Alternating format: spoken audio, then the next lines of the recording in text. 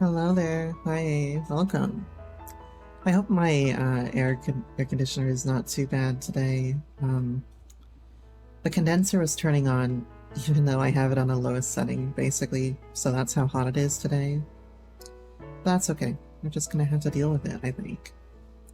How are y'all doing? I see Awesome Pioneer. What? What's so what for? Well, I know I was late today, but I wasn't that late, was I? That said, I mean, you saw me on Beezy's channel, so like, you may have thought that I was gonna do something, but oh, log reading. Okay. No, I decided not to do anything in the end. But we were thinking about doing a fishing stream, but I didn't think it was gonna work out if we couldn't like communicate. So it's okay. So I decided, no, I'm just gonna go and do some Please Be Happy for now. No big deal. And tomorrow I'll actually be back on their stream for a map session. So you can look forward to that if you enjoy them and all of our compatriots over there. But yeah, how y'all doing? Hi there, Ralph, how you doing? Welcome on in. BZ was looking for you for matters of fishing bait. Sleepy, you wanting to chop your foot off? What happened to your foot? Why are you having feet problems? We don't have feet. Okay, maybe we do have feet problems here, I don't know. But I'm sorry to hear that, nevertheless. But, if you want to talk about it, you can. Otherwise, I just hope you the best. Yeah, we're gonna do some... When I'm... Finish this... Yes. What am I gonna do after this when I finish this and Valhalla? Well, I'm already finished with Valhalla. Finished that last night at the very end of stream. And so I have Coffee Talk installed right now. And so that's definitely on the menu. I have no idea what you hope it gets better. I'm sorry to hear that. I have Coffee Talk on the menu. We're gonna do some Coffee Talk at some point. Welcome on in, Lana. How you doing? You exist. My favorite little sim. Yeah, we've been talking about Tsukihime at some point. Got the thumbs up from your Ed. I cut you right in your tracks into that bottom speak, didn't I? Holy shit. But yeah, I was thinking about Tsukihime after this, but that's not out until the end of the month. I could do some Final Fantasy X as well. Maybe more Star Rail, maybe, though. Just maybe Star Rail. I don't want to fuck up my hands too much. So many thoughts at once, I know, right? I don't want to fuck up my hands too much before Dawn Trail. I really want to try to save my hands as much as possible. I'm saving myself for marriage, you know what I mean? So FF10 from... I'll probably restart the game. And I don't mind, because I only have like, 10 or so hours in... No, more like 9 hours. I have like 9 hours in FF10. So I don't mind starting from scratch again. That's fine. I'm not crazy far in, And it would give people in the stream some context as to like what's happening in the story, and they could like watch back to see what I've done so far. The only thing I'm not excited for is getting the Jex shot again. Because fuck that shit, that took me so many reloads. So I don't know what I'm gonna do. Maybe if I don't get the Jex shot, I'll reload my save after, or where I was. If I don't get the Jex shot, rather, I'll play to where I was and then reload my save where I got the Jex shot. Maybe that's what I'm gonna do. So I hope you enjoy it. It would save you guys a lot of pain, and it would save me a lot of pain too. But I'll try my best at the Jex shot, believe me. I just fucking hate that shit. Yeah, we are 2 followers away from affiliate, by the way. So I have your emotes ready. I got them the other night. And I have a bunch of other things ready to go too. Oh, the condenser shut off. Perfect. But yeah. I was gonna do some 14 tonight. Not doing any 14 tonight. We're gonna be doing this. Tomorrow is gonna be maps. And probably Friday we'll either continue and finish this or we'll start something new. So be excited for that. Maybe Star Rail. It depends on if I'm feeling like railing something, you know? Anyway, let's get into game. So, where were we? Ugh, it's about time. I was getting bored. Okay, we're about to get into... Oh, we're in chapter 4 right now. I think we're pretty late into chapter 4, actually, if I had to guess. So, let's go on in. 56% completion. So what did we do last time? We talked with Silver. We brought Silver here with the bird and got the bird some help. Then we talked to Silver again last night in game, and Silver said that her power was what again? I can't remember what her power was, but she talked about what her power is. And I think they kind of explained that the little pearl thingy gets power the more that you use your magic. So the more times people forget about Miho, the more her power grows. And at some point, it looks like it's either going to break or she's going to have to swallow it. But we don't know what happens if it breaks. But we know that if she swallows it, she becomes a sky fox. And we don't know what that means just yet. So, yeah, we're trying to figure a lot of shit out right now about her powers. Do y'all remember what Silver's power was exactly? Because we talked about her backstory a little bit, right? And sort of explained some things about how she had a very similar upbringing, got caught in a trap. Let me readjust for a second here.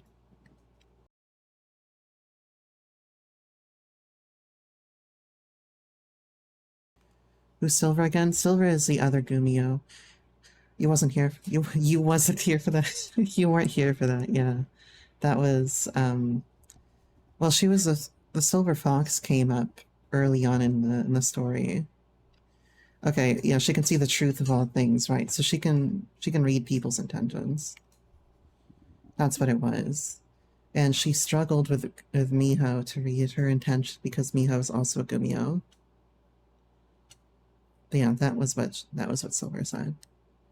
So I suppose that also means that when Silver was here, she knew that everyone in that room had nothing but concern for the little bird, which is a good thing.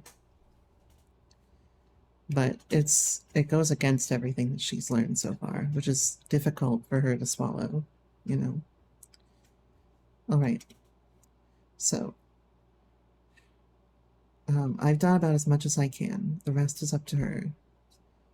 Outside my window lurks a murky, gray morning, which feels like an omen. It's chilly, and I'm tempted to stay under warm covers. But I force myself to get up to get ready, and then go to breakfast. Juliet and I chit-chat as we wait for Aspen to arrive, but she never does. Right, Aspen's having trouble because her editors gave her a lot to cover. So much so that it was very daunting for her when she went to make the edits. And there's a lot that she would have to get rid of that she liked. She also wrote a little thing in the meantime for Miho as an anniversary gift. By the time we finish eating, it seems pretty clear that Aspen won't be showing up. She must still be asleep. Just like the morning that Cello and her friends left, I'm guessing that Aspen's overslept. After Silver ran away last night, I was also kept awake with my thoughts for a while. I figured I'd be the last one to get it to the kitchen. Aspen still has me beat, though. I try calling her, but it goes to voicemail. As soon as I hang up the phone, I return to my room. I put on my shoes and then leave the library, waving at Juliet when I pass by the dining room again. Why is this looking so grim right now and washed out? Now I'm scared. I'm sure she knew what I was going to do as soon as I did. I'm not too worried about Aspen, at least not any more than usual, but I have a feeling she could use the support right now. I knock on Aspen's door and wait. Silence. I knock again and wait. I knock a third time, harder.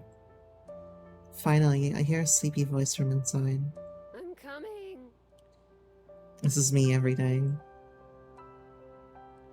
When the door finally opens, I'm relieved to see Aspen is alright, or at least upright and unharmed. She definitely isn't doing great, though. Sleepy, you're coming? Don't ask me. Don't ask, okay? Maybe I'm both sleepy and coming, who knows? Her hair is a mess, and she still has a blanket wrapped around her. As she stares at me, blinking in the morning sun, she groans and holds a hand to her head. Miho? God, what time? Ugh, come in. I step inside gingerly, shutting the door behind myself. Inside it's dark, with the curtains drawn and all the lights off. Aspen immediately returns to her bed and lays down with another groan. As I walk towards the bed, my foot bumps against something on the floor. At first I'm afraid it's one of the cats. When I look down, I see it's an empty can. It rolls under the bed all the same. Is she drunk? Or hungover? Yeah, she's hungover. In fact, there are a few of the empty cans around. I pick one up, but I don't recognize the label and could immediately identify it by smell as beer. I have never had any alcohol, but I know enough about it from TV and my travels. I sit down on the bed beside Aspen, who's covered her face with a stuffed animal. Still, she manages to blindly fumble around with one hand until she finds and holds mine. I'm late for breakfast, aren't I? Yeah. I came to make sure you're okay.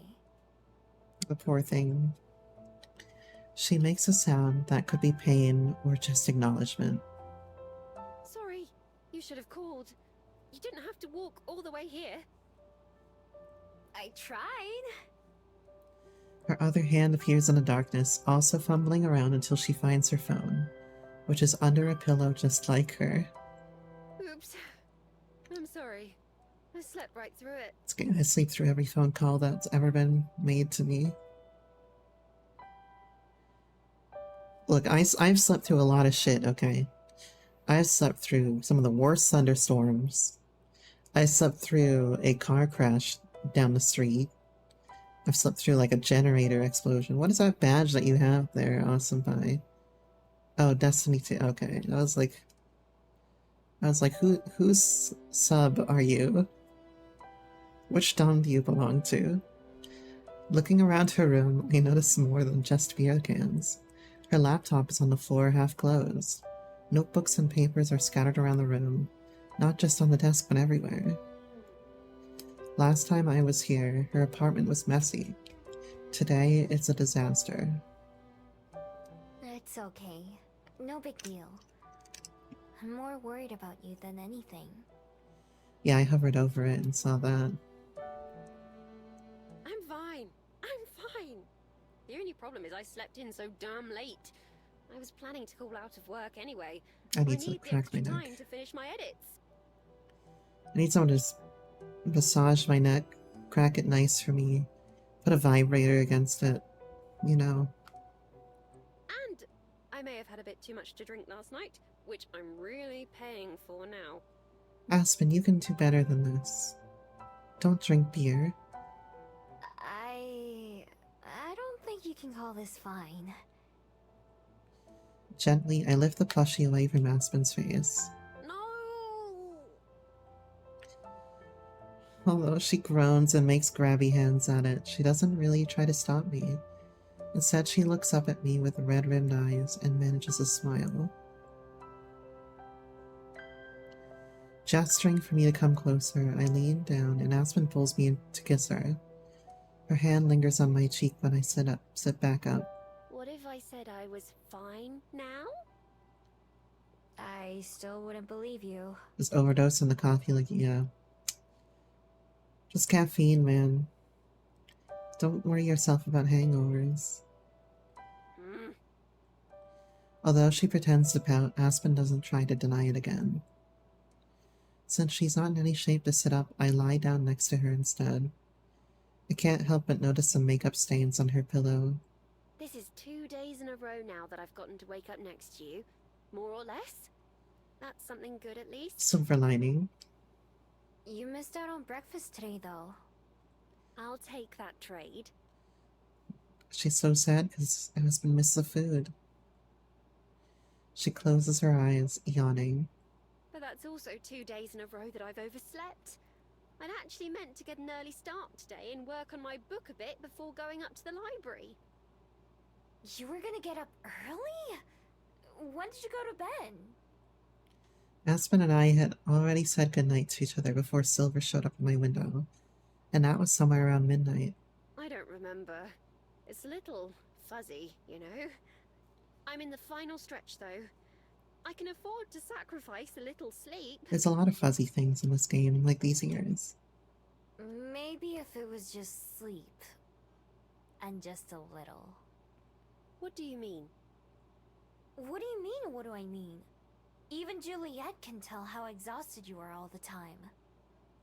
Even Juliet, hmm? Besides, it's only a couple more days. I have to finish and send it in by the end of Sunday, and then... And then... And then... Then... everything can go back to normal. Like my sleep schedule. Then it'll be out of my hands and someone else's problem. It's gonna be that easy? You'll just never have to think about your book again. Well, no, of course, not like that. I hope not, at least. Unless the changes still aren't what they're looking for. But I don't even want to consider that. Oh God, I do not want to consider that. I mean... I understand her, though. It's the end of a grind, right? She can finally mentally rest. There'll be more work to do, of course. More writing and more editing. Hopefully not as much editing. I struggled a lot this time around because it was so different from the original manuscript and not the kind of thing I usually write. But once I got the hang of it, it started being easier. So I think next time around shouldn't be as difficult because I already know what they're looking for. She has to stop and take a deep breath to continue talking. That's not counting all the other stuff like paperwork and promotion and all that, but I'm getting ahead of myself. Oh, rights and licensing too. That's another thing to think about, but later.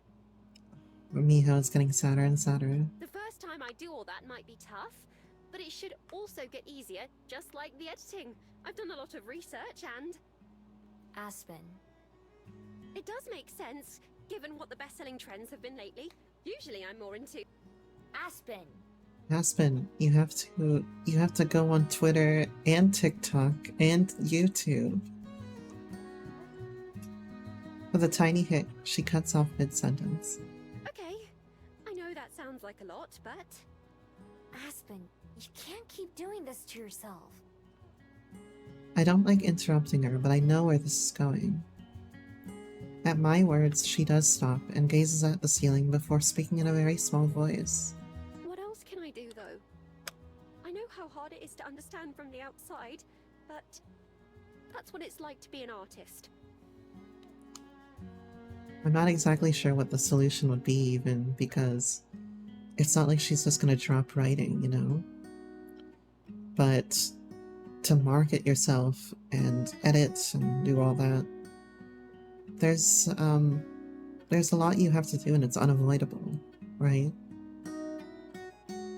At best, though, Aspen could take it slower and focus on a day job and not try to make this her main source of income. But yeah, it's a hard choice. Opportunity rarely knocks twice, as they say. It could be years before I have another chance like this, if ever. Some things are worth persevering through. So what if I have to call out of work a couple times or miss some sleep? That won't matter in the long run.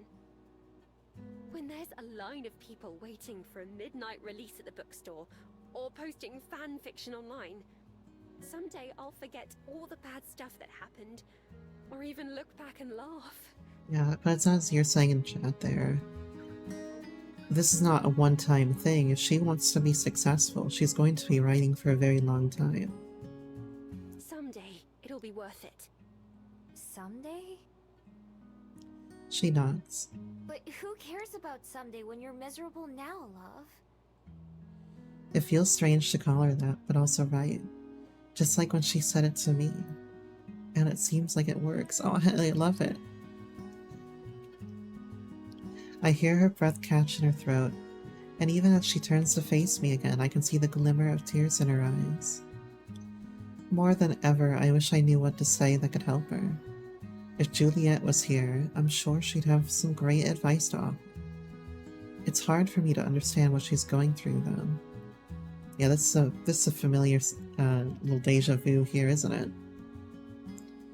On the other hand, it's really easy to see how it's affecting her. I know, I'm the last person who should tell someone how to spend their time. But it can't be worth feeling like this all the time, just so maybe someday it'll be better, right? Even if I don't know anything about writing or books or any of that, all of those next steps you talked about sound just as bad. You used to be so excited about your book. But now it just makes you sad all the time. If it would really get better after this weekend, that'd be one thing, but it wouldn't, would it? Aspen slowly shakes her head. Tears silently roll down her face onto her pillow and hair. I scoot closer so that our foreheads are touching. Even then, I can barely hear her as she whispers, I know that you're right and it won't get easier, but I'm right too. All those things I said about maybe not getting another chance, or about how it's never easy for anyone, they're true as well. I wish it wasn't. I wish this wasn't my only choice because it's not even mine anymore. It's not my story or characters, it's something else. And I don't know what else to do. If my original story was any good, it wouldn't have been rejected so many times, or needed so many changes. And they're not bad changes either, they make sense, they're just not mine. Are you really okay with that? For all of about 2 seconds, she holds my gaze. Then Aspen truly bursts into tears. It might be her most honest answer yet. Her whole body shakes as she cries, and I do what I can to hold her. The two cats hop up on the bed, concerned and investigating. The corners of my eyes burn too, not for myself but for Aspen, and the helplessness I feel. But also, I recall what Juliet said, that this is something Aspen has to go through herself. I don't know if I am. I don't know. I thought I was. Kept telling myself I was, but... It's hard for her to speak in between sniffles and sobs.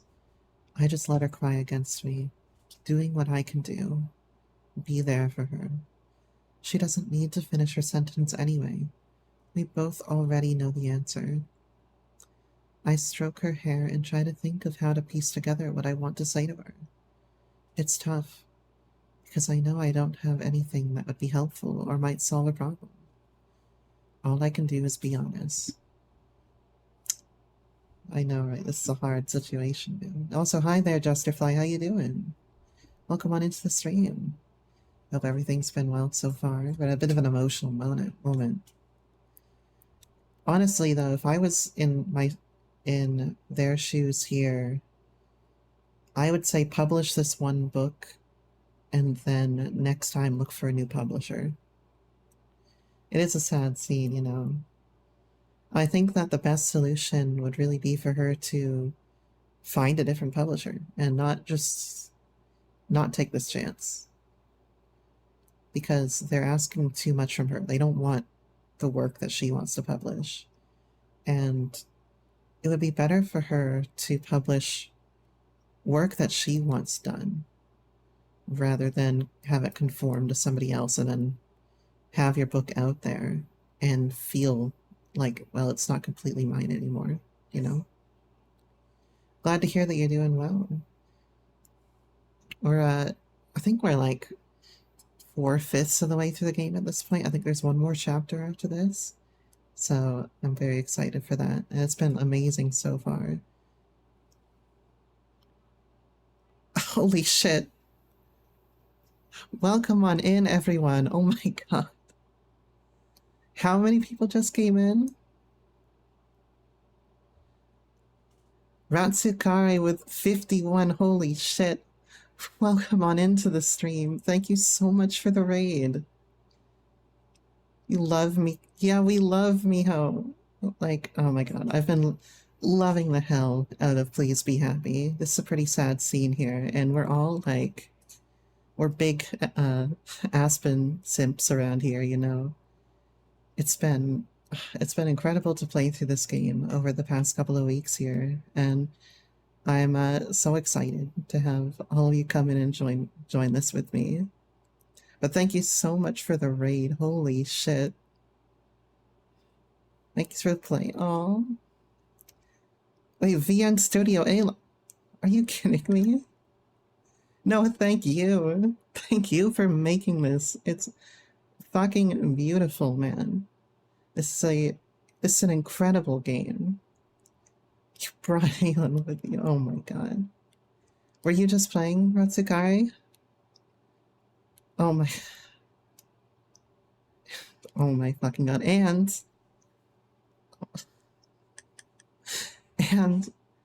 we just hit the follower goal for affiliate with that rate. I can go apply for affiliate after that. Holy shit. My, like, tablet can't even keep up with everything that's happening right now. Oh my fucking god. Thank you guys so much. What is going on, everybody?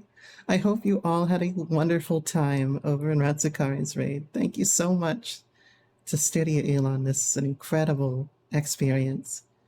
I played through two visual novels this week, this and Valhalla, and both of them have been incredibly emotional experiences. It's been absolutely wonderful.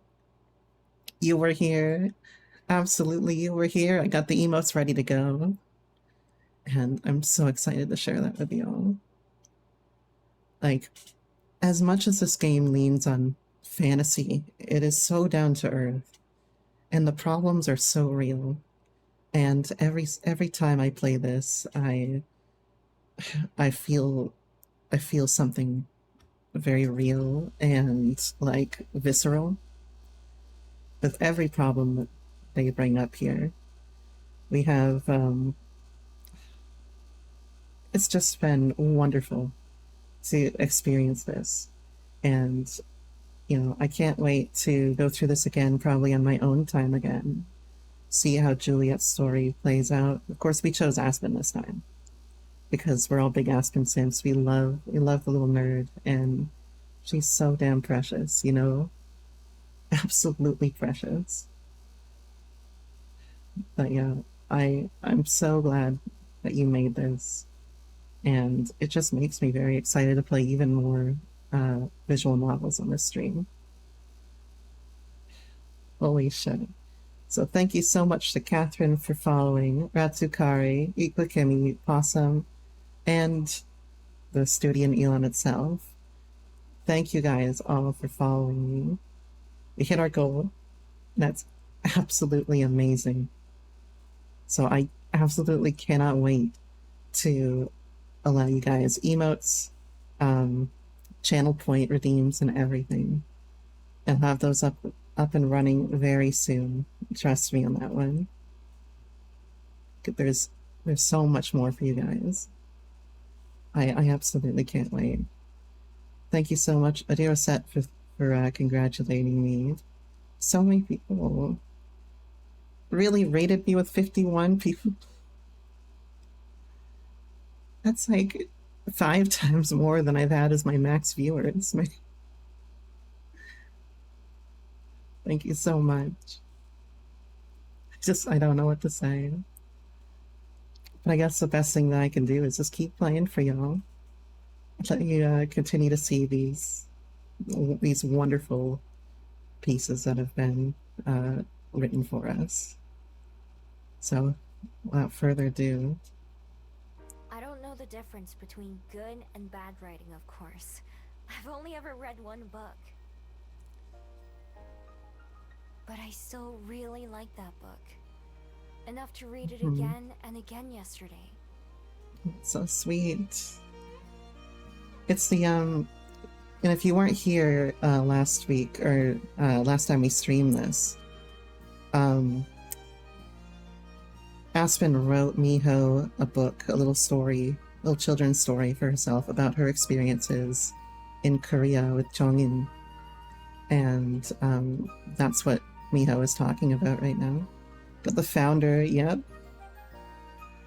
Oh, thank you so much, Justifying. And the only reason I could even do that is because you and Juliet seem to like books so much that I had to try them too. Spending hours hunched over that desk, copying those letters a million times. I wouldn't have done that for just anyone, you know? Aspen is so sweet for that. The fox in the forest? Yeah. I'm glad I did, though. It was worth it just to be able to read The Fox in the Grove, even though I already knew the story. Fox in the Grove, same thing. That was something I never understood before. Why anyone would want to read a book more than once. You already know what's going to happen.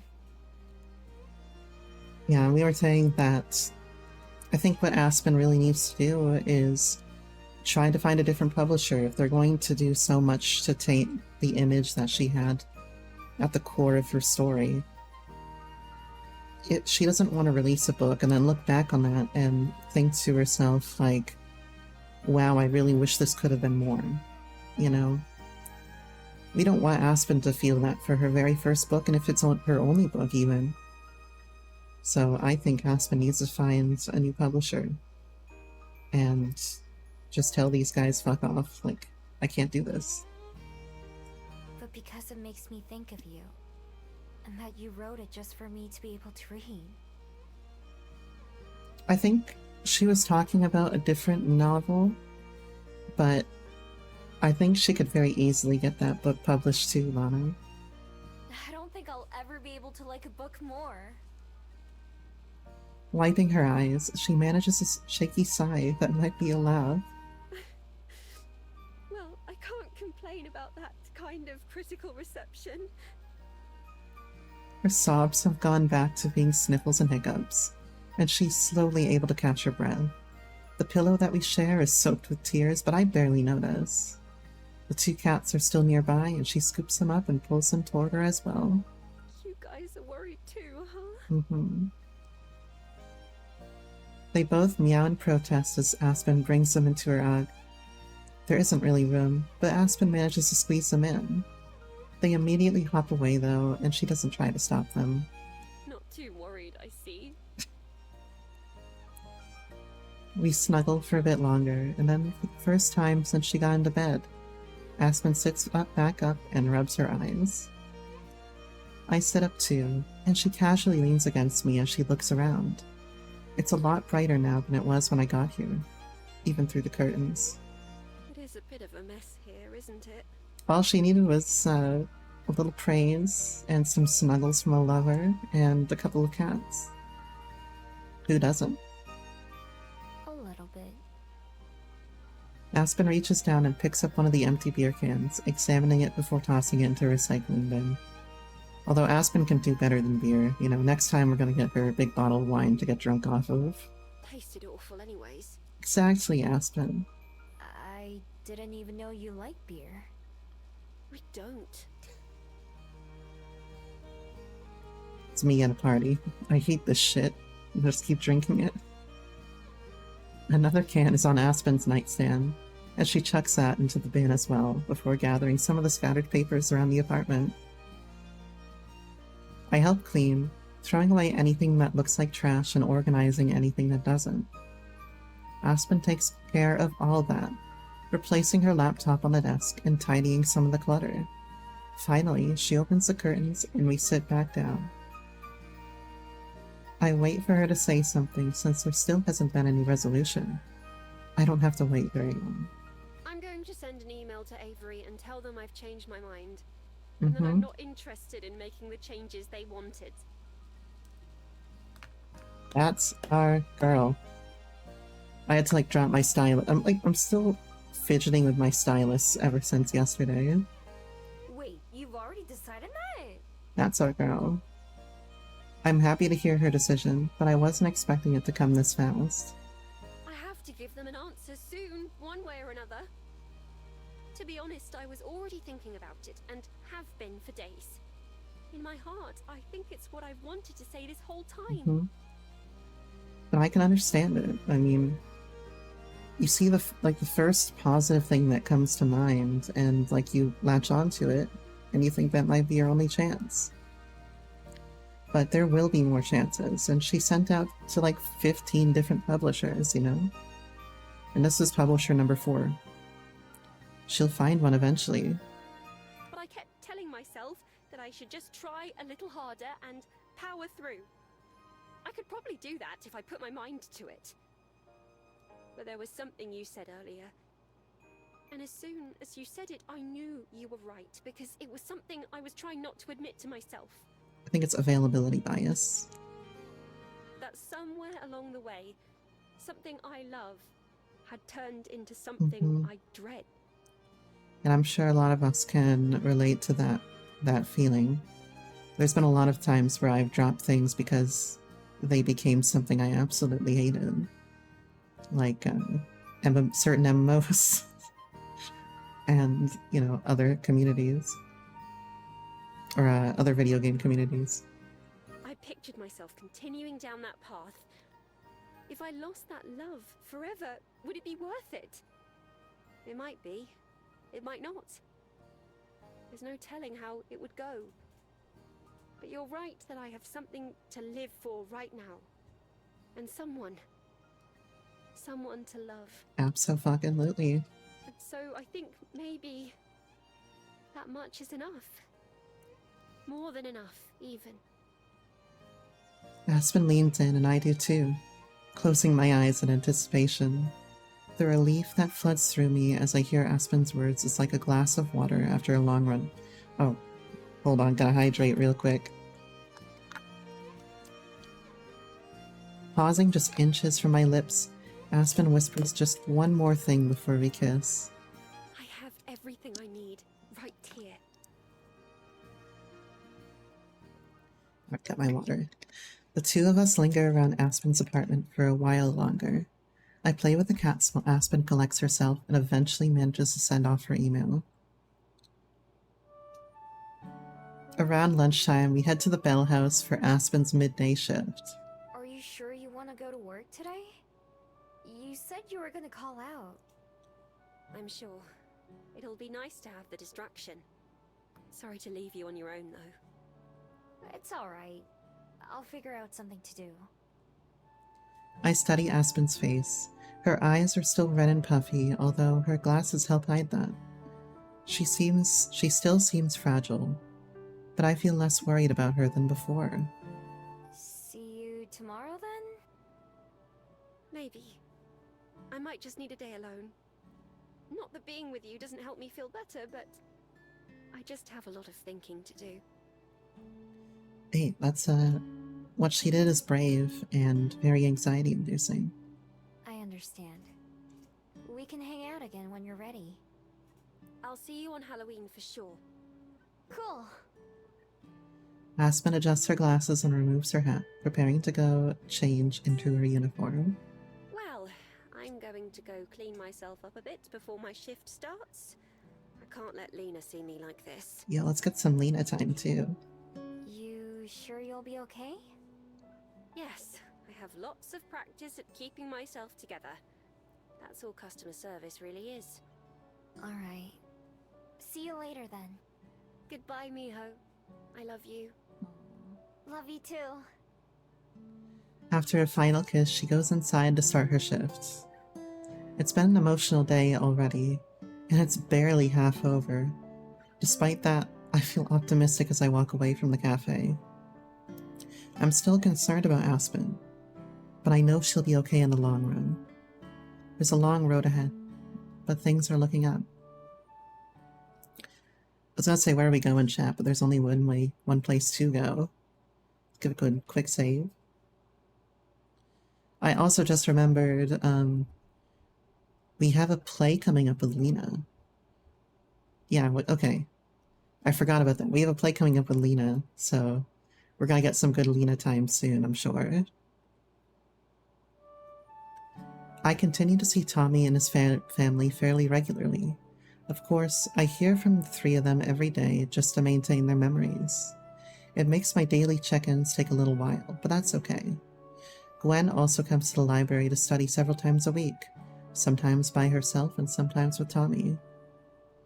When Elijah drops by to return the books he borrowed, he mentions that he wasn't able to learn much about Gerby like he'd hoped, but that he thinks Gerby comes from somewhere other than the underworld like I do. That would explain why it's harder to find information about him. It reminds me a bit of Aspen and Juliet, trying to find out more about my bead and magic. At least in that case, there's Silver to help explain some things, at least grudgingly. As for Tommy, it seems like he's doing okay. I don't hear anything else about him getting into fights, for one thing. When he's at the library, he either looks for bugs or just reads a book at the table with his mom. Slowly but surely, the three of them, four if you count Gerby, have slipped into their own routine. I hope Elijah was right when he said that things between them will just have to get better with time. Is he suggesting that they might not divorce, or that maybe things will simmer down potentially so that they're not, so it can be an amicable divorce? Maybe that's the case. After eating breakfast with just Juliet, I have to figure out how to spend the day without Aspen. All ears. We had a quick video call this morning, where she said she still needs a day to herself to unwind and think and cry. I wish that I could be there to comfort her, but I also understand why she needs to be alone for a while. She's learning those hard lessons for herself, like Juliet said. I'll see her tomorrow, but I can't let today go to waste. Juliet finds me in the kitchen, looking out the back window. Is something out there? Nah, just thinking about what I want to do today. Aspen's not feeling very good. In the shade of the big tree in the backyard, there's a couple birds hopping around looking for worms. That gives me an idea. Could I go see that bird we rescued? The one your friend picked up. Hell yeah. You can certainly visit the preserve. Although I couldn't say if they'd be able to point you to our friend in particular. There are quite a lot of other birds who call it home. I wonder if we're gonna see Silver there. That's fine. I can look for it on my own. Of course. It's a bit of a walk, but there's a shuttle that can take you most of the way. Juliet shows me where to find the shuttle, and I use my phone to guide me there. I don't have to wait long until it arrives and I climb on board. The driver takes us in the direction of the Bell House and Aspen's apartment. I've walked down these roads so many times that it feels strange to see them rush by out the windows, like I'm fast-forwarding through a TV show. At some point, we take a turn that I've never taken before, and soon we're going through the areas that are new to me. You know, one thing I've noticed is that the narration gets a little bit more, like, urbanized and human over time. Like, early on, she would never make a comparison to a TV show, right? But over time, the wording she uses seems to change. At least slightly. I watch them go by, not paying enough attention to commit them to memory. Eventually, I stop and disembark. As I get my first whiff of the clean air, I understand why it's a preserve. As far as I can see, the land is covered in forest. Not just trees, but forest, grown so thick that it looks like a solid wall of green. The only exception is a river that winds through the hills, where the water is crystal clear and still. The nearby botanic gardens were lovely, but this is something else. This is something more.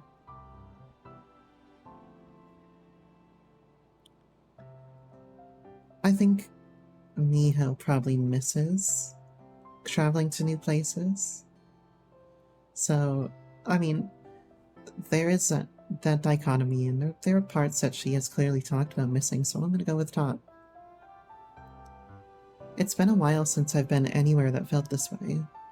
I like having a home, but I miss seeing new places too. If it weren't for my magic, I'd like to start traveling again, now that I have somewhere to come back to.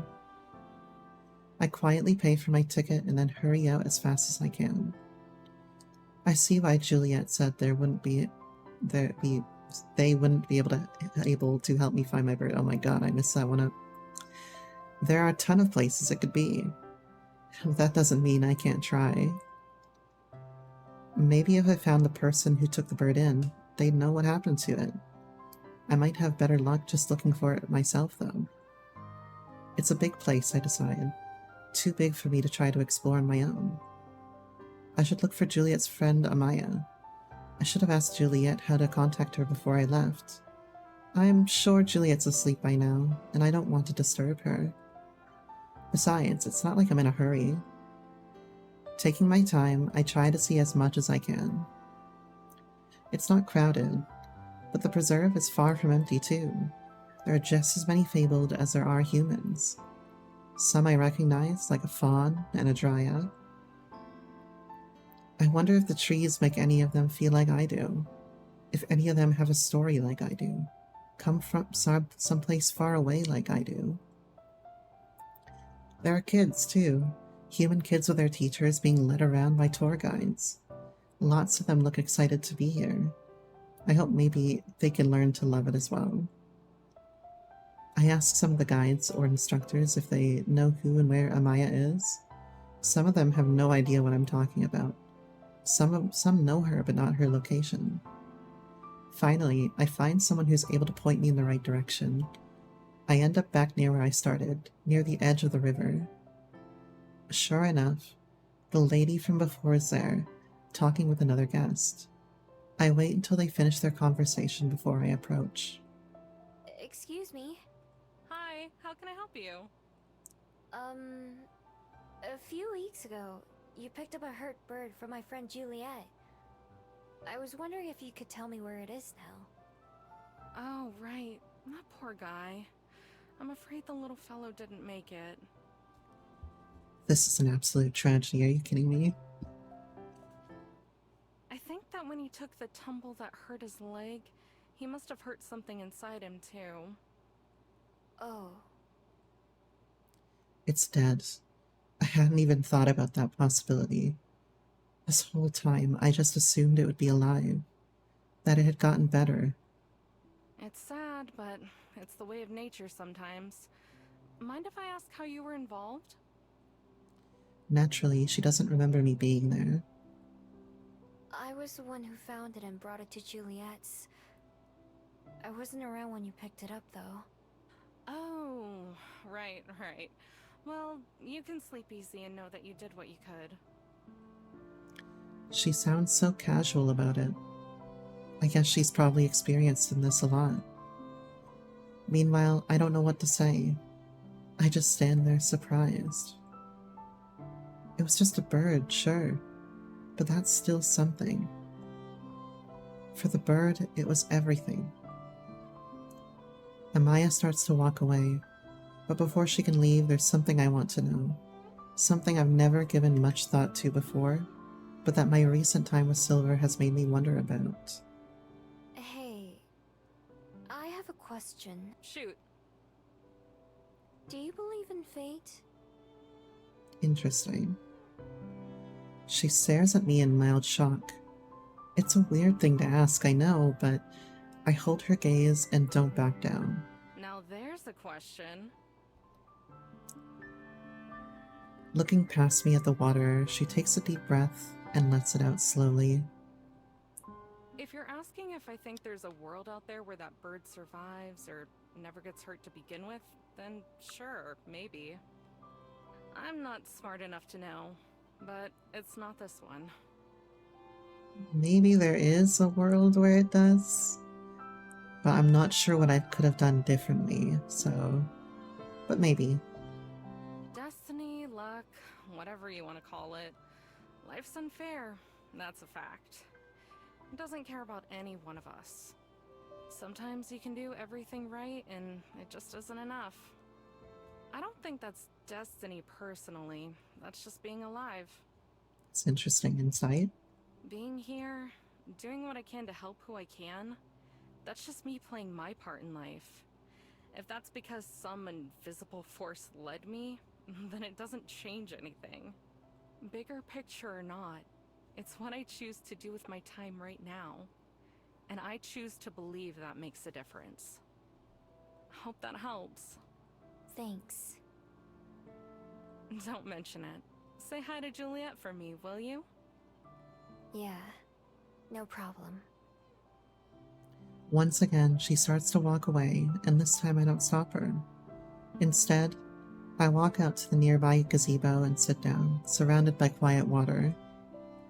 Even though her reasoning was totally different, I can't help but think how Amaya pretty much said the same thing Silver did. It was just a bird, and that's just life. Silver who wanted to let it die, and Amaya who tried to let it live. I wonder how Silver would feel if she heard the news. I'm sure she'd pretend not to care, but she did follow me all the way back to the library just to see. Yeah, and Silver knows that they were very genuine about wanting to help it. On the other hand, Amaya didn't seem all that upset. I could tell she didn't know why it mattered to me. Like always, it's hard for me to answer that question myself. I know how nature works as well as either of them. I know better than to expect it to care. That doesn't mean I can't, though. Even if no one else sees it, that bird was still as alive as we were. Maybe it didn't read books or drink coffee or watch TV, but it still existed. It ate and flew and sang. The forest on Mount Victoria will be a little more quiet from now on. Even if nobody notices. I wouldn't be able to tell the difference myself, I know. It's not like that bird and I were friends. One moment, please. Alright, we're good. Still, whenever I go back, I'll think about it, and I'll think about the tree that used to be its home, the nest that it'll never return to. Sighing, I stand up and start walking again. Despite how it turned out, I'm still glad I came to this place. Still glad it exists. It might not be perfect, but it's doing the best it can. Didn't she say something to that effect earlier about something else? I'm pretty sure I recognize that line. But a poor bird. But it was an interesting answer, and I'm sure it helps Miho to hear that. The end of October arrives with a brisk morning chill. I take my time waking up, enjoying the comfortable warmth of my bed like always.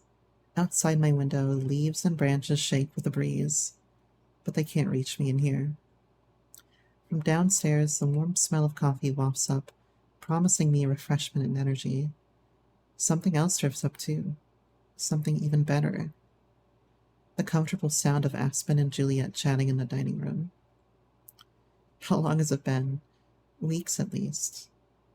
The past few times that Aspen has been here for breakfast, she's been too preoccupied to really have a good time. But even from up here, I can hear the sound of her laughter like a bell. Smiling, I get myself up and ready for the day. I hope October will take our worries with it as well.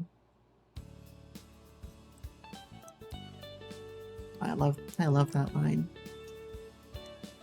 I head downstairs and we go through the usual smiles and greetings, plus the usual chit-chat as we eat. eventually we clear away our plates and just sit comfortably together like we used to. So, Miho, today will be your first holiday, correct? Yep. The first one I've paid attention to, at least. I don't really know what Halloween is about, though. It depends, really. In some parts of the world, it's a time to honor the dead. In many others, it's simply a time to celebrate the season and have fun. Most of the time it's about sweets and costumes. I'm sure there'll be plenty of trick-or-treaters coming by tonight. Or it's a time to play horror games. What's that? It's where kids put on costumes and go door to door, and the people who live there hand out candy. For free? I should have seen that coming. Don't get any ideas. Too late. I picked up Too some late. bags of candy earlier, so there will be plenty to give out. Halloween is usually a busy night here, as you said. Will the two of you be here? Or do you have other plans? Aspen and I look at each other and I SMH my head. I don't have anything else. I think that the two of them should participate. If anything else, just because, oh hi Holy Locust, how you doing? Welcome on in. If nothing else, you know, Miho's never experienced it before, and so I think she deserves a trick-or-treat. Hope you're doing well there, Locust. Oh, you got me right in the head. Neither do I. So I think it's safe to say we'll be around. Wonderful. I'm looking forward to it. It's good to see you looking so well, Aspen. I'm glad you're feeling better. Me too. I'm still not quite back to 100%, but I'm getting there. Have you decided what you're going to do? Not entirely. I've decided that I'll put aside writing for a while, though. At least writing for anyone other than myself. I think I need to remember why I started doing it in the first place. Exactly. And also, give yourself time to let those other, like, 11 publishers get back to you.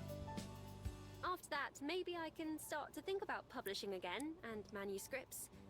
That could be in a month, or in a year, or even several years. Under the table, Aspen takes my hand. For once, I'm not in any rush. That's our girl. Very nice. Juliet looks at us fondly. Compared to a couple days ago, she looks relieved. It's clear that I wasn't the only one who was worried about Aspen. That's good. I hope you'll take all the time that you need. Alright, awesome pie. The three of us make plans for the evening, settling on a time that we will be back at the library. Juliet departs for bed, and Aspen and I remain at the table. Aspen slouches, looking up at the ceiling with a contented sigh. I can't remember the last time I had a morning like this. Not just with you and Juliet, but where I don't wake up feeling like I've already fallen behind in the day. God, isn't that a fucking mood? Holy shit. No plans, no obligations, She squeezes my hand. just us. I've missed days like that too.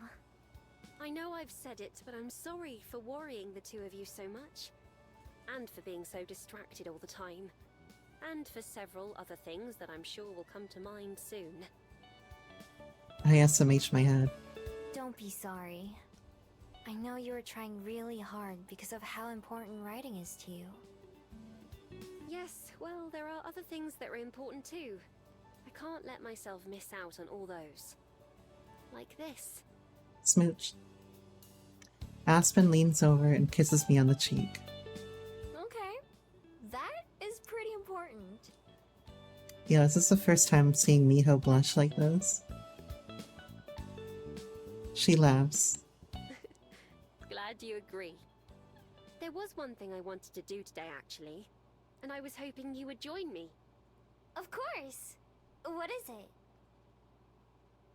Aspen stands up and fetches a couple heavy books that are sitting on the counter, bringing them over to where we are. I recognize them as coming from Aspen's apartment, instead of being part of the library's collection. You love the cute rug, so do I. They make a heavy thud as she sets them on the table. Something Mum and I used to do when I was a kid. although it's been a few years now. She takes one of the books and opens it up, flipping through the pages quickly but carefully. I watch from her shoulder until she finally stops. Here we are. Oh, she's pressing flowers. Wait, what language is this? I think Aspen might be summoning demons on the side. You ever think about that? Ooh. It's a flower, but it's flat and dry. The petals look as dry and delicate as the paper they were stuck between. Every summer, we'd go out and pick flowers to press. Isn't it pretty? I've done some flower pressing. I was in like a not like an art camp, but there's an artist like 2 roads down from me, right? And she used to run a like summer program for kids where the kids could come and learn how to do certain art techniques from her.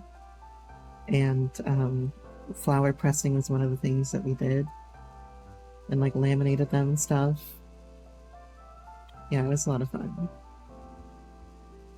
And we would just like crank the radio up and everyone would be like singing or jumping around. It is. She offers it to me and I take it very carefully. It's practically weightless and it feels like it could blow out of my hands at any second. We used to do it to celebrate the end of each school year. Although it's not quite the same, lately I've been reminded of that feeling. One chapter ending and another beginning. Oh, see, Ralphie did for school project. She did it to celebrate the end of the school year. So, if you're up for it, I thought perhaps we could go find some flowers of our own. I'd love to. Great! Let's be off then. Hell yeah. I let her lead the way outside. We search for a while, looking for any flowers our Aspen thinks will work. There are plenty in people's gardens, but she says we're not allowed to take those. We try the park, the mountain, and even the sides of the roads, but nothing we find meets Aspen standards. Finally, after going through a big chunk of town, we spot a hidden grove near the waterfront that seems perfect. There are several different types of flowers, all in bloom. We walk over and stop just at the edge of the patch. These should do. What do you think? They look really pretty. But I thought that about the other ones we saw too. It's not just about how pretty they are. They need to be the right shape and size as well. Sure, can't have it be larger than the book itself. These ones check all the boxes. Go ahead and choose some that look nice to you. Then you can snip off the tops with these. She hands me a pair of scissors. I don't know how to decide. They all look nice to me.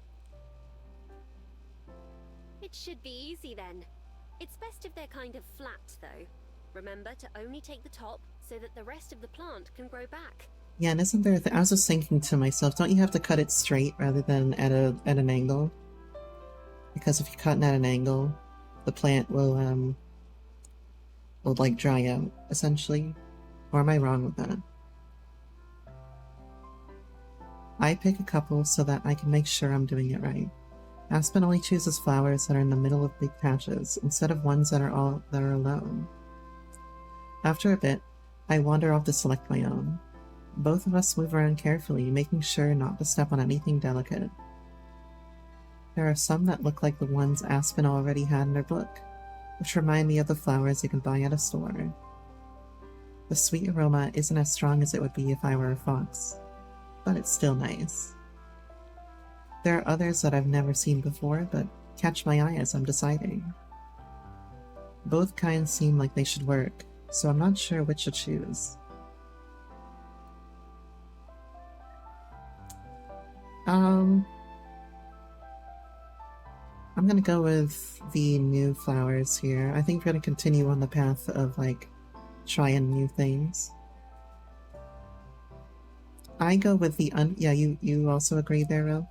I go with the unfamiliar flowers that are new to me. I want something that will stand out compared to the one she picks. Imitating what I saw Aspen do, I snip off a few buds and bundle them up, making sure not to crush or damage them. When I rejoin Aspen, who's finishing up too. Then I rejoin Aspen, who's finishing up too. She inspects my collection. Oh, those are beautiful. Good choice. Are you all set? You know, I'm gonna have to remember this for when I get back to that tabletop RPG where the elves, like, the elves are against anybody who damages or hurts plants. I'm gonna have to remind myself of something here for my character. Yeah. Ready if you are. The two of us return to the library and the book's waiting for us there. So, how do we do this? It's quite simple, really. There are lots of ways to press flowers, but this method is the easiest. All you have to do is take your book. Aspen grabs one of the heavy books she brought and opens it somewhere in the middle. Put a piece of paper in here like this for the moisture. She folds a plain sheet of paper in half and slides it in where the pages meet. Then you place your flowers on top and close the book. And that's it. Easy, right?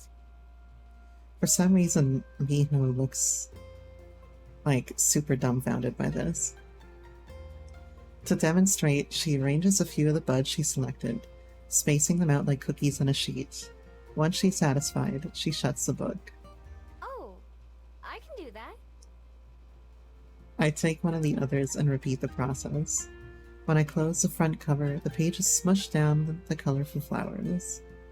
Aspen puts both books side by side on the counter. How long does it take? Should we come back later? Longer than that. A few days, if not weeks. We want to get all the water squeezed out. That long? I'm afraid so.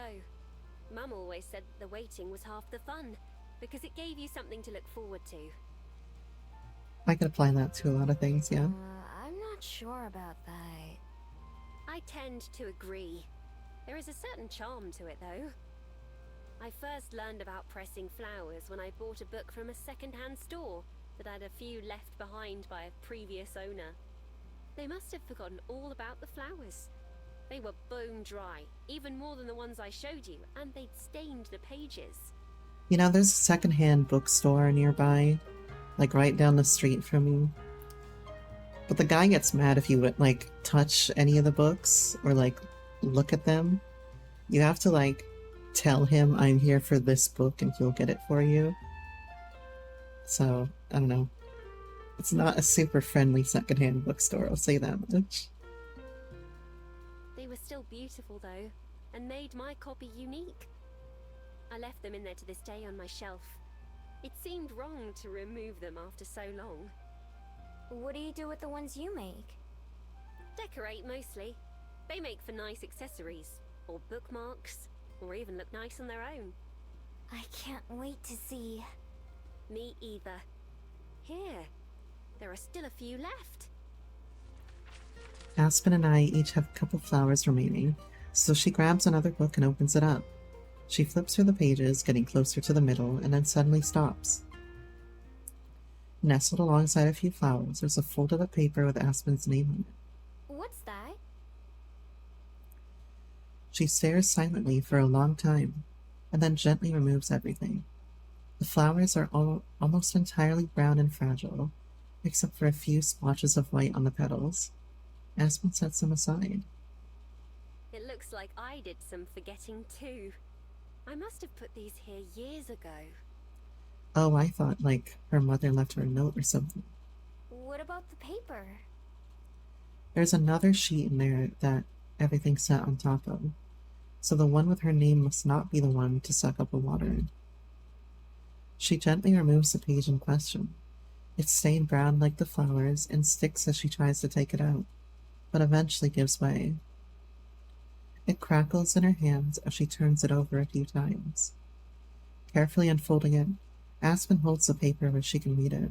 It was a letter to my future self. Aww. I used to write them occasionally. Most got lost or thrown out ages ago, but it figures that I'd find one here and now. Also on the topic of letters to your future self, Perhaps the strangest one was when I was doing a like college level C++ course, and we had to write a letter to ourselves at the beginning of the course in the coding studio. That's the weirdest one I've ever done. I'll say that much. What's it say? I'm a little afraid to find out. And of course, you have to like code it to print, basically, which is like the first line of code you ever learn. She clears her throat. Dear Miss Benoit, She gives me a sidelong glance. I wish I just used my first name. I can't tell you how tired I am of reading letters that start like that. Anyway, I am writing this on the evening of my 13th birthday. In case you have forgotten, today I began writing my first novel. By the time that you read this, I expect that you have half a dozen or more complete aside from this one. This aged well. Again, Aspen looks at me. As you can see, I used to be even more obnoxious when it came to writing. Mother suggested that I compose this letter in order to look back and reflect on how far I have come. I'm keeping my goals modest so that I might surprise myself in the future. Right now, there are many questions that I have. What was university like? Have you gotten married yet? How many other famous authors have you met? Have you made more friends? Right, because all of us at 13 thought we were going to be married by like 22. I hope that you have moved to a bigger city. Mother says someday I will appreciate our town more, but I don't believe her. There is not a single thing that I will miss from here after I've left, other than my parents, of course. This did not age well. I have been looking at possibilities for studying abroad when I am older, and am focusing on my academics to help facilitate that. When you read this, I wonder if you will remember writing it. I hope that you are laughing about how much better your life is than I am imagining now. Yours truly, Aspen Benoit. After she finishes reading the letter aloud, Aspen silently rereads it a few more times. Then she places it back where it came from, against the dry flowers and the rest that we picked together. Then she closes the book. Young Aspen got a few things right and a few things wrong, it seems. I'm over half a dozen books late, apparently. Modest goals, indeed. I don't really remember writing that particular letter. At least not too clearly. But for all the wishes that didn't come true, and all the things that I'm sure past me would be disappointed in current me for, it does make me smile to read it again. I think that's the most important part. I quite agree. It might not be the future I was imagining, but still, I wouldn't trade the present I have for anything. Hey, I thought I was going to be published by 21. And I don't have a book published, so... Aspen and I clean up the leaves and trim stems, sweeping them into the garbage. Then we stack the books and put them up on a high shelf, where they'll be safe and out of the way. We both stare up at them, full of memories new and old. Also, if you can hear in the music, you have the motif I always point out. That's enough of the past, for now. Come on, we have a whole day to enjoy. Hell yeah. Aspen places a hand on my shoulder and kisses my cheek, and then leads me out of the kitchen. Makes you fear about how you were when you were younger?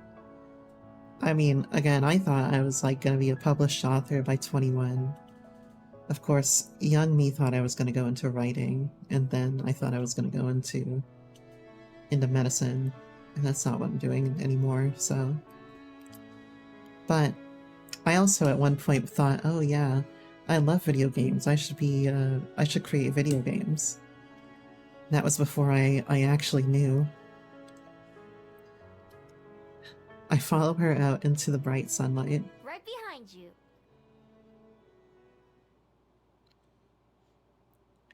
As the day winds down and starts to get darker, a light breeze starts to pick up.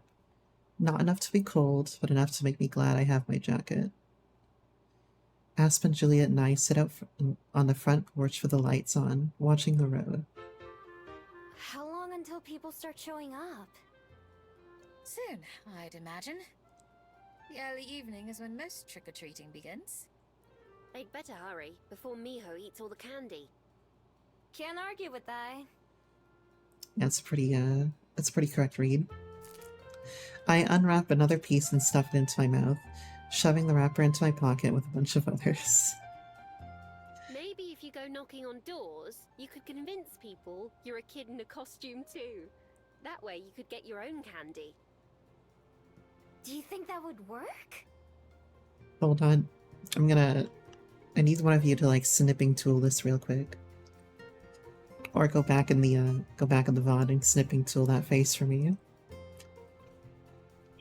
It's hard to talk with my mouth full of chocolate and caramel. No, but it's funny to imagine. Oh, look! Here come a few of them now.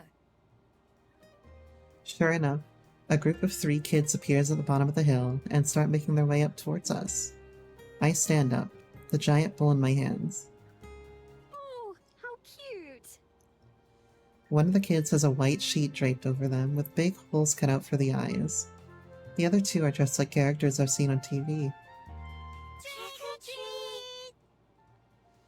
3 of them hold out open pillowcases, and I toss a handful of candy into each one.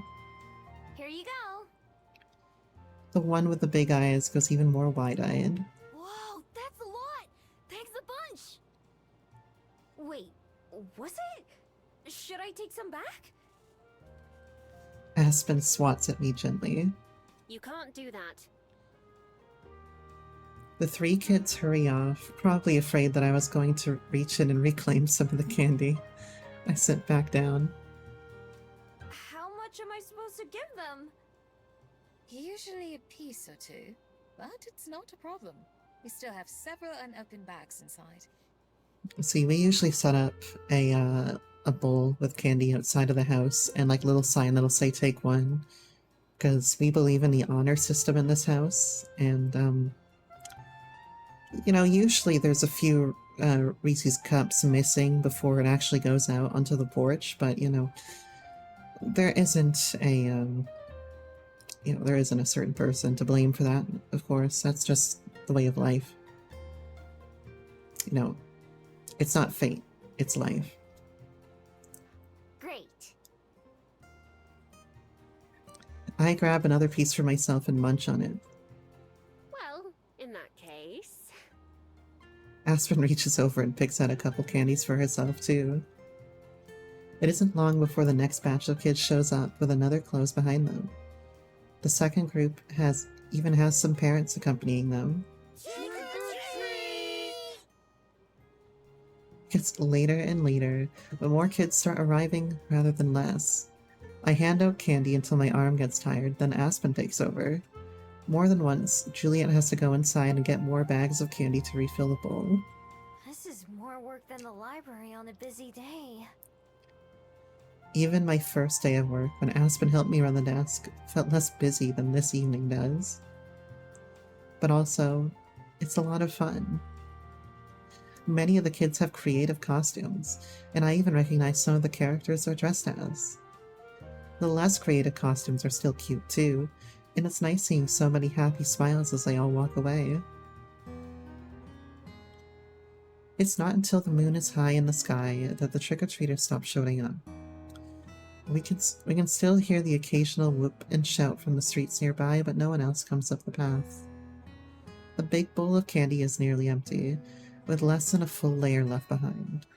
A bunch of empty bags fill one of the recycling bins. In the end, we managed to go through all the candy Juliet bought. After about 10 minutes without any more kids, we finally get up from the porch. I believe we can call it a night. That was certainly the busiest Halloween I've ever been a part of. Really? I didn't know if that was normal or not. For Welly, maybe. But I don't get many trick-or-treaters at my apartment. And back home, there are like maybe 5 kids in town at any given time. Does anyone actually trick-or-treat in apartment complexes? Because I've never gone into an apartment complex when I was trick-or-treating.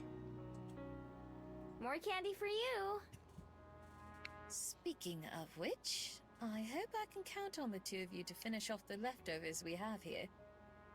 You don't even have to ask. I'd better take what I can before Miho claims it all for herself, shouldn't I? Not if I beat you to it anyway. Laughing, the three of us clean everything up and then finally head back inside the library. That was quite fun, but I do think I'm ready for bed. That face, though. Is something wrong? I barely register her words. Something is wrong, but I don't know what. As soon as I walk through the front door, I can tell, but I can't place what it is. Miho? Is Silver here? Both of them stop walking, watching me with concern. Finally, it hits me. It's cold. It's cold. It doesn't take me long to spot the source. One of the windows near the shelves, not far from Aspen's usual table, is wide open. The curtains flutter with the breeze. Oh my god. The two of them follow my line of sight. Oh, did we forget to close this? But then, that doesn't make sense, does it? Why would we have just opened one of the windows? Who the fuck broke in? We wouldn't. That window was definitely shut earlier. What if it's Silver trying to steal the painting? It's Halloween. Maybe some kid snuck in here as a prank. Is anything missing? The three of us look around, inspecting the shelves, front desk, and everything in between.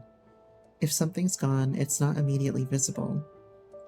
I can't see anything out of the ordinary. Maybe someone's hiding here. Maybe Tommy is hiding here. Me either. We didn't see him today, did we? Yeah.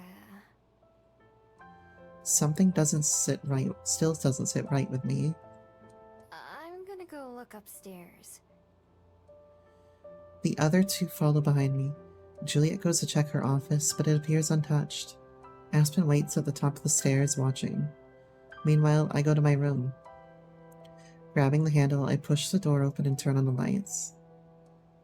I can hardly believe what I see. My window is open too. My bed sheets and pillows are strewn across the floor like someone climbed across the bed. What few other possessions I have are also scattered around the room as if a tornado had blown through. Miho? Is something amiss? Now I'm thinking Silver, because why would they go to Miho's room? I can hear both of them hurrying my way as I remain frozen in the doorway. Behind me, Aspen gasps as she gets a glimpse of my room. Who?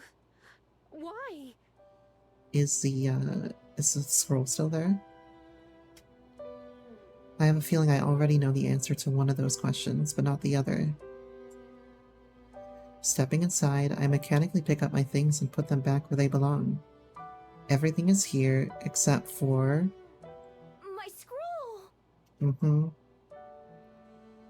That little piece of paper, the only belonging that I care about, is nowhere to be seen. I check under my bed and in every nook and cranny just to be sure, but it's gone. That fact is all the confirmation I need. I'll be back. We go in to lay down the law. I push my way past Aspen and Juliet's shocked faces and dash back downstairs. Both Aspen and Juliet shout after me as I barrel out of the library, but I ignore them both. The instant I'm outside, I transform and keep running. There's no question or doubt as to who took my scroll. The question is why. As angry as I could be, I force myself to stamp that feeling down, at least until I know Silver's reasons. The path to Mount Victoria is more crowded than I've ever seen it, but the roads and sidewalks are full of people, mostly parents with their kids. Some of them point or cheer as I run past, but I can't give them a second thought. None of them try to stop me or get in my way. By the time I climb the mountain and reach Silver's part of the forest, it's dark. She isn't in any of her usual spots, but I can sense that she isn't far away. Racing through the darkness, I keep my nose near to the ground, hot on her trail. And suddenly, just like last time, I find her.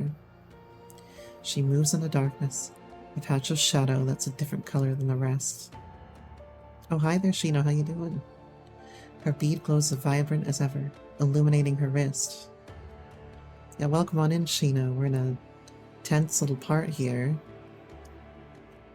The other Gumio stole her most valuable possession, which is a scroll, from her, from her previous person. It shines on the unfurled paper in her hand. Like always, she waits with her back to me. So you came. Of course I did! Give me back my scroll! I keep my distance but reach out my hand. She's just a few steps away, tilting her head up to look at the starry sky. No, not the sky, the trees. I follow her gaze upwards and realize something. I've been here before. I recognize this tree. It's the one the bird fell from. That makes me pause. Has she been wondering about it all this time? Is this her way of asking? She did follow me all the way home. I softened my voice, but know that I may as well be blunt. It died, you know. They weren't able to save it. Her posture doesn't change, but by the subtle light of her bracelet, I can see her fingers clench the edge of my scroll more tightly. I met the woman who rescued it. She said the same thing that you did. That's just how nature is. Silence. Gritting my teeth, I try to contain my growing frustration. Normally, I can tolerate her silence, but tonight, instead of just coming to talk like she knows I would, she steals my most beloved possession and makes me chase her out here. All so she can ignore me. Don't you have anything to say? You must have come here for a reason, didn't you? More silence. Not even a breeze disturbs it. Finally, I've had enough. I step forward, snapping a branch beneath my shoes. Hey! Answer me, damn it! Stop acting like you don't care about anything! That gets her attention. She looks at me over her shoulder, face hidden except for her eyes, and then faces me. Were you to happen upon another burn, more broken than the first, would you still try to save it? Of course. Even knowing that your effort is likely to be futile? Yeah, of course. Yeah, even then. At least there's a chance it would work out. You speak like a human, fighting against the inevitability of death. While we could watch the river of life from its shores, you choose to struggle upstream. Why? Why? Because otherwise it all just passes by. I did what you said and watched from the shores for so long because I didn't even think about joining it. But once I did, once I let someone pull me in, I realized I like it more this way. It's hard sometimes. I haven't even been trying that long, but those hard times just help me appreciate the good ones more. Or even at all.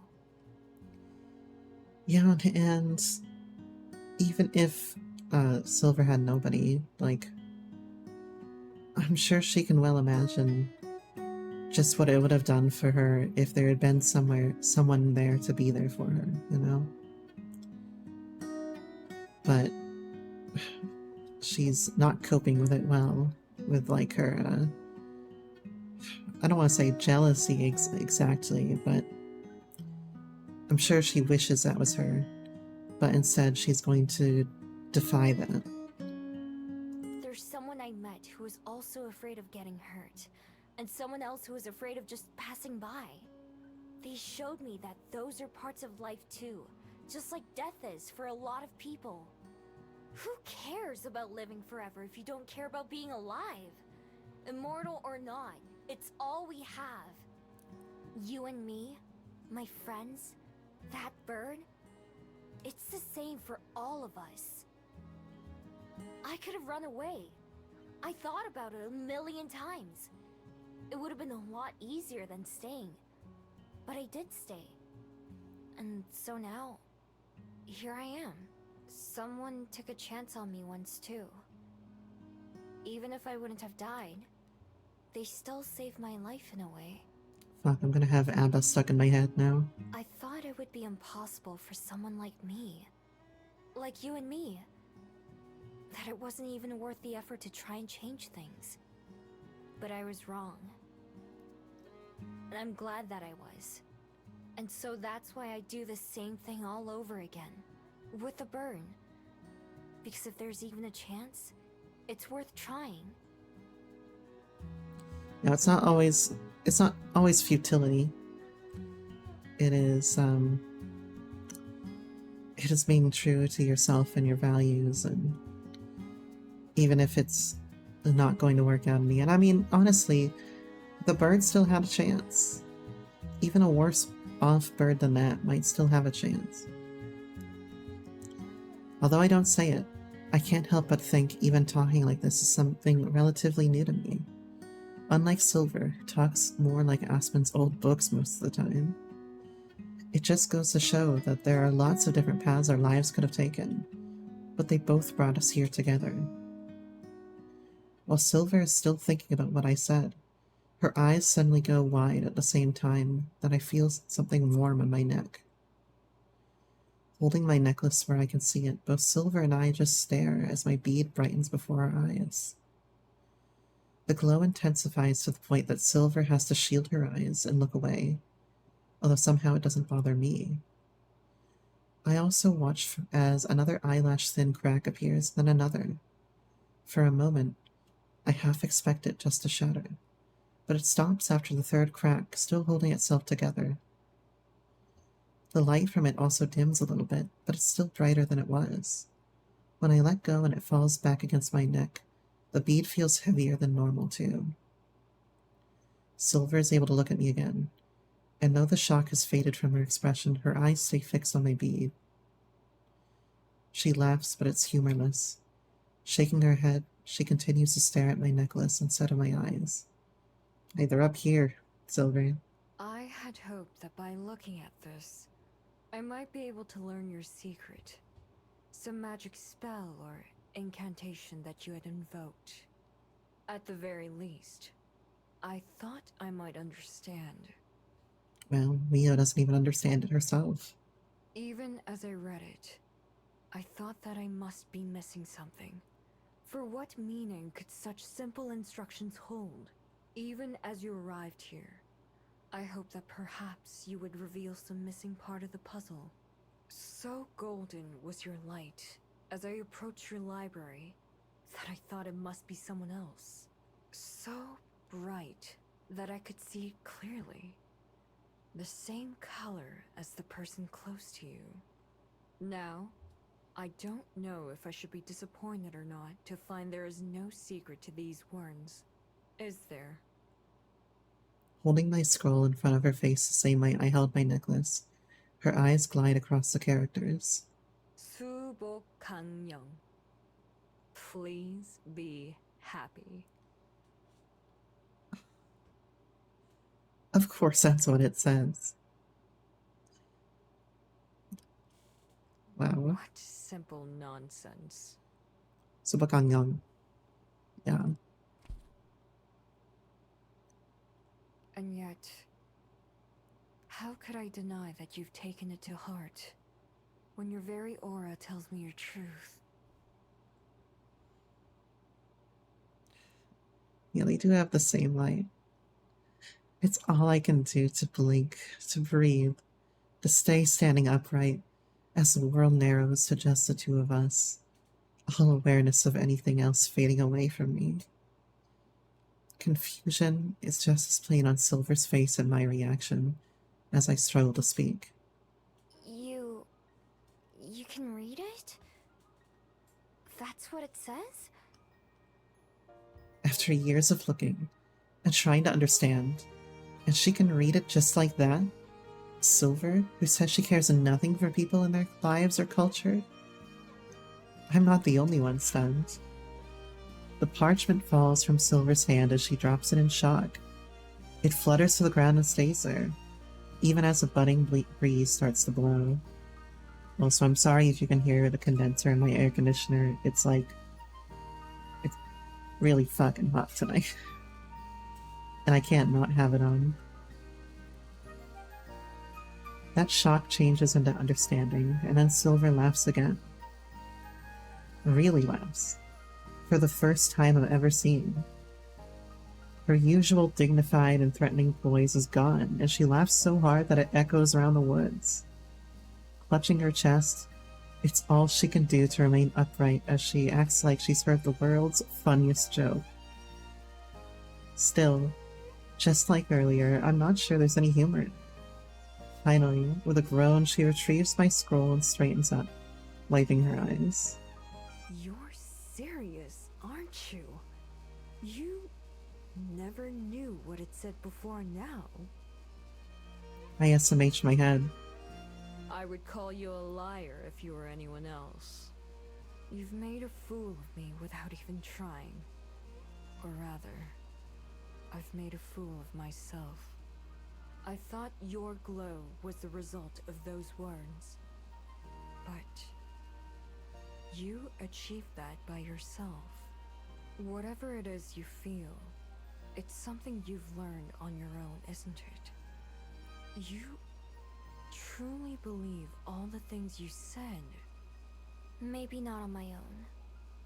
I had a lot of help along the way. But yeah, I mean it. Every word. And you can tell that too, Silver. You know she's being genuine. I reach out a hand again, taking a step forward, then another and another. I stop just in front of Silver. All she has to do is take the final step forward. I don't demand anything, just reach. She eyes my hand warily, like a stray dog trying to decide if it should trust someone. I hold my breath, waiting. With a rustle, she pushes the paper into my hand and then backs away, looking at the ground. Your path is different than mine. We may have more in common than I once thought, but I still cannot follow behind you, though I can understand why you walk it. I nod. And I understand why you said no. I hope you change your mind someday. Maybe one day she'll be able to take the first steps, but clearly she's not ready yet. But she's making progress. Perhaps. Although, I do not think we'll meet again. Wait, why not? Don't leave. Are you leaving? Soon. I don't know when. I haven't decided. But I made up my mind before I ever visited your library. Oh, You're disappointed. I am. You're the first other Gumio I've ever known.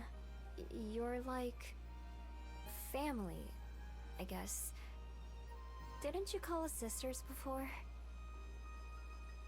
Silver blushes, averting her eyes. I see that. I see that blush. Perhaps. Then that's what we are. That's simple, is it? It really is. Silver shakes her head and looks around, regaining a bit of her standoffish composure. This is about the time when she'd typically transform and run away. At least tell me before you leave, okay? Whenever it is. She hesitates, but then agrees. Fine. Goodbye, Miho. Bye, Silver. She walks towards me rather than away, and comes to a stop right beside me. We both face in different directions. Slowly, she raises a hand and awkwardly pats me on the shoulder, just once. By the time I turn my head to look at her, all that I can see is the disappearing gleam of a silver fox as she blends into the night.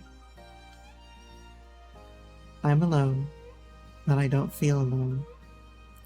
Looking at my scroll, there are a few new creases from where Silver held onto it, but they don't mess up the writing or anything. It's just another record of what we've been through together. The breeze from before picks up, making the paper flutter in my grip, and I use 2 hands to hold it. Seeing without reading, I let my eyes wander over the familiar characters. It's funny, all this time spent not knowing what they said, just to find I've lived by them all along. Or at least, I've started to. Happiness? That's a new one for me too, I think. Another abstract concept that didn't seem meant for me. But like everything else, it got easier along the way. I roll my scroll back up and store it safely in my pocket. The woods are dark as I walk through them, but I am not afraid. The shining light of my bead brightens the path, leading my way back home. Chapter 5. Look at that. That was great. I think this is the last chapter. I think.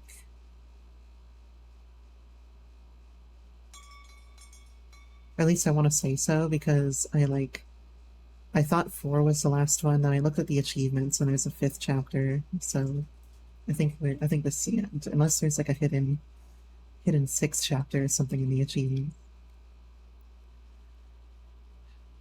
The familiar jingle of the Bell House's door greets me as I walk in for what could be the last time. Once Aspen starts working at the new location next week, I won't have much reason to visit this one anymore. Except for Lena. Can't forget about Lena. The scent of baking bread and brewing coffee, mixed with the clean earthiness of all the plants, is something that I'll miss too. Hey! Welcome to the Bell House! Oh, it's Miho! Has to end in a prime number. Yeah, well, it has to end in a 3, 5, 7, or 9. Right? Although, did Valhalla have 4 chapters, maybe? Hey, Lena. She tilts her head over her shoulder to yell back towards the kitchen. Aspen! Your girlfriend's here! Head through. Also, Lena's fucking voice, man. She's such a child sometimes. Unless Lena follows. Yeah. I mean, Lena could get a job at the new one too. But I mean, like, they call Lena. And I mean, we could always stop by to visit Lena again. No? There's a muffled sound from the back, and a couple of the other patrons turn to look at the source of the shout. Lena ignores them entirely.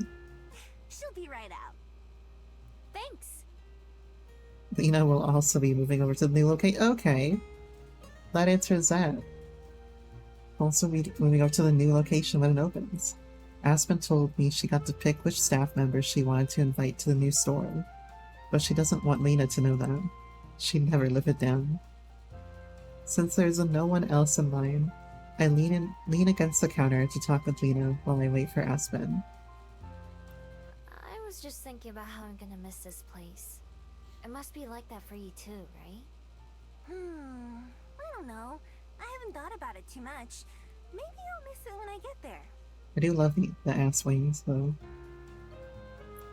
But why get a head start on that when I've still got another week here? Good point. I'm sure Lena and I have different feelings about the Bell House anyway. I have a lot of special, treasured memories here. But for her, it's just part of her routine. Kind of like how the library is important to both Aspen and me, but not in the same way. Aspen herself comes out of the kitchen, carrying a small plate with a strawberry croissant on it. I need a strawberry croissant now. I need the blueberry scones that Juliet was having, and I need a strawberry croissant. Lena locks on instantly. Well, you still got croissants left? Not anymore. I was saving this one for Miho. Wow. Abusing your powers already? Abusing her powers for good. It's not the first time. Besides, I've noticed we go through blueberry muffins suspiciously fast when you're working the counter. Lena gets all the sweets. I mean, I like all the sweets. And I said strawberry croissant. Yeah, that's what they said in the game. Apparently Lena loves blueberry muffins. Oh, dang it. I thought I was being sneaky. Not sneaky enough, so shh. Husband puts a finger to her lips, and as she hands me the illicit treat. Wow, it's been forever since I've had stolen food. It's not stolen. It's just selectively available. Look, you know, they always make more food than they actually need at, like, bakeries and stuff, so it's fine. Right. I'm gonna go select something available from the rack myself. See you later, Miho. Bye, Lena. Everything is fine.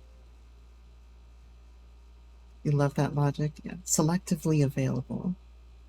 Sure enough, she plucks a muffin from the display case on her way to the back of the store. I need to do more tongue twisters or something, man. Before I start up stream, I normally have my audio playing back through my ears so I can check it. And then I say tongue twisters to myself while having the audio fed into my ears. And it's pretty maddening, I'll give you that much. I take a bite of my croissant, getting strawberries and cream all over my hand. It's as messy as... Oh, so it's like you like coat it with a cream sort of like glaze, and then you put the strawberries on top of the croissant. Okay. Aspen reaches up and wipes away a dollop of cream from my nose. Go sit down and I'll bring you something to drink. What would you like? Oh, it's okay. You don't have to do that. I'll take your drink if you don't want it, Miho. I want to, though. What'll you have? Well, another foxtail latte, please. Aw, foxtail latte. I should get Ralph a foxtail latte. Of course. I don't even have to ask. It is my drink, after all. Yes, yes, I'm well aware. And I'll have it right out. I carry my croissant to my favorite seat by the window and sit down, enjoying the familiar view. It's changed a bit since I first sat down here half a year ago, but it's mostly the same on the outside. Can you share one with me? Yeah, if you come here and make two. Well, I guess that defeats the purpose of sharing one, huh? With only a couple weeks left until the new year, people bustle about outside, trying to make the best of what's left of this one. I think I've begun to understand why it's important to people, why it's worth numbering the years when you'll only get to see so many of them. Getting a little bit sad there. I spot Aspen approaching, carrying a drink in each hand. I move my plate out of the way to make room for her as she sits down. Here you are, a foxtail latte for its namesake. Thanks! It's delicious. You haven't even tried it yet. So? I don't need to. I just know. It has been a hit with the customers too, I must say. More than any of the other beverages I've created. Clearly I have my wonderful muse to thank for that. You've left a mark on this place too. That's why I get them for free forever, right? Or as long as I'm working here at least. Executive privilege. You know, maybe Lena was a little bit right about me abusing my powers. I won't tell her you said that. Good. There's a growing list of things not to tell Lena. Aspen takes a sip of her own drink and looks impressed. Damn, that is good. She removes the lid to let it cool, which isn't something I've seen her do before. What are you doing after this? I'm only on a 5, by the way. That's fine. I'll probably just head back to the library. I don't have much else to do today. Jealous? Why? What about you? I'm only working half my shift here today. After lunch, I'm going to the new store to help Regina with some final inspections, and then doing interviews for new hires. It's a lot. You're doing all of that in one day? There aren't that many days left. We should have been done with hiring already, but one person changed his mind last minute. So now...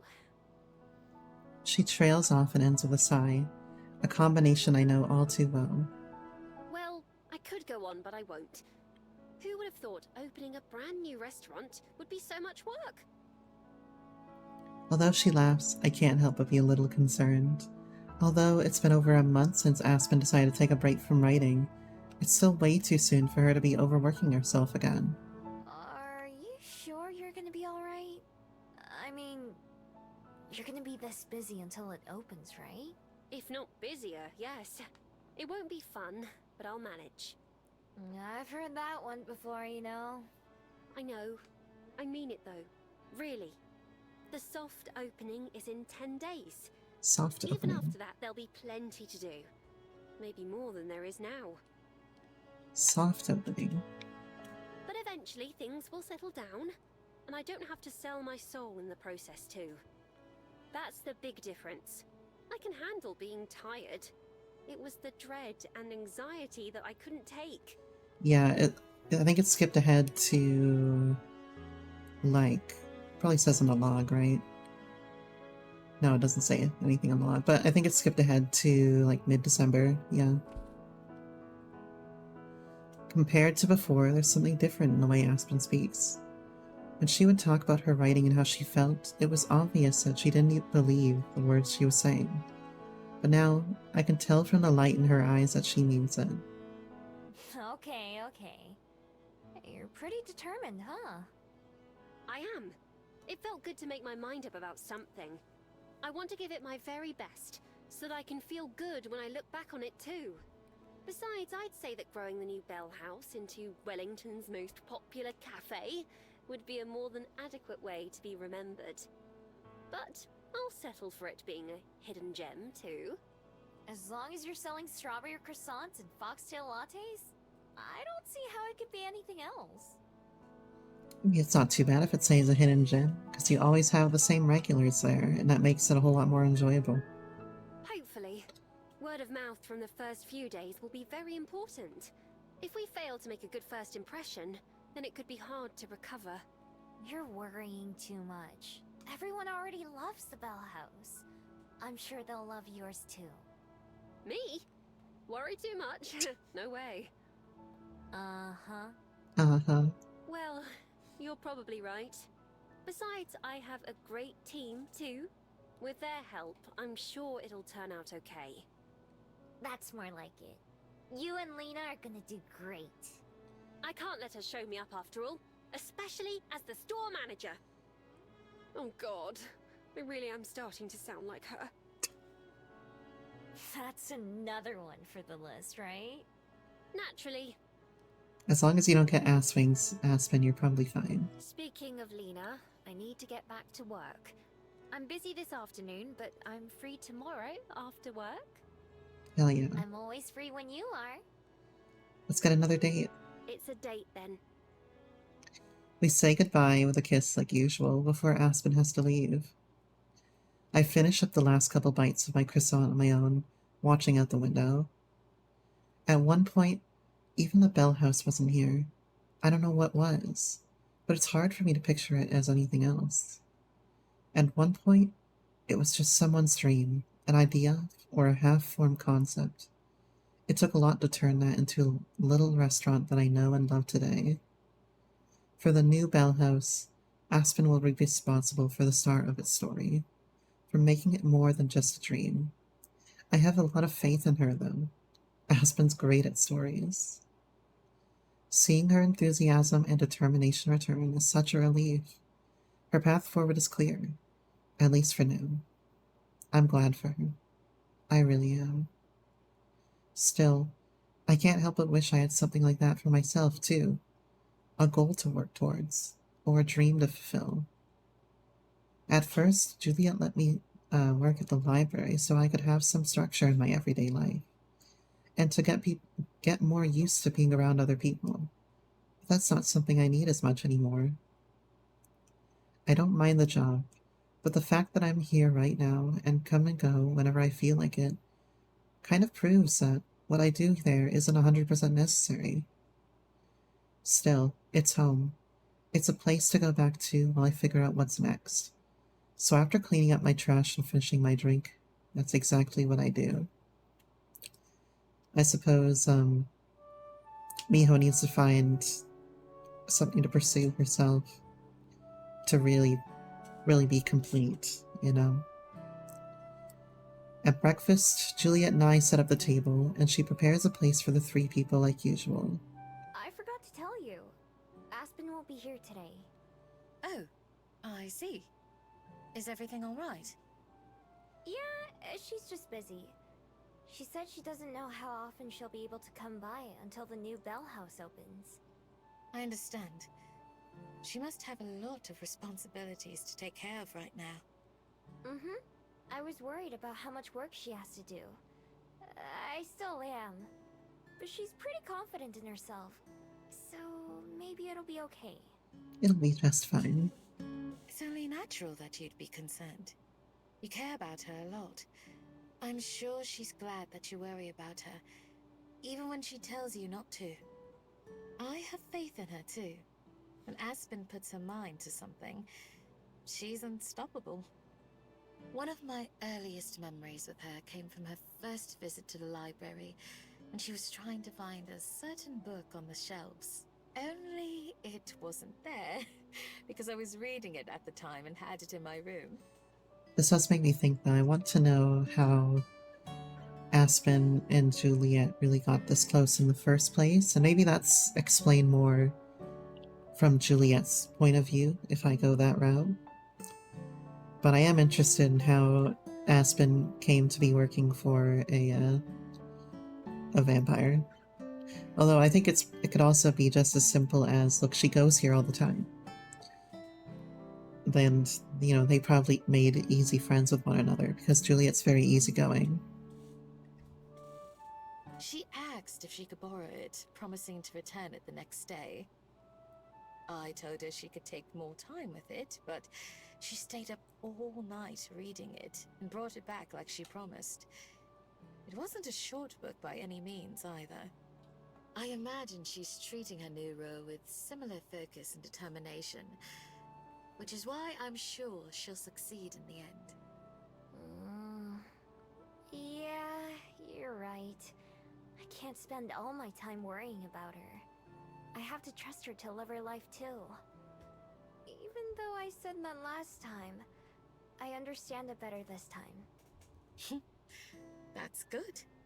It can be a difficult lesson to learn. That's for sure. Juliet laughs, and then we start to eat.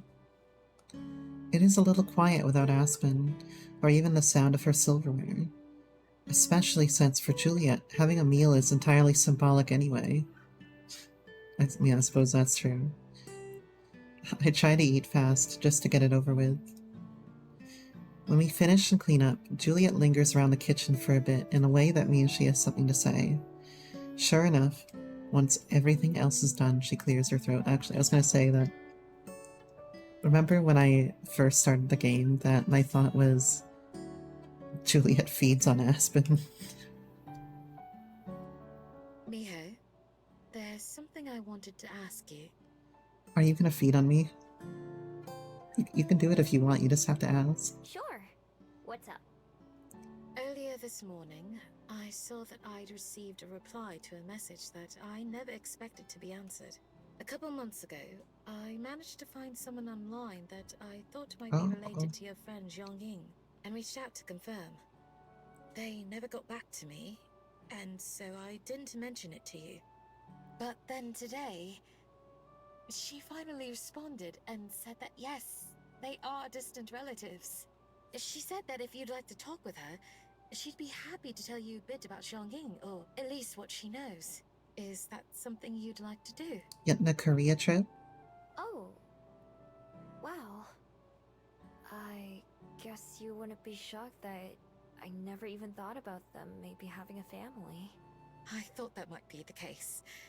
You're welcome to think about it and get back to me later. In my mind, Zhongyin was never alone, but with me. They belonged to the forest and to the rest of the world equally. But it makes sense that they weren't really alone, that they had people who love them too. It hits me that there's so much I didn't know about Zhongyin. Really, I barely know anything. Every minute shared with me only represented a very small part of their life. In a sense, they may as well be a stranger. I'm a little afraid that knowing more about them could change how I feel about them too.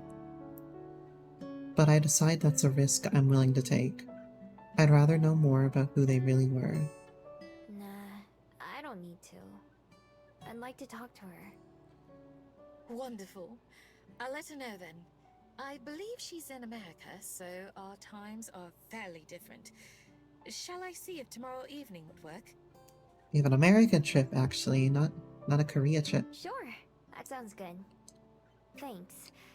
And thanks for tracking her down and messaging her in the first place. It's my pleasure. It's what I specialize in, after all.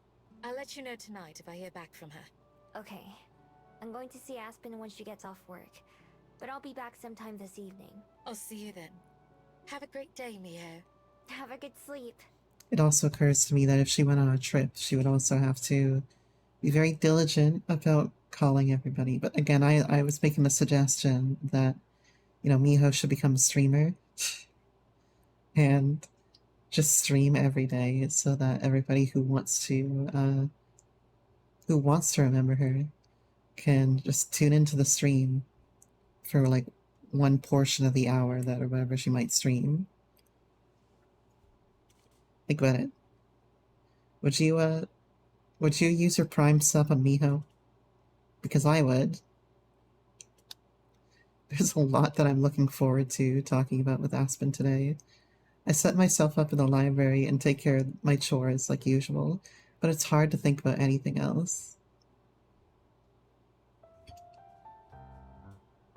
The afternoon sunshine draws us to the park once Aspen gets off work, instead of staying indoors at her apartment or the library.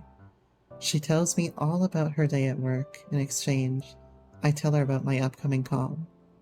Wow! Juliet's incredible, isn't she? I had no idea she was setting that up. Me either. It was a total surprise. She said she sent the message a long time ago, though, and it took months before she got a response. Aspen sounds a little bit frazzled right now. Well, I can certainly empathize with that. At least in this case, the response turned out to be a good one. Hopefully. I'm a little bit nervous, though. About what? Just about what they might say. What if it turns out Jongin is totally different from what I thought? What if they were actually a terrible person? They say never meet your heroes. Then that would be true whether you knew it or not. They do say ignorance is bliss for a reason. If I were you, though, I would want to know the truth no matter what. That's what I was thinking. Maybe someday I'll be able to do something without worrying about it the whole time. If you figure out the secret, let me know. Yes, please let us know, Miho. In fact, share it on stream. Lena sure isn't sharing it. I think she's somewhere around here too. At least she mentioned that before she clocked out. Is that why we're here? Not at all. I adore Lena, but I'll be spending more time with her than without her for the next month. I just wanted to appreciate fresh air before I forget what it's like. Put a ton of plants in your bell house too! Did you know that plants help us breathe? I just learned that on TV! God, I love Miho. I was aware, but I'm glad for you. Honestly, me too. I was aware, but I'm very glad for you, Miho. Plants are on the list though. I also want to put in a reading corner with a small library for people to browse while they visit. Fuck, I want to go to the Bell House now. Himbo Miho, I know, right? I want to go to the Bell House now. I've got a library slash bar downtown that I like to go to sometimes, and we've done D&D there quite a few times. Regina's allowing me to set it up and decorate how I see fit, so I'm being as self-indulgent as I can. Herbo? It would be funnier if she was a dryad. A cafe with a library in it? That sounds perfect for you. Where would you get the books from? Juliet? I was planning to ask her for some, yes. As well as a few from my own collection, and Lena's. And anyone else who'd like to donate. Maybe Juliet would even let us share books, so you can return them at either place. How would you keep track of it? Would you hire someone to do it? That's what I'm thinking here. Well, I happen to know a certain someone who's very experienced in that position. Oh shit. But no, we would simply have to use the honor system, like Juliet used to. I still don't get how she doesn't worry about people stealing them. I mean, I do, but I don't. I think it makes sense. Maybe it's even impossible to steal from a library. After all, they're meant for sharing books. Well, it is possible, and I'm not gonna say I've done it before, but you know, there was a time where I walked into the library and they slapped me with like $100 bill, and they're like, "You haven't brought this book back for like 5 years." And I'm like, "Dog, it's 5 years. I don't know where the book is. I don't remember the book or anything. Just leave me alone." If you take one home and give it to a friend instead of returning it, it still served its purpose. Or if you hold on to it for years and then only return it much later, you still returned it. That's the beauty of books. They can always wait. Yes, she also does have an armada of bats at her disposal. That's a name for a group of mats, of course. If it's not, it is now. My New Year's resolution is to get through at least half of my backlog, personally. Your New Year what? Resolution. It's like a goal that you set for yourself for the year. Yeah, let's get you a New Year's resolution, Miho. And then usually give up on by February, but let's not get ahead of ourselves. I give it up by January 6th, typically. That sounds neat. Did you have one this year? I did. It was to finish and hopefully release a book. It may not have come true, but I'm happy with the outcome, all the same. I should try to think of one for next year myself. Maybe I'll try to get through half my reading backlog too. Do you have one of those? Nope. So I'm doing good already. Maybe it'll be to read 10 books. Or 100 books. I don't know what a good number to try is. For some reason, I have this intrusive thought right now that while I'm watching Miho speak, I'm like, what if Studio Elon had a VTuber model of Miho? Probably somewhere in between. You don't have to make If they're yourself still in read a chat. hero. You don't have to make one at all if you don't want to. Only if it helps motivate you. I'll think about it. I've been thinking that I need something else to do with my life as it is. Something else. Yeah. Don't get me wrong, the library's fine and all. But I'm not really excited about it the same way you are about the Bell House. Yesterday, I was thinking about how Juliet doesn't need me to help her. She just gave me the job as a favor, even if she said otherwise. I don't really need that favor anymore, though. You've outgrown it. Yeah. I have other things I can rely on. One of them links arms with me. Always. Not far away, there's an empty bench alongside the path, and Aspen leads us to it so we can sit down. We've been walking for almost an hour now, so a break is nice. Aspen takes off her hat and sets her purse on the ground between us while I stretch out my legs. We're not the only ones out here enjoying the afternoon. The park's alive and bustling. Bikers, joggers, dog walkers, and skaters all dodge around each other, plus the regular pedestrians like Aspen and me. Some of the dogs even run around off their leashes, ditching the ground entirely. People are playing all kinds of sports too, and I can even tell the difference between some of them by now. I'm still a bit confused about what football is too. Oh, don't worry. So am I. I even spot Lena, though she doesn't see us. Aspen pokes me in the side. Oh, look over there. Think he's lost? Aw. I'm covering it up, but there's a doggo. Across from us, a dog is sniffing around. There's a break in the foot traffic around us for now, so I don't see anyone watching him. His owner's probably around here somewhere.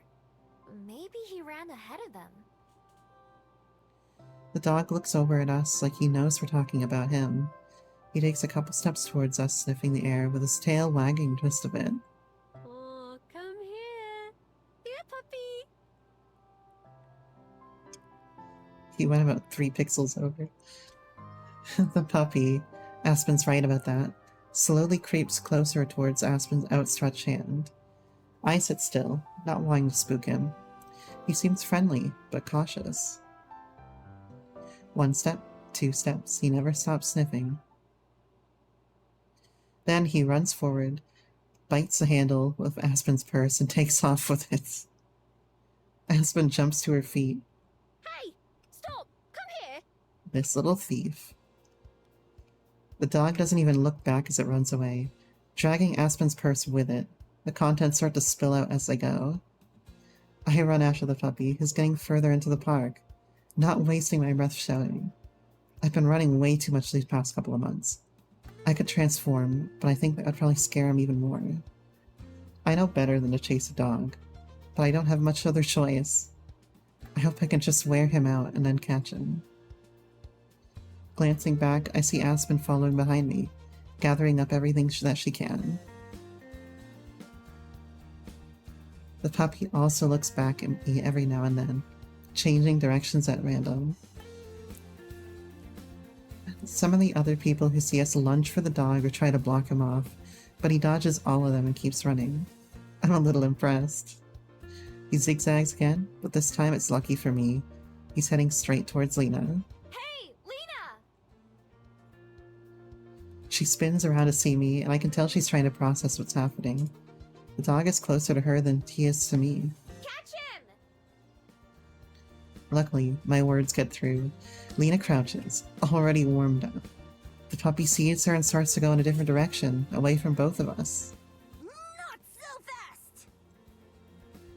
Lena leaps for him and flaps her wings to carry herself even further.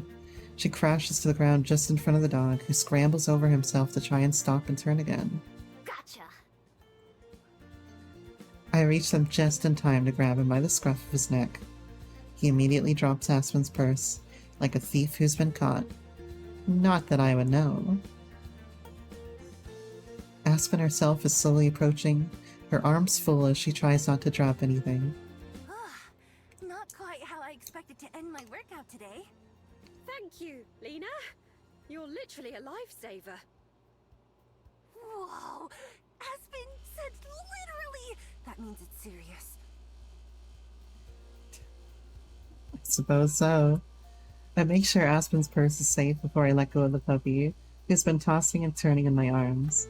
Aspen walks up and wags a finger at him. And as for you, hasn't anyone taught you any manners? The dog walks away from us, but not very far, so we can watch instead. He reminds me a little bit of Silver. I hope he doesn't turn into a person. I've seen that dog around before. Pretty sure he's a stray. I haven't heard of him taking anyone's stuff like that, though. Got anything good in your purse? Not if you're a dog. There's just... While digging around in her now right-filled purse, Aspen stops and then pulls out a smushed plastic wrapper. I guess there's the other half of my lunch that I forgot about. I think Lena should take the dog. The dog wags his tail and barks in Aspen's direction, and she frowns. This is what you were after, wasn't it? It really wasn't that good, I promise. She unwraps the remnants of a sandwich and tosses it to the dog, who gobbles it down in just a couple bites before looking at us for more. If he's a stray like Lena said, that could be the best meal he's had in days. That's all I have. Lena and I are both empty-handed. What should we do with him?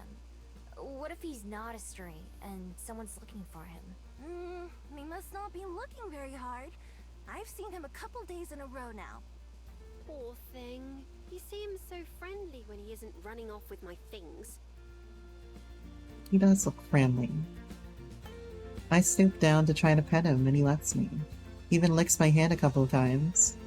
Maybe we can take him back to the library with us. Juliet might know what to do. Well, she is known for helping strays. I'm not sure how we'd get him back there, though. I can carry him. He doesn't look too heavy. Carry him? Yeah, Oh, why not? If he'll let me pick him up, at least. Just please be careful. I will. I crouch down and approach him slowly, keeping my hand out for him to sniff. I also try to wag my own tail to help reassure him. Instead of running away, he just flops onto his back, asking for a belly rub.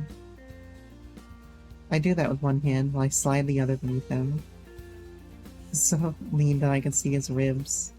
Then I scoop him up. Exactly, Miho tail wags. He woofs in surprise, but doesn't try to escape. Once I get him situated, he's pretty calm. That wasn't so bad. Both Aspen and Lena crowd in to pet him now that he can't get away. He just sits there and takes it all in stride. Okay, he's not that heavy, but let's get going anyway. All right, I'll text Juliet so that she isn't totally blindsided when we get there. Yeah, tail wags, and Miho uses the tail to cuddle. See you tomorrow, Lena. Later, boss. Later, Miho. Oh, later, puppy. I love Lena. Still leaning against my shoulder, the dog doesn't mind when Aspen moves his paw to wave goodbye to Lena.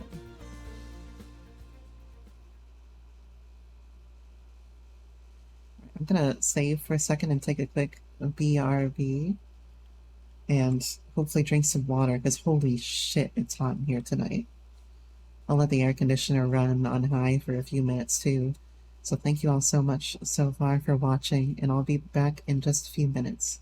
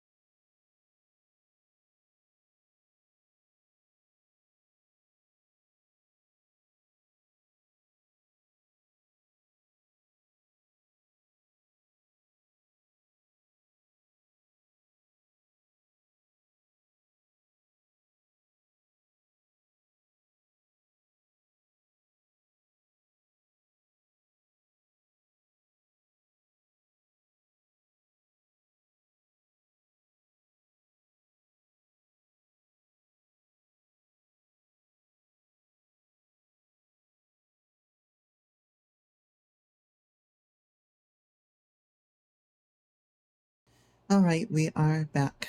And I had the air conditioner running for a few minutes there, and there's a little difference. It doesn't help that I have a light in front of me and a light behind me, so it's real hot. And if anyone stayed since the raid earlier, thank you so much for sticking with me for so long. That was pretty fucking crazy. 51 people. The most I've had in stream has been like 20. It's been a wild day so far. But after the stream is over, I think we're gonna be able to go apply for affiliate. It's been like a month and change grind, but we finally got it.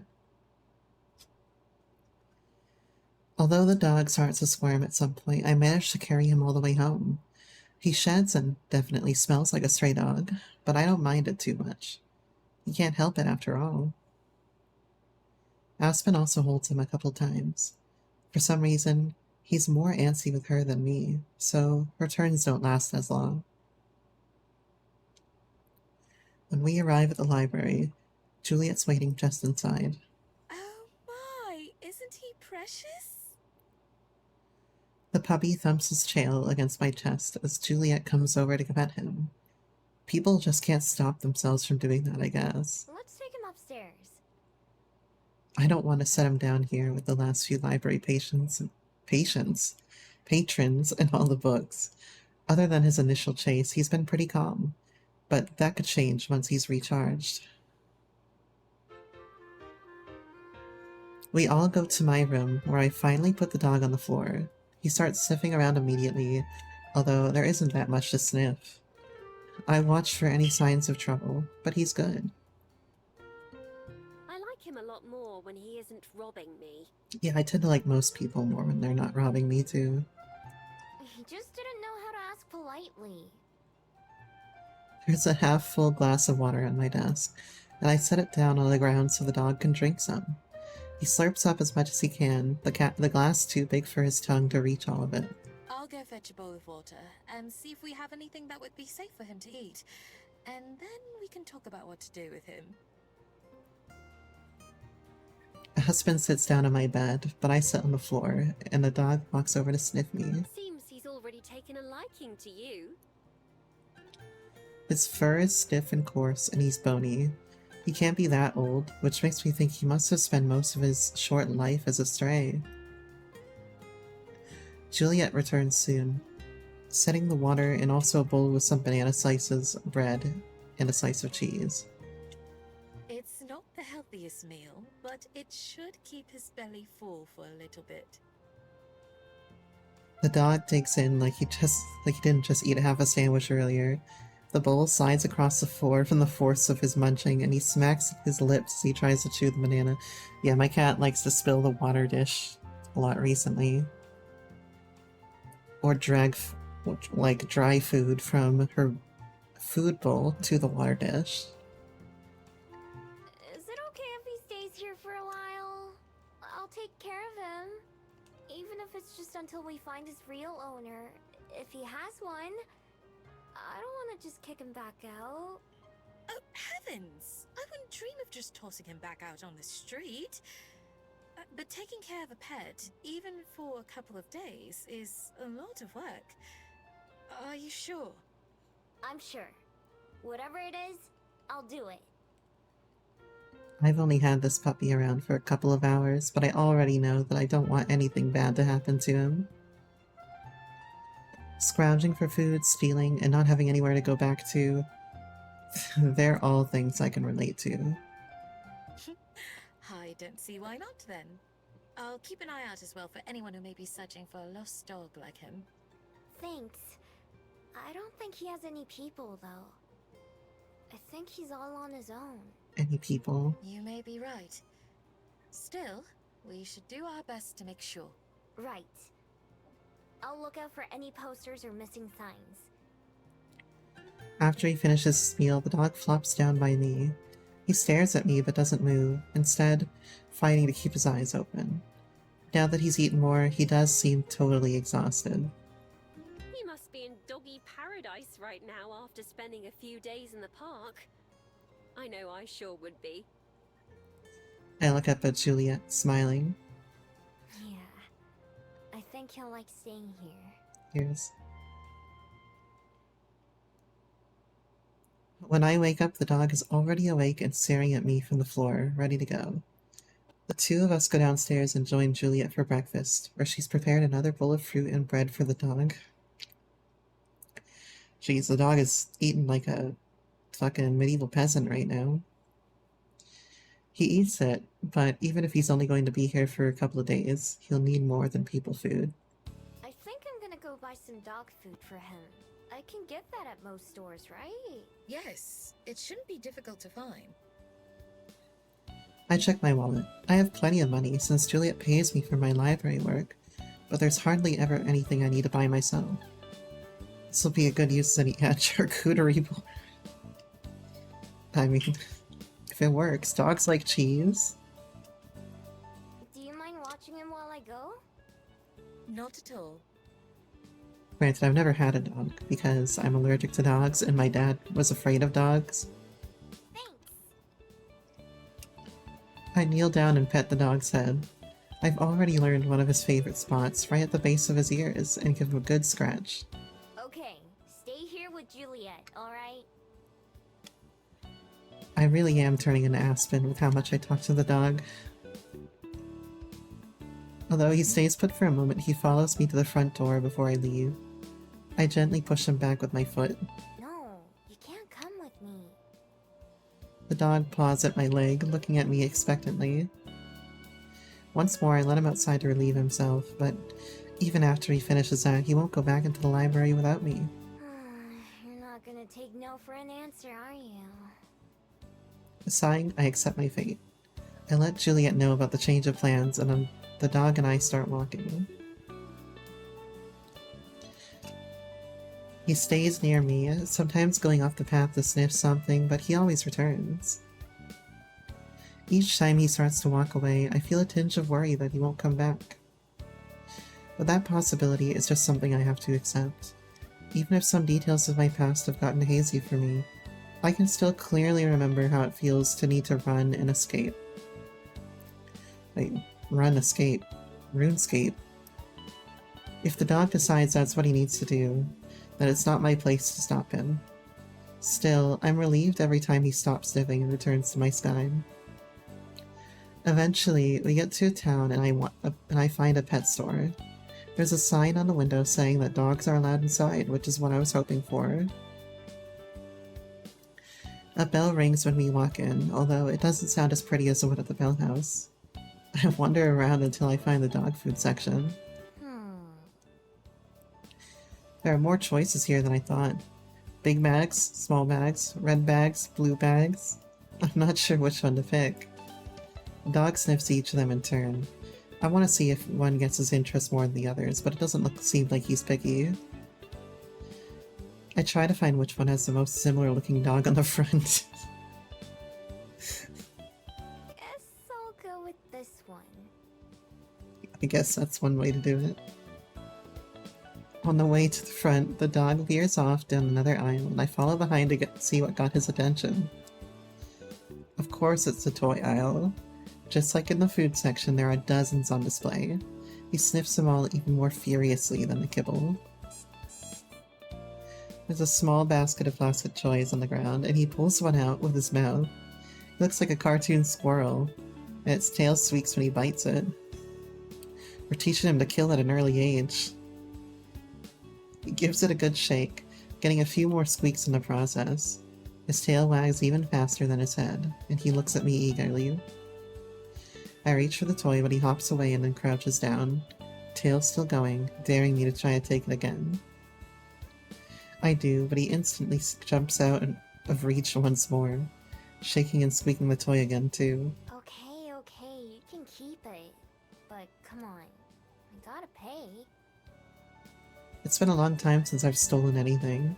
Now that I can actually pay for things, I can't see myself stealing again. I feel kinda guilty about things I took in the past, but I only ever did what I had to in order to survive.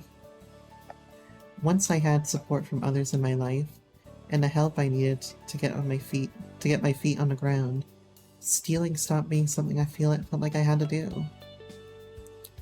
At the counter, I used 2 fingers to hold the slobbery toy so the cashier can scan it, before returning it to the dog.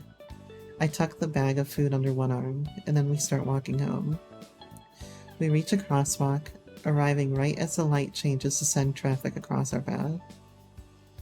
I come to a halt while I wait, switching which arm I use to carry the bag since it's getting sore.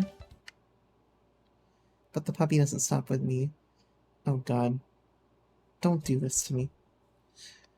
Instead, he doesn't even look back as he runs out into the road, eager to get back to the library. Please don't do this to me. Don't make me happy and then ruin it all. A car horn blares as it barrels toward us down the road, too close to be able to brake in time. I feel like I'm moving in slow motion as I drop the bag of food and dash out into the road, despite knowing how dumb that is. I grab the dog as I sprint by, barely hauling ourselves out of the way of the passing car. The driver understandably gives me a rude gesture as he goes by. The dog, meanwhile, looks at me as if offended by the rough treatment, with my hand still holding him tightly. You dummy! You could have died right there! The squirrel toy in his mouth squeaks as he squirms in my grasp. That was way too close for comfort. If I'd been just one step farther away, I would have been too late to rescue the dog. I probably would have gotten myself hit for my troubles too. Behind us and across the street, the bag of food lies on its side, some kibble strewn across the ground from a spot where it tore when I dropped it. Scolds my dog PNG. Whether the dog wants to run away or stay with me is up to him, but I can't just let him get himself hurt or worse. I only have one choice. Hoist the dog up and hold him with one arm, just like the dog food bag that I go back and retrieve before we start walking again. He doesn't squirm as much as he did yesterday, which helps a lot, but still, by the time we make it back to the library, both my arms feel like they're ready to fall off. When I set the dog down, he strolls up to the library door as if nothing happened, waiting for me to let him in. I guess in his mind, maybe nothing did happen. He's got no clue how lucky he was. A long time ago, Juliet said that sometimes your best is all you can do. That goes for puppies too. If I had been born a city dog instead of a fox, I doubt I'd be much different either. Still, I have to think it's a miracle that any dog makes it to adulthood, especially strays like him. Yeah, I know, right? Jeez, I'm glad that they didn't. I didn't think they were going to, but I would have been mad if they did. Or sad, more like. When it's finally time for my meeting, Juliet helps me get set up on her computer and then lets me take it to my room. I adjust the screen until I can see it properly, and then I wait. My nervousness keeps building until I nearly jump when the call finally comes through. As the ringtone plays, I take a deep breath and then hit accept. The tiny person-shaped bubble on the notification dissolves. For a second, there's just a black screen. Then a woman appears. When the image comes into focus, she's squinting at the screen, probably waiting just like me. Then she smiles and waves as she's able to see me. Hello! Hi, I'm Miho. Nice to meet you. Thanks for talking to me. I'm Minsa. No problem. Gotta say, I was shocked when I got your friend's email at first. I thought it was gonna turn out to be some kind of scam, and eventually she'd ask for money. I'm still a bit confused, though. So you were friends with my ancestor? Sort of. I met them when I was really young. I was just a regular fox back then. Wait. A fox, like with 4 legs and pointy ears? And a tail. Yeah. After I met Jongin, I turned into the person I am today. Whoa. So that was a long time ago, huh? But you look even younger than me. Oh, that's just not fair. Trust me, it has its downsides. Never forget the tale, you're right. Both of us laugh, and I can't help but be relieved that she already feels easy to talk to. That explains a lot, at least. I also think Miho is rather easy to talk to herself, so that makes it better. So, Chongyun, you're the second person to ask me about them this year, you know? That's 2 times more than most years. Who was the first? These guys at some archaeological society who are putting on Oh, an yeah. exhibition. They The wanted Tape Papa permission to guys. display some of their old works. Are you the only family they have? The only one who can use a computer, at least. The only reason I know any of the history is because I had to. Should I tell you everything I know and then you can ask me any questions? No promises if I'll be able to answer them, though. Sure, that works for me. Let's see. Well, I'm not related to them by blood, for one thing. They didn't have any kids of their own. But they got married and they and their wife adopted several children. I'm related to one of those kids. They were part of the Young Bun class, a noble and a scholar. It's rather surprising that they adopted actually and didn't have any biological kids during that age. They must have been like kind of black sheep if they're part of the nobility. But rather than be stuck at home suffering through court life, they hid their identity and snuck Oh, away yeah. to travel the world instead. Winslow speaks with a practiced tone, like she's given the speech a few times. Still, I listen with rapt attention, memorizing every detail. They spent years on the go, seeing everything they could, before finally coming back home to Korea to settle down and start a family. While they were away, they kept a journal and wrote letters back to their beloved. Although calligraphy was something they were taught from a young age, they began practicing as an artist during their travels. Sometimes, the letters they sent would include paintings of the things they'd seen, or they'd include little drawings in their journal. Something else that they started to do was give a note to the people they met on their journey, with a little message of appreciation or wishes. My husband always says they remind him of fortune cookies. Oh, I actually have one of those scrolls myself. I brought my scroll down from my room just in case it came up like this. I unfurl it for the first time since Halloween. Please be happy. I turn the scroll around and hold it up to the camera so Michelle can see. She leans in again, looking close. Yeah, that's definitely theirs, all right. And they gave it to you when you were just a fox? Yeah. Although, I couldn't read it until a couple months ago. God, it's so hard to read their handwriting, right? I'm like, if they were born today, they totally would have been a doctor. I have a few of them myself, although they're up in the office. Grandma has like 90. She says she has one for every year she's been alive, and I definitely believe that. Jeez, that's a lot. How many did they give out altogether? Who knows? If someone told me it was thousands, I'd believe them. I don't know if they gave one to every person they met, but it must have been close. Huh.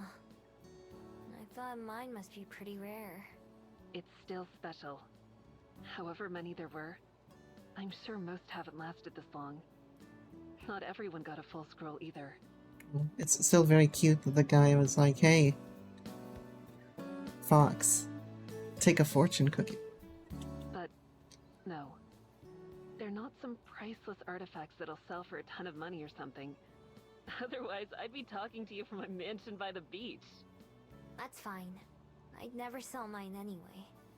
It's way too important to me. Yeah, I figured. I'm sure it wasn't easy to keep it safe and in such good condition. That's for sure. We've been through a lot together. That's good. I'm sure that's what they would have wanted. For a while, Miso tells me about Chongyin's adventures. Even though it's hard for me to picture some of the people and places involved, I still pay close attention. Then all of a sudden, Misha's eyes go wide like she's had some huge revelation. Oh, I'm an idiot! Hold on, I'll be right back. I have to show you. She gets up and runs off screen, leaving me with a view of an empty chair and a bookshelf. Instead, I looked down at my scroll. Somehow, I always assume it was one of a kind, or at least something rare in me. Well, it's still rare. It's like a 300-year-old scroll.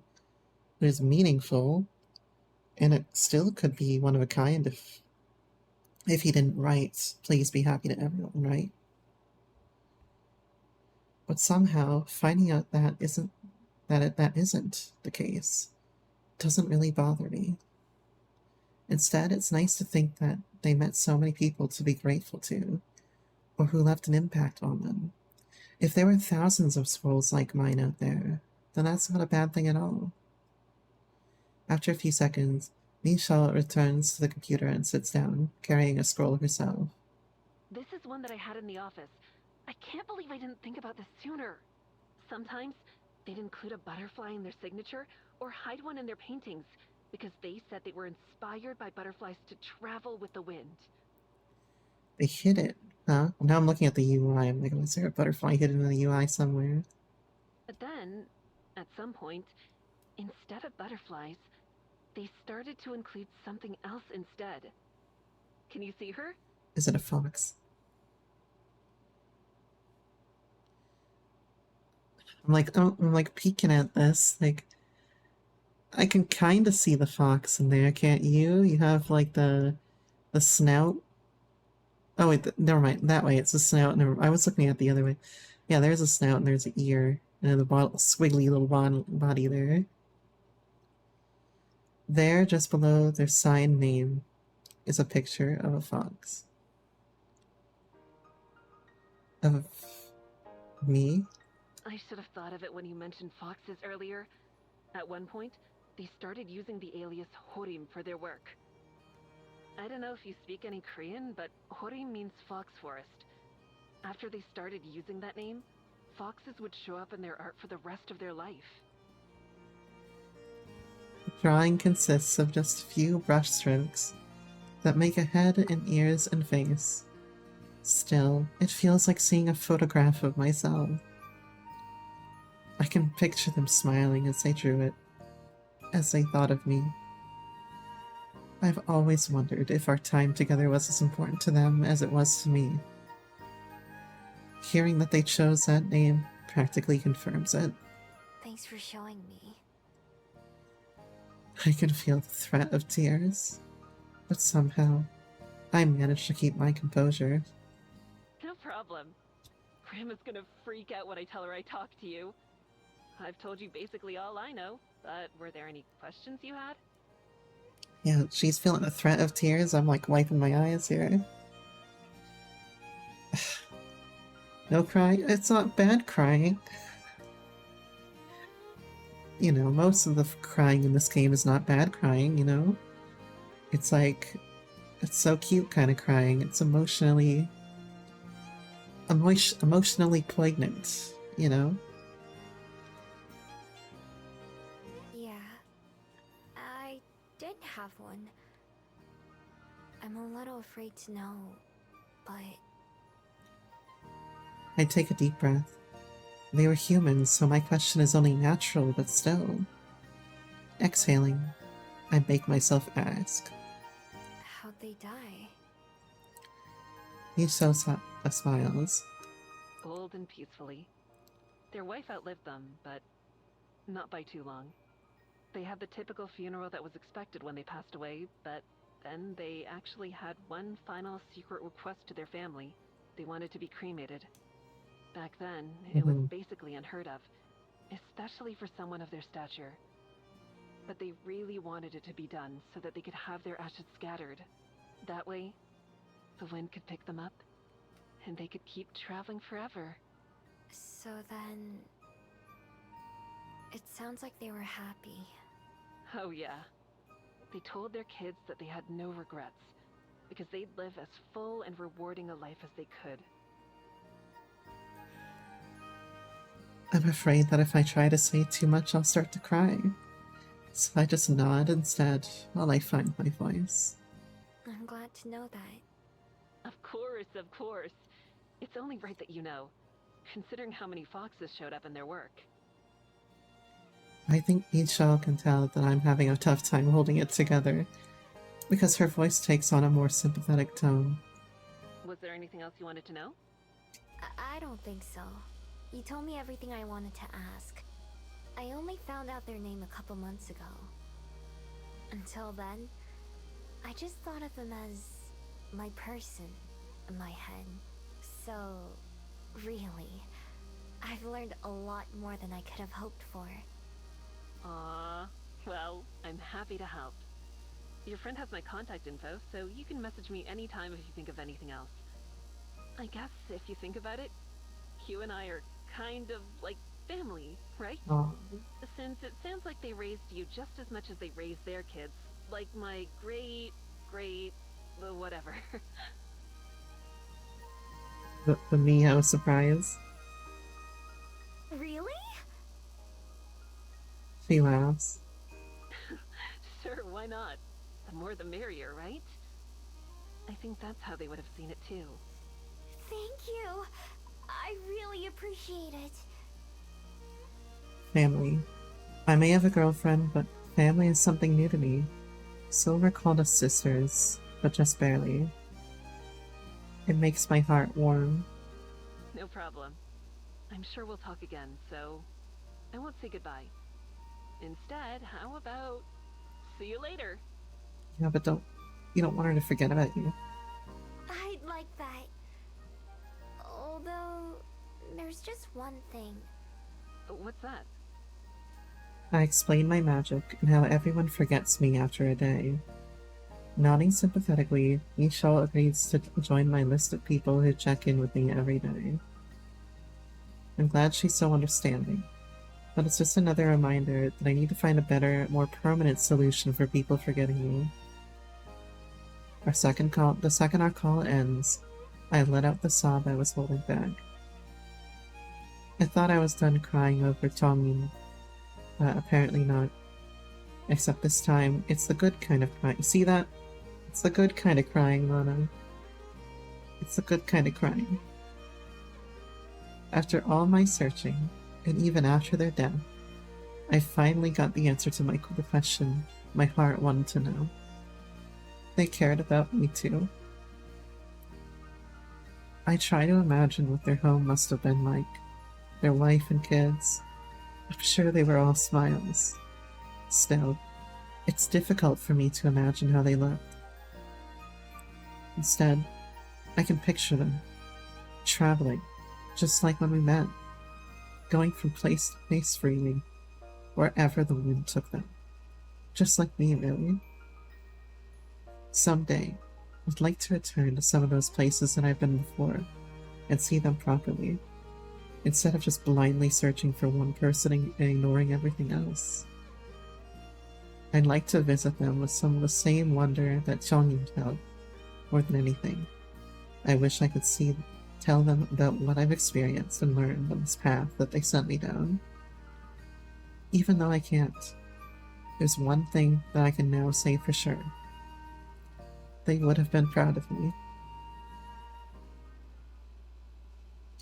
A few minutes later, I'm still trying to pull myself together when the dog comes up to me and paws at my leg insistently. I can't help but smile. Whatever I'm going through doesn't matter to him at all. He just wants to eat or go outside, of course. My life and tears don't really make a difference to him one way or another. And really, that helps keep me grounded. He's got tears in her eyes. I'm glad to have some closure when it comes to Chongyi, and to know that they were just the kind of person I imagined them to be. While their kindness and memory will never stop being special to me, I finally feel like I can say they're in the past. Time passed quicker than I could have ever imagined, but it's still passed. It moved on, and now I need to, too. After wiping my eyes and blowing my nose, I stand up and the dog spins in an excited circle as I reach for the door. He runs right for the kitchen, stopping right outside the cabinet where I stored his food. His nose quivers and he huffs like a pig as he waits for me to catch up. Didn't take you long to get used to this, did it? He barks at me. Just a single short yap, but I can imagine him telling me to hurry up. Is that why you guys bark at me in chat, so you're telling me to hurry up? Alright. Give me a second. I grab a clean bowl from the cupboard and scoop him out some dinner. As the kibble clatters into the dish, he excitedly prances about, getting his snout into the bowl before it's even hit the floor. His tail wags and he chows down, inhaling half his meal without even chewing. I reach towards him, but he growls at me with a mouthful of dog food. Chill, I'm not taking it. I'd pour my own bowl if I wanted some. Besides, I don't think I could stand the taste anymore. Still, I keep my distance, just so I don't spook him. Finally, after he's done, he leaves the He leaves the kitchen. He leaves the kitchen and heads right back up towards my room. He's gotten comfortable here much faster than I did. I wonder if it feels like home yet. After taking yesterday off, I sit down at the library desk with a dog for the first time. He does his usual pacing and sniffing, since this is the first time he's really explored this area. I keep an eye on him while I start on the day's tasks, but he just flops on the floor next to my feet and dozes. Eventually, the first person who needs help comes up to the desk, carrying a couple books with him. Hi there, I'd like to... Oh my god! Sound of a new voice gets the puppy to stand up, and the lady across from me melts when she sees him. He's adorable. Can I pet him? Sure. It's not really up to me. If he doesn't want to be pet, he'll just walk away. The next person to show up does more or less the same thing, and the person after them too. As the day gets later, the library gets busier. At least half the people who've come in have asked to pet the dog. I'm pretty sure some of the help requests I get are just excuses to come see him. He handles it all pretty well though, even leaving my side to go explore and visit with folks himself. Excuse me? Excuse me? A little bit later, after lunchtime, the front door opens slowly. I look up from the form I'm working on to see one of the last people I expected. Silver! She isn't wearing her mask, so I get a clear view of her face as she narrows her eyes at the name, but approaches me all the same. Them ears. That's a little interesting little tuft there. Miho. I haven't seen Silver since Halloween, after she gave back my scroll and disappeared into the night. More than once I've thought about going up to Mount Victoria to look for her, but haven't. It felt like I should give her some space after last night. She stops at the desk, standing across from me. Surrounded by books and other guests, plus being in the broad daylight, she looks a bit out of place. Oh, now I get a silver surprise sticker here. A short bark from next to me startles her, and she blinks in surprise as the dog runs around the desk to stand at her feet and yap at her directly. A friend of yours? Something like that. I found him at the park, and I've been taking care of him for a couple days. He's a dog in the true sense of the word, then. As far as I know, yeah. You finally got it right. Her lips curl, but into a smile and not a sneer. Although she doesn't try to pet him, she looks down at the dog with some amusement. He stopped barking and instead sniffs her furiously, looking between her and me like he's trying to figure something out. He seems happy. You can read his aura? No? I don't need to, though. I don't know if you heard that little tone at the end of her voice right there, little inflection upwards. It's very, very subtle, but it's very different. Deciding she's either boring or not a threat, the dog comes back to my side and lies down again, gnawing quietly on his chew toy. Silver looks back to me, but then her eyes narrow again. Your being. Oh, yeah. I take off my necklace and hold it so she can see the cracks starting to appear. It started doing this a couple days ago. Keeping her distance, she inspects it warily. In the palm of my hand, where the bead itself sits, I can feel a faint pulse like a heartbeat, although it doesn't sync up with my own. So not much longer then. Right. It feels a little awkward to acknowledge, like I'm beating her in a race I didn't mean to participate in. But there's not any point in denying it either. It's like a moth or something over here. Get away. Go hang out by the lamp. I'm kinda scared of what's gonna happen next, to tell you the truth. Scared? Why? Change, I guess. It's a mosquito. Get the hell away from me. You bastard. Oh no. Sky Fox.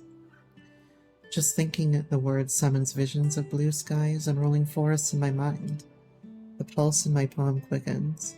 Hey, I have a question. What do you think would happen if I broke it? Broke what? This. Yeah, I want to know too. I hold my bead up closer, and she takes an instinctive half step backwards. If I just crushed it or got rid of it instead of swallowing it. If that's even possible. The spindly breaks that cover the bead make it look like it could fall apart at any second. Like even if a light wind could shatter it. I can only imagine what Silver must be thinking. She's probably shocked that I'm even asking. But she keeps any scorn she's feeling off her face, and finally she shrugs. I know not, nor why you would even consider such a thing. Though I have a guess. The magic within our fox being is as much a part of us as our breath and blood. Perhaps there is no life without it. Or perhaps we'd be no different than beasts. You mean you'd think I'd turn back into a fox? Maybe. Maybe not. I couldn't say. I've never heard of any of our sisters ever trying. A lump forms in my throat that I can't back down. I never thought of that. It makes sense though, huh? Since it was the bead that made me what I am. She jabs a finger in my face, hand hovering over my necklace. Shut up. Huh? I only said it was possible. I doubt it would happen. Either way, how dare you? Your being is but a means to an end. It may have given you a chance, but it was you who took it. Every step you've taken has been your own. It made you nothing but capable. Silver holds her arm out, putting her shining bracelet in the clear view. Whoever or whatever you are now, you can never be a normal fox again, even were you to take the form of one. Still, what power your being does offer has been ever in your service. Should you choose to discard it, I fail to see why it wouldn't respect your final wish. Up close like this, I'm able to see Silver's bracelet clearly for the first time. The light makes it difficult, but not impossible. Although my bean is plain and round, nearly identical to the non-magical ones on my necklace, hers narrows at the middle and then widens again like an hourglass. A few colorful bands run across it, almost too narrow to see. There's a red one, a blue one, even a silver one. When I squint, I can even see a faint spring green one as well. There are others, but I can't see what they are before Silver shoves her hand back into her pockets, burying the light. I put my necklace back on. Thanks. I feel a lot better hearing you say that. I told you so. To think otherwise would be insulting.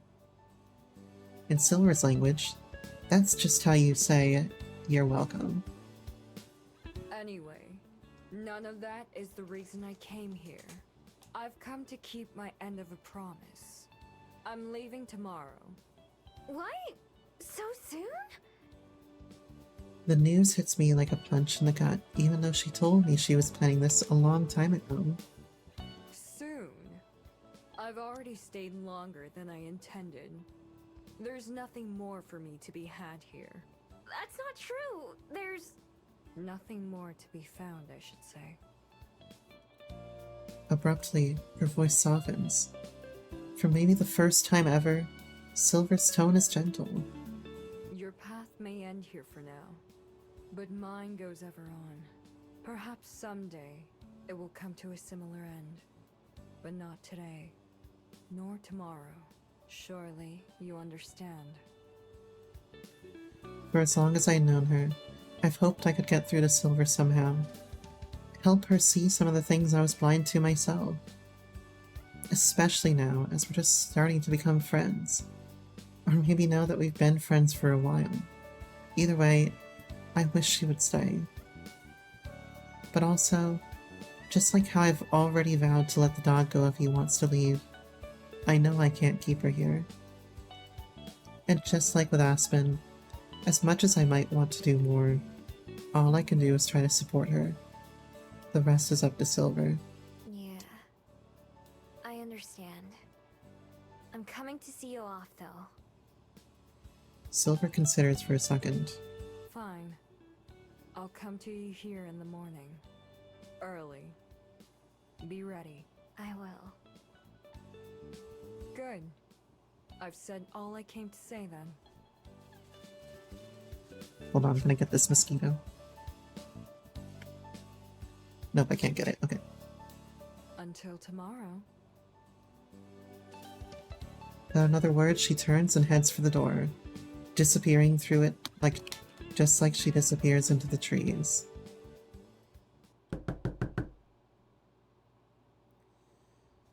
Oh, damn mosquito. I'm gonna find him, like, in my arm somewhere in 2 minutes. In the evening, after the library has already closed, there's a knock at the door while I'm downstairs. It sounds urgent.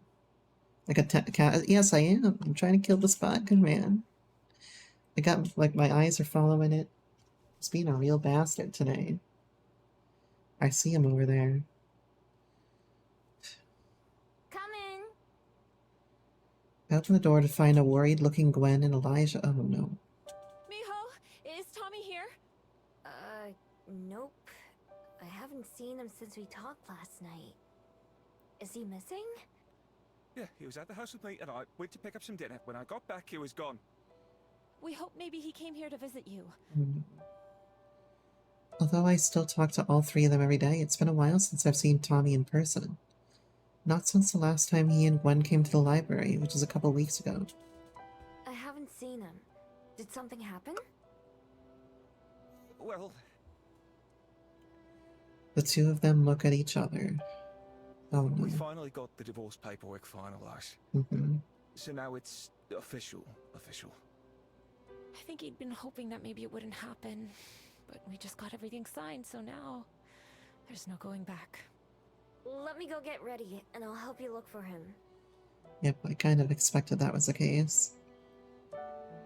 And I have a feeling that we're gonna need Silver's help to track him down. Thank you.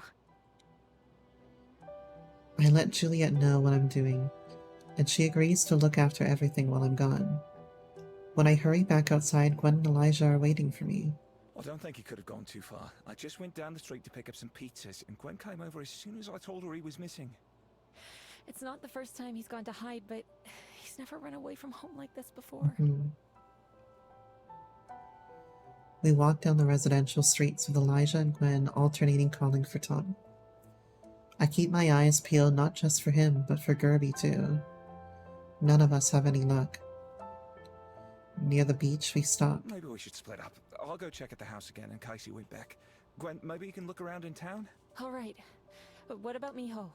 I have an idea, actually. I'm gonna look around Mount Victoria. Okay, We all have our phones, so we can call if one of us finds him. And then we can meet back here, alright? Elijah and I both agree, and then we all go our separate ways. I head straight for the mountain, then veer off the path into the woods. For a while, it seemed like Tommy was coming to terms with everything that was happening in his life.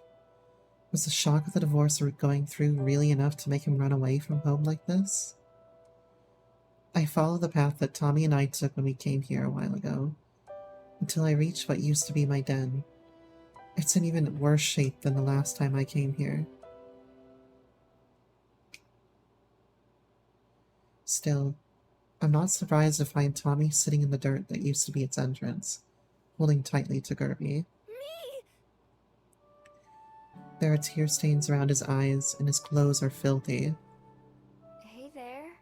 Looking for bugs? He estimates his head. Your parents are looking for you, you know. They came to the library to see if you were there. They told me why you might have run away. Tommy shakes his head again, but more vigorously. I wasn't running away. I was chasing Gerby. The fabled wiggles in his arms. You know how Gerby can fly, right? But look what happens now. Oh no. Cautiously, Tommy stands up and gets Gerby on the ground. Immediately, Gerby starts to rise into the air like a balloon, pulled up towards the sky. Tommy grabs him before he can get too high and hugs him to his chest again. Gerby's not doing that himself? The fabled shakes his head, eyes looking somewhat sad. No, it just started happening. First he kept hitting the ceiling, then when Dad went to go get dinner, he left the door open and Gerby blew outside. Then I had to run to go catch him and we ended up coming here. I was gonna go home, but I don't know what to do. Not Gerby. I see tears start to sparkle in Tommy's eyes again and he sniffles. It's good to know he didn't leave because of the news about his parents. But the change with Gerby is a mystery. Is it okay if we go meet up with your parents? I know they're pretty worried. And we can tell them about Gerby too. Okay. I'm not letting go of him though. I lead us back towards where I split up with Tommy's parents. As we do, I call Gwen first. Miho? Tell me you found him. I did. Yeah. We're headed to the beach now. Thank God. I'll see you there soon. She disconnects and I call Elijah next. Hello? Hey, I found Tommy, and we're going to the meetup spot right now. You did? You're a lifesaver, Miho. Is he alright? Yeah, he's fine. He was just chasing after Gerby. Kirby? I should have figured that out. What do you mean? I'll tell you guys about it in person. See you in a bit. Huh. We are the first ones to reach the shore. Tommy stands with his feet in the water, still clutching Gerby against his chest. He sniffles occasionally, but doesn't cry. Footsteps from behind us signal Gwen and Elijah's arrival. Tommy and I turn around, and both his parents' eyes go wide. Wait, is that? Wait, so they can see him now, but Gerby is just floating off, which means that maybe he's, like, dying? Kirby? The two of them are looking right at the little fabled. As Tommy realizes, expression also changes to shock. Can you see him? Stunned, both of his parents nod. Gerby waves his flower arms, looking thrilled to finally be noticed. Well, I'll be. The little guy looks just like I imagined. Something's wrong with Gerby. If I let go of him, he starts to blow away in the wind. I don't know what happened to him. Is that why you ran out? Yeah, I had to catch him. With a small smile, Elijah steps forward and pats his son on the head. I heard something kind of interesting, actually. I asked a lot of people from work if they'd ever heard of a fable like Gerby. And it turns out one of them had. He said that when he was young, he had a friend just like Kirby, his only friend. They kept him company when his parents were fighting, or when anything else that was bad was happening. Then, once he got older and things weren't as tough anymore, he said his friend had to leave him one day in order to go to help out the next kid who needed someone. He told me that fabled like Kirby stick around until they know that their friends will be okay without them. And then it's time for them to go. It's almost just sad. Sounds like maybe this is that time for Kirby. But I don't want him to go! I want him to stay! Tommy can't keep himself from crying anymore. Although he holds on to Gerby, big tears roll down his face. In his arms, Gerby looks up at him kindly. Sweetie, sometimes we don't have a choice. Sometimes we have to let things go, even if it's hard. From what Dad said, it sounds like Gerby knows you're tough and that you'll be okay, right? Don't you trust Gerby? I do, but... Tommy holds out his arms so that he can face his friend properly. Is it true? Do you really have to leave?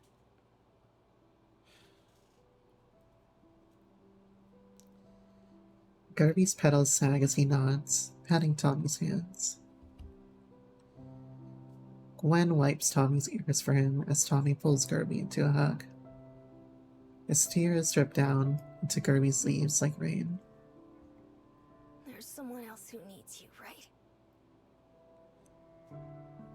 Still close to Tommy, Gerby nods again. Okay.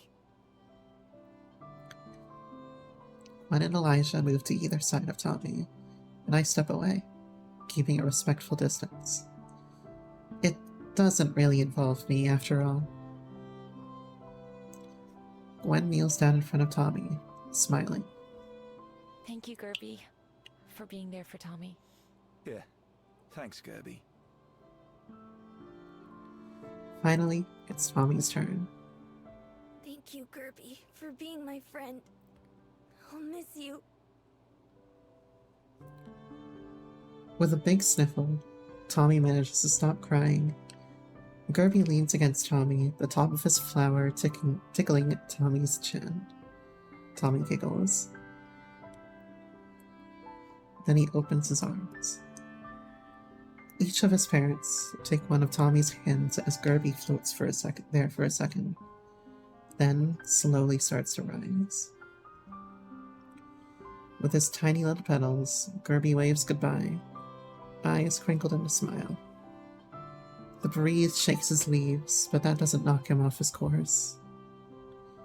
Up, up, up he goes, reaching Tommy's eye level, then Elijah's, and then floating above their heads. From behind them, I can see Tommy squeezing his parents' hands tightly. Bye, Gerby. After a final whispered farewell, Gerby continues to drift up until he's eventually out of sight. Tommy, Gwen, and Elijah remain there, standing in the shallow water. Quietly, I sneak away, leaving the three of them on their own. I'm sure I'll hear all about it later when we have our regular call. But for now, I think they have a few things that we probably want to all talk about together. As I make my way back to the library, I smile, glad that things worked out. It may take some time, but I know that they'll be alright in the end. After all, I trust Gerby too. I got an achievement for that. I guess that I followed their storyline all the way to the end. Judging by the knocking at my window, it turns out Silver and I have different ideas of early. I roll over in bed. Oh god, now the mosquito's back. I'm not totally sure that I'm not dreaming. In time to see Silver gesture at me and then leap from the tree again.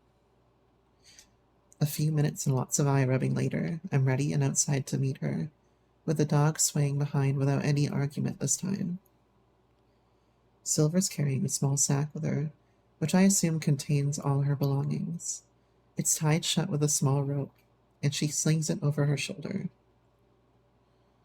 We don't exchange any words of greeting. Instead, we just start walking. As frustrating as it can be half the time, sometimes I also appreciate her willingness to just end a conversation, or not even start one. I don't have to worry about being a good enough conversationalist for her. It's easier to get more out of her silence than it is many others too. The fact that she let me come along on this last trip, much less came to get me, says a lot.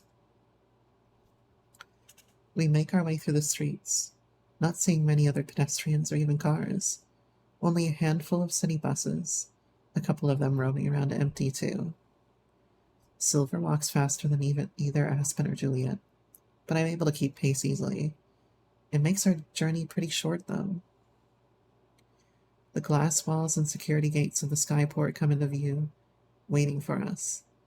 It was the first place to greet us when we arrived, and now it's ready to see her off again. I wonder what Silver's thinking about right now. Is she feeling sad at all and preparing to miss this place? Or is she ready to leave and potentially never return? Hold on. Every single time the mosquito is in kill position, it tricks me. Good or bad, I don't think she'll ever be able to forget her time in Wellington. We come to a stop just a few meters away from the entrance, facing the double glass doors. Our reflections stare back at us. Call me Unbi. Unbi? Inbi? Korean Un for silver, B for rain. Silver rain. Although she doesn't turn to me, I can still see her face turn red in the glass. Yes. It's the name I've settled on. Aww. What do you think? I hope she sees me grin. I think it's perfect. Good. Thank you. I'm not sure what words to say. I've never said goodbye before. It's okay. I never know either. I hope you'll come back someday.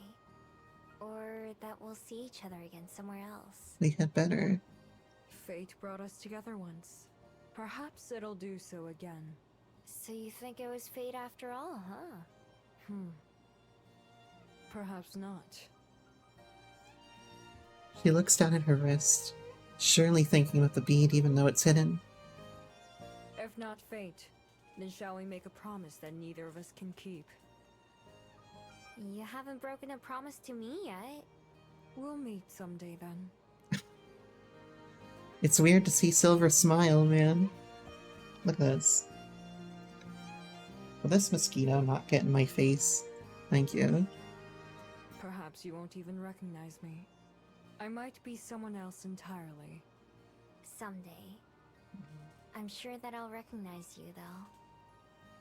Well, Indy's saying she's ready to change, essentially. And that's all we need to know. You might change, but you'll still be you. No Right after matter I say it. Even if I'm Unbi now. You've been Unbi the whole time. Like always, I can tell she's about to leave. Before she can, there's something I have to ask. I might not get another chance. At first, you didn't want me to call you Silver. With your magic, what does a silver aura mean? Our eyes meet in the glass. Finally, she closes hers with a tiny smile. Shame. Oh, I see. I see it. I see it now. Goodbye, Miho. It's so weird to see her smile, man. It's so weird, but I'm just very happy that Silver found herself ready to change by the end of the story. She changed clothes. She gave herself a name. Goodbye, Unbi. Yeah, I'm very happy because of it. takes her just a couple steps to reach the door. They slide open silently, dissolving our reflections.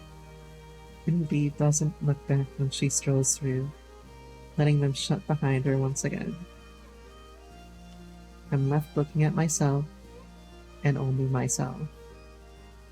Finally, I turn around too, and start making my way back home.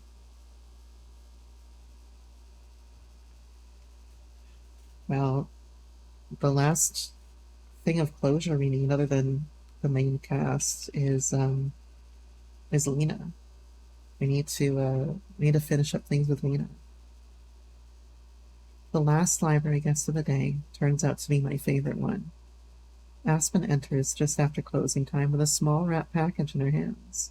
Aspen! I didn't know you were coming. Is it the book? I drop what I'm doing to greet her at the door. The dog comes too, and she stoops down to pet him. Replacing the moisture I lost with those tears. Have I? Oh, I didn't read that first message there. I was like, what the fuck? Oh yeah, let me hydrate real quick. Just because you said something. The mosquito's fucking with me right now, man. Have you ever seen the episode of Breaking Bad where there's a fly in the in like the meth making lab? Have you ever seen that? That's what's happening right now. This fly is like, or this mosquito is like some manifestation of my inner turmoil, and I'm stuck in my meth lab with this mosquito, just like can't kill it in any way possible. But my meth lab instead is a stream where I'm playing a really cute LGBT visual novel. And you know, I'm like the I'm like the VTuber catgirls of Walter White, you know? It's gonna contaminate the visual novel. You have not, but you have one similar, yeah. So, that's what I'm going through right now, man. What do they call the episode of a show that takes place in one set again? Because that's what's happening right now. That's because I wanted it to be a surprise. Also because I wasn't sure I'd be able to get off work in time. But we managed. Ooh, a surprise? She shakes the box she's holding. Its contents rattle generically. Right. I have a present, but I'm afraid it's not for you. Oh, it's for the dog. For Juliet? Aspen just smiles in response. She takes my hand and I let her lead me towards the kitchen. The dog follows behind us. Juliet's already there. Ah, Aspen. Good evening. Oh, for the blood drinking dog. Okay. Hello, hello. Oh, that makes sense. She sets the box on the table and then takes a seat with a sigh, just like she was showing up for breakfast. This is the first time I've been able to sit down in hours. Thank you for joining us. I'm sure you must be exhausted. It's fine. This is important after all. I'm totally confused by now. Wait, Juliet knew you were coming? I thought your present was for her. Nope. I just said it wasn't for you. Although you'll still need to open it because it's for him. Okay, so it's not for the blood-sucking dog, okay. It's for the kibble-eating dog. I love Aspen. Or sorry, I love Juliet. And no, I'm a simp for vampires. She gestures at the puppy, who's been on the ground, chewing his own foot. Aspen slides the box across the table towards me, and I lift it up. It isn't very heavy. With Aspen and Juliet watch me eagerly. Here goes. I slice a hole in the wrapping paper and then rip it all away in one go. Beneath is a box with brightly colored letters. I try to sound them out slowly. Deluxe printer ink cartridges. Wait a second. Aspen, who'd been leaning forward in anticipation, deflates a little. Not quite. That was the only box I could find. Open it up too. I used one of my nails to cut the tape on the box and pop it open. Inside are a small collar and a leash. I lift them out gently. It says, 4 Venus subs. It might be a little big for him now, but I thought he'd grow into it soon. I'll grow into it Without soon. having him with me, I just had to guess what the right size was. I look from Aspen to Juliet to the dog, and then back to Juliet. Does this mean... Indeed. They're gifts for the newest member of our household.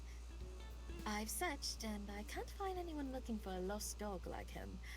Nor has anyone reached out to me about it either. It is quite both stereotypical and quaint that the lesbians end with 2 cats and a dog as their children. As he's already house-trained, he clearly lived in a house at one point. But it seems that was a long time ago. I don't believe he'll be going back. And No. besides, he seems happy to be here. He's already found himself a home with you. The dog himself gets up and comes to sniff the accessories in my hands. While I'm sure I know the answer already, I feel I should ask all the same. Would you like to keep him? I look down at the animal beside me.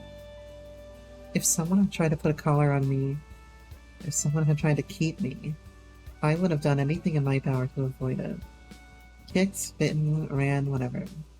There's no way I'd have allowed someone to control me like that. But he's not me.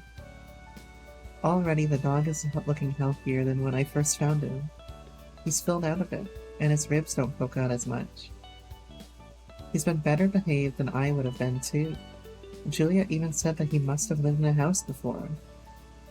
I've seen that he doesn't always know how to take care of himself, either. If I hadn't taken him from the park that day, it could have been a matter of time before he got hurt, like when he almost got hit by a car. I grew up in the wild, always looking after myself, but he needs a little help. When I look back up at my friends, their faces are slightly concerned. They probably expected me to answer yes right away. I want to keep him. But what if he doesn't want to stay? He's been comfy here so far, but what if that changes? Why not ask him? He doesn't know any words like Percy and Byron. I just talk to him anyway. It's not like she can ask him in fox form. Those two are very well spoken, I'll have you know. But that's not what I meant.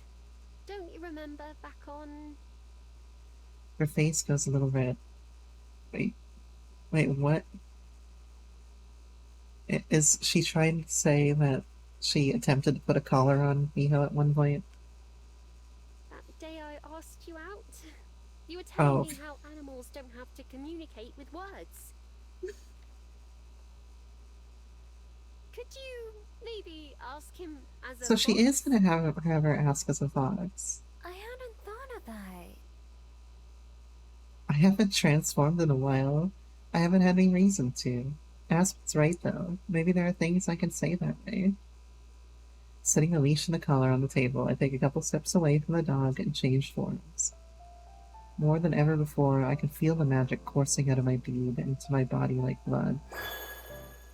The sensations of my limbs shortening, of my face changing and fur growing out, stand out more than usual.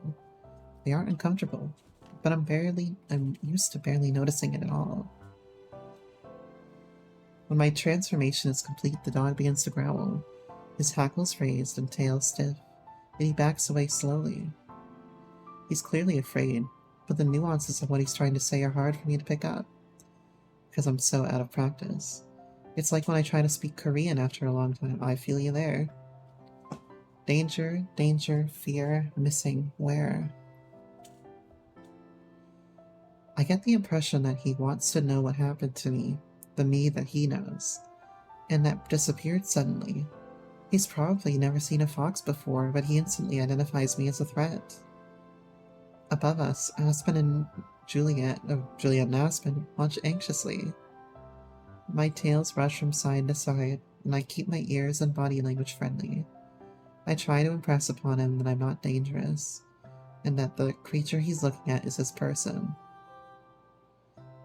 Doubt, danger, fear, doubt. Instead of growling or barking or any of the other sounds I'd make to talk to the other foxes, it's more like I have to will my thoughts across to him. I try to convey that he can trust me, that he knows me still. The growls soften, but he keeps his distance and fur raised as he sniffs the air. Doubt, trust, doubt, danger. Just a couple inches away, I stop and lay down on the ground, showing that I trust him in return, and know that he's not a threat to me. Doubt, trust. Finally, he approaches me, and his nose goes still. We look into each other's eyes, and then he gives me a gentle kiss on the snoot. Trust. I nuzzle against him, showing him that his faith was well placed. As I do, I try to convey other feelings to him in the same way as him. Home, I tell him. Stay. I ask. Home, stay safe. I imagine him settling down here like I have anything, or up. I imagine him settling down here like I have until everything is familiar. Going to sleep well fed and safe and waking up rested. Maybe he had that before. If so, I don't know how anyone could have just abandoned him and left him to fend for himself. I don't know how they could be so cruel. If there's one thing I can promise, it's that I'd never let that happen. Even if I couldn't take care of him myself anymore, I wouldn't just abandon him. I wouldn't just leave him alone. His tail thwacks against the wall as he wags it. Now that he's figured out who I am, it doesn't seem like he has to think about it too hard. Home. I transform back into my other form. This time he doesn't seem bothered at all. Picking the leash and collar back up, I finally smile at Aspen and Juliet. He's gonna stay. Let's go. Aspen helps me put a collar onto the dog, and then we head out into the backyard with him. Psst. I'm glad it fits all right. He doesn't seem to mind too much either. Yeah, that was pretty easy. Maybe he's used to it. He's got a collar now. Or maybe he knew you were doing something good for him. Aspen and I sit down on the steps while the dog runs around. He finds a ball that he left out there earlier and brings it over to me to throw. I toss it, but not too far, and he hurries off to get it. Have you thought about what you're going to name him? No, not really. I guess he needs one though, huh? Just grabbing something over here. It's better than just calling him the dog all the time. Right. Well, if I was gonna be consistent, then I should probably call him Og or Uppy. Uppy. Aspen laughs. Perfect. I know who to ask if I'm ever struggling to name a character someday. Oh yeah, that reminds me. Before she left today, Silver told me she'd picked a name for herself too. She chose Umbi. It means silver rain in Korean. That's gorgeous. I like that she kept Silver as part of it. I suppose that means you helped name her too. Now that I think about it, she did leave shame in her name. But I suppose you can think of it as like... I guess you can think of it as like the storm before like everything then gets better. In a way. Right? Like a silver rain number one is not super dark. If you're thinking about like silver colored clouds. So you're either at the beginning or the end of a storm. Shame being washed away, yeah, like shame that will soon end and become sunny, right? Well, we got someone to delete real quick. Bam. I don't need your free viewers. But yeah, I had to parse that out a sec, because I didn't really think about it too hard up to this point. You're right. I wonder if she thought about it that way. I'll bet she'd change it on the spot if I ever asked her. Holy shit. 3 in a row, that's a new record. I wish you could have talked to her more. I wish I could have too. I'd have liked to know her better as well. For her story? That's part of it. But it's not the only reason. From what you've told me about her, she seems like a good person deep down, who hasn't had the opportunity to express that much. She seems like someone who could have come to be an important part of our lives. Not to say that she isn't already important to you. Like him. Not too far away, the dog rolls around the grass, kicking his feet in the air. I know, right? There's a whole, like, fleet of bots coming in right now. My dog. Yes, exactly. You said it yourself about Unbi. The two of you are like family. And now, this fellow is part of the family too. I pat my leg, and the dog instantly sits up to walk over to us, greeting each of us with a lick of the hand. I think about what Juliet said a few minutes ago, when she was telling me he could stay. Suddenly it comes to me. Happy. Happy is the name of the dog? His name is Happy. Mr. Happy? Does he make Final Fantasy XIV guides? Happy looks up to me, his tongue lolling out on the side of his face in a smile. Aspen giggles. Do you like that name? I ask him the question, knowing that I won't get an answer. Still, it just feels polite to ask. Even though I chose to do it as a human, not a fox. I'm sure he does. A saying that I appreciate is that names are a gift that someone gives you. And if it doesn't fit, you can exchange it for one that does. The title's both about the dog and about the scroll. In this case, I think it suits him perfectly. Watching the dog close his eyes in comfort as he keeps getting attention, I'm glad that Aspen agrees. Now that you mention it, I've done a lot of name exchanging too. You only started going by Miho here in Welly, right? Welly. Yeah. I'm surprised you remember that. She taps her forehead. I'm good at remembering important things, and Miho things are important. She has a 5 head. I lean against her, resting my head on Aspen's shoulder. I think I like being Miho. All the good things in my life started happening after I picked that name. I like you being Miho too. The two of us sit for a while more, playing with Happy, until he gets too tired to keep chasing the ball.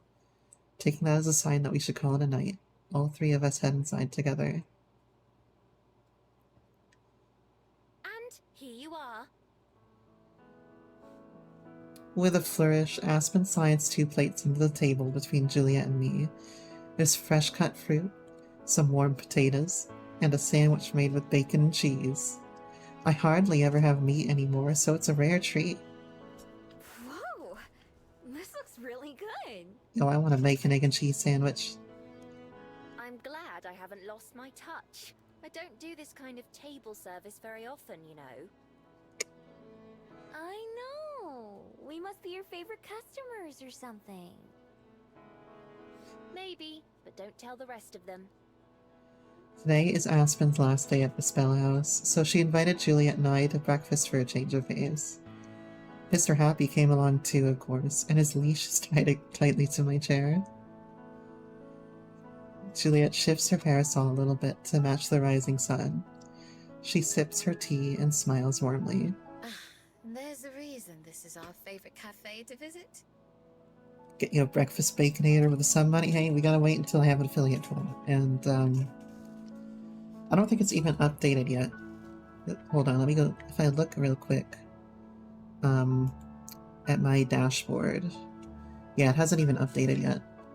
It usually takes about, like, 6 to 12 hours to update. Soon to be second favorite, I hope. Aspen leans against the railing, looking up at the sky. The sun really highlights the bags beneath her eyes, and all the small things. Now I'll get Blink-182 in my head that probably only I notice, such as how her apron is tied more sloppily than she usually likes, or how how her hair is done up roughly. Still, even this close to her finishing line, she looks a lot happier than she did when she was working on her book. Happier and more content, instead of looking like she's going to fall over at any moment. There's no one who deserves it more. She couches me looking at her and pretends to glare. Your sandwich is getting cold, Miho. I worked hard on that, you know. Sorry. You know, sometimes we have to let our food get cold so that we can gawk at our girlfriends, you know? I lift it up and take a big bite. Just like the strawberry croissants, it's messy but delicious. The same here. Don't they make anything to eat here that doesn't come with a stack of napkins? I still managed to finish it in a hurry. That was so good. I didn't even know you had them on the menu. Or I'd have ordered one before. Hold on a second. Nope. It's not on the menu. It's just something I put together myself. I had to mark out a lot of different items to make it. But if you think so highly of it, then maybe I'll think about adding it to my store. You should. I'll eat one every day. You heard nothing. Every day is an awfully long time. It was that good. I saved a little bite for Mr. Happy, who's currently protecting us from everyone who passes by. He doesn't bark or growl, but he keeps pace with them, walking as far as his leash will let them before going back to the start. I see this mosquito get fucked. He never tries to go too far, though. Happy! He tilts his head and then comes running, and I hold out the treat on the palm of my hand. Being as careful not to bite as he can, he pulls it away with his tongue and munches, well, happily. Perhaps you should consider a dog-sized version on the menu, too. That would be the most adorable thing my team ever hated me for. I should make sure to keep some dog biscuits, though. I'll have to write that down. From one of the pockets on her apron, Aspen retrieves something I haven't seen in a while. A small notebook and a pen. She starts to write something down and then freezes. Oh, Juliet, I just remembered. Yeah, while we were saying that line, I like clocked it. I have like I took like a card or something, I get well card, and clocked the mosquito with it. So if that isn't irony, I don't know what is. Setting the book on the table, Aspen hurries into the cafe. Juliet and I both watch her go. Even Juliet seems a little surprised. But 10 seconds later, the door flies open again and Aspen is back, carrying a different piece of paper. Regina approved my idea to put a reading corner in the new store. Let's go. I was wondering if you would let me borrow a few books to stock it. Maybe it could even be an extension of the library. She holds up the paper, showing us a sketch of what it'll look like. Several wooden shelves line one wall. On the other side is a tall bookshelf that separates the reading spot from the counter and kitchen. It hasn't been set up yet, but they'll be installing it tomorrow. So on opening day, all that will be left to do is fill the shelves. Yeah, this is the highest quality cafe like that I have ever seen. If they're gonna have like half a bookstore kind of thing, like Regina must be loaded, number one, and they must have great support. Juliet claps with delight. I love that idea. It would be my pleasure to share our collections. Or, you know, maybe she has a lot of money left over or something. Aspen beams, and I can't help but smile too, both of them. I know that in a sense this is another dream come true for Aspen. Why don't you come by tomorrow and pick out a few, and we can bring them to you at the opening? That sounds great. I already have a list somewhere. I started daydreaming a little bit when I first came up with the idea. I sit back and listen to the two of them chat about books for a while. It's nostalgic. All the names and titles go over my head, as unknown to me as they were months ago. This time, though, I don't mind. I don't feel left out. I wait for their conversation to reach a lull before clearing my throat. There's something I want to talk about too. Something I've only become more sure of since yesterday. Hey, speaking of new jobs and stuff, I've been thinking about maybe trying something new instead of working at the library. If Juliet doesn't mind. Of course not. Please, follow your heart, and I'll always support you. Is there something in particular you want to try? You know, best vampire MILF mom ever. Yeah. It's something I just thought of a couple days ago, but that felt right as soon as I did. On the ground beside me, Mr. Happy hasn't left since I gave him that bite of sandwich, even though he hasn't gotten anything else since then either. It was something this guy made me realize I want to do too. Animal I rescue? want to try to help out at the nature preserve. Hell yeah.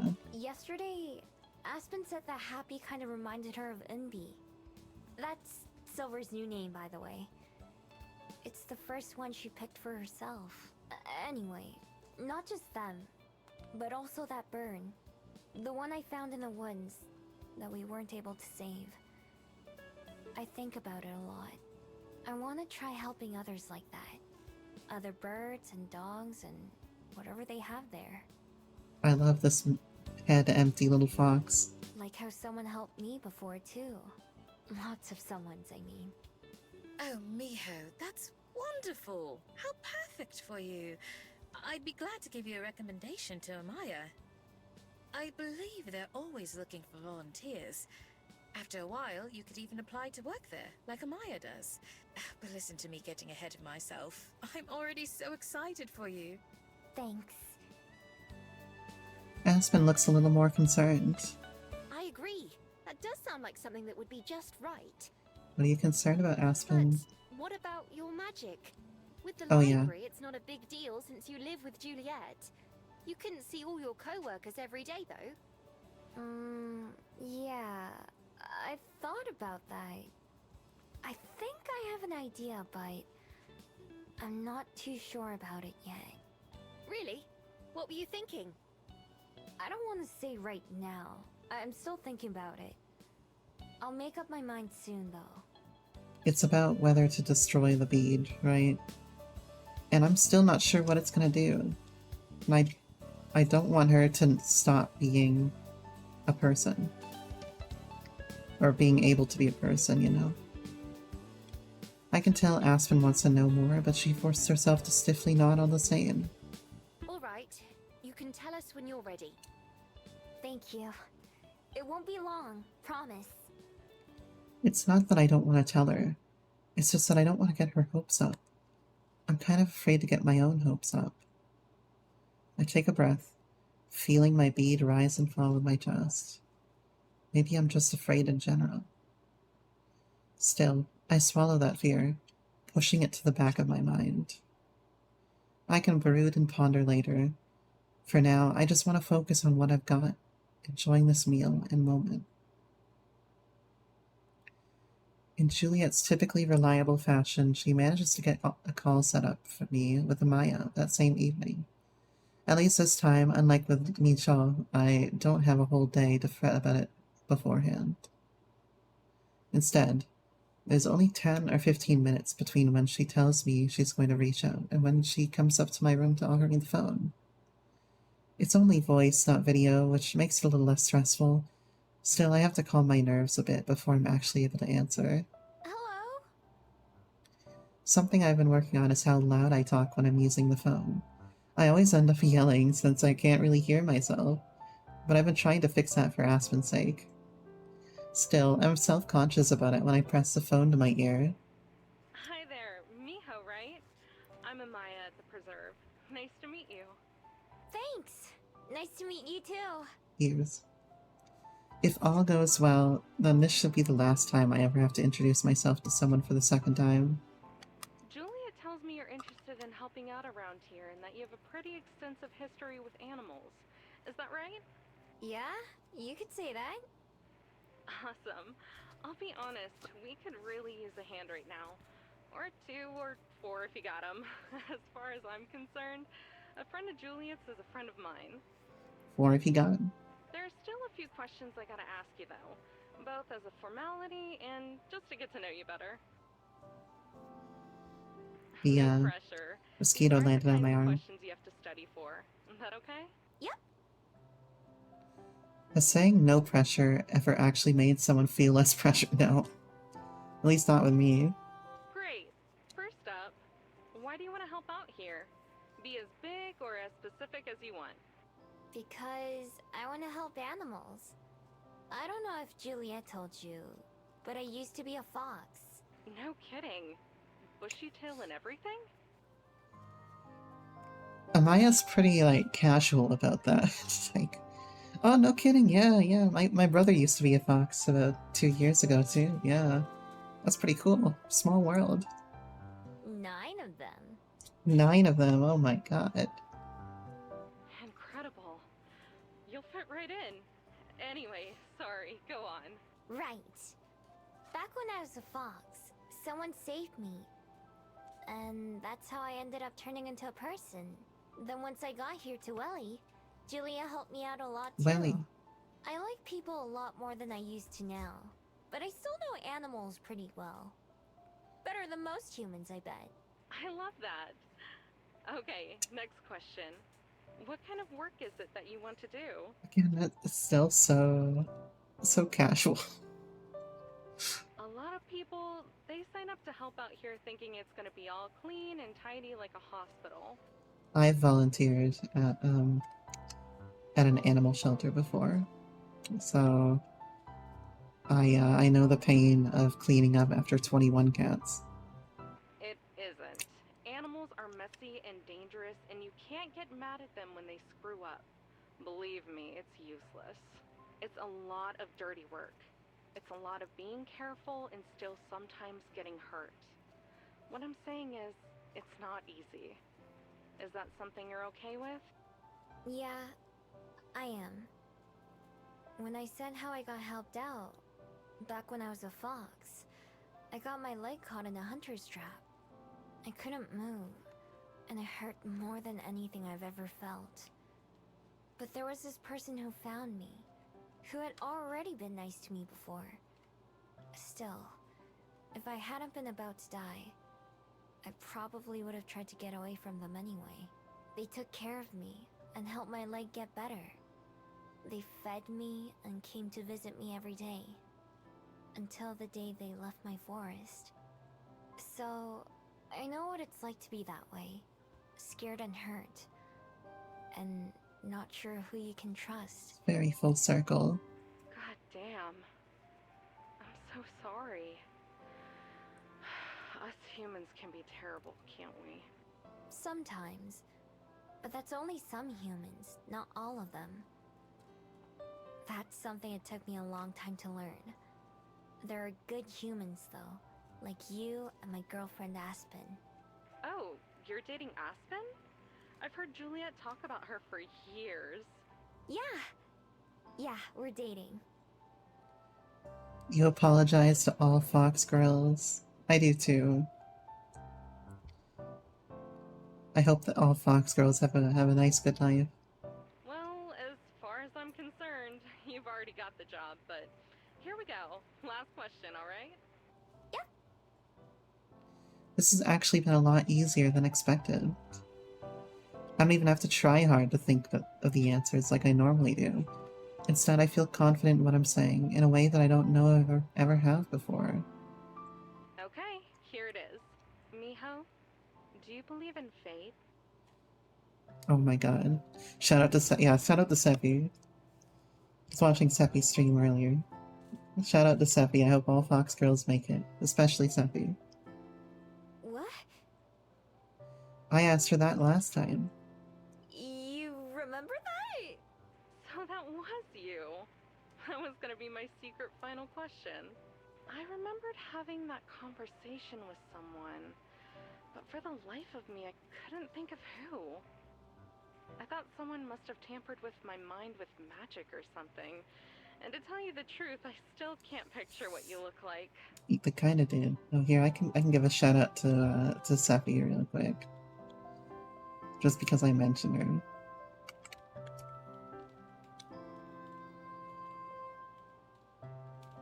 There we go. I got the right channel, correct? I didn't misspell it? Yeah, I didn't misspell it. We're good. We're good. Oh, you're exactly right, actually. I have this, I guess you could call it power, where everyone I meet forgets about me in a day if I don't see them again. That's what happened to you. I'm surprised she added it to the thing, to like the interview, but like maybe she had a feeling that she would because it was connected by Juliet. She's quiet for a moment, probably thinking about what to say. In that silence, I make up my mind. But I think I've figured out a way to get rid of it. I'm going to try it tomorrow. So hopefully it won't be a problem.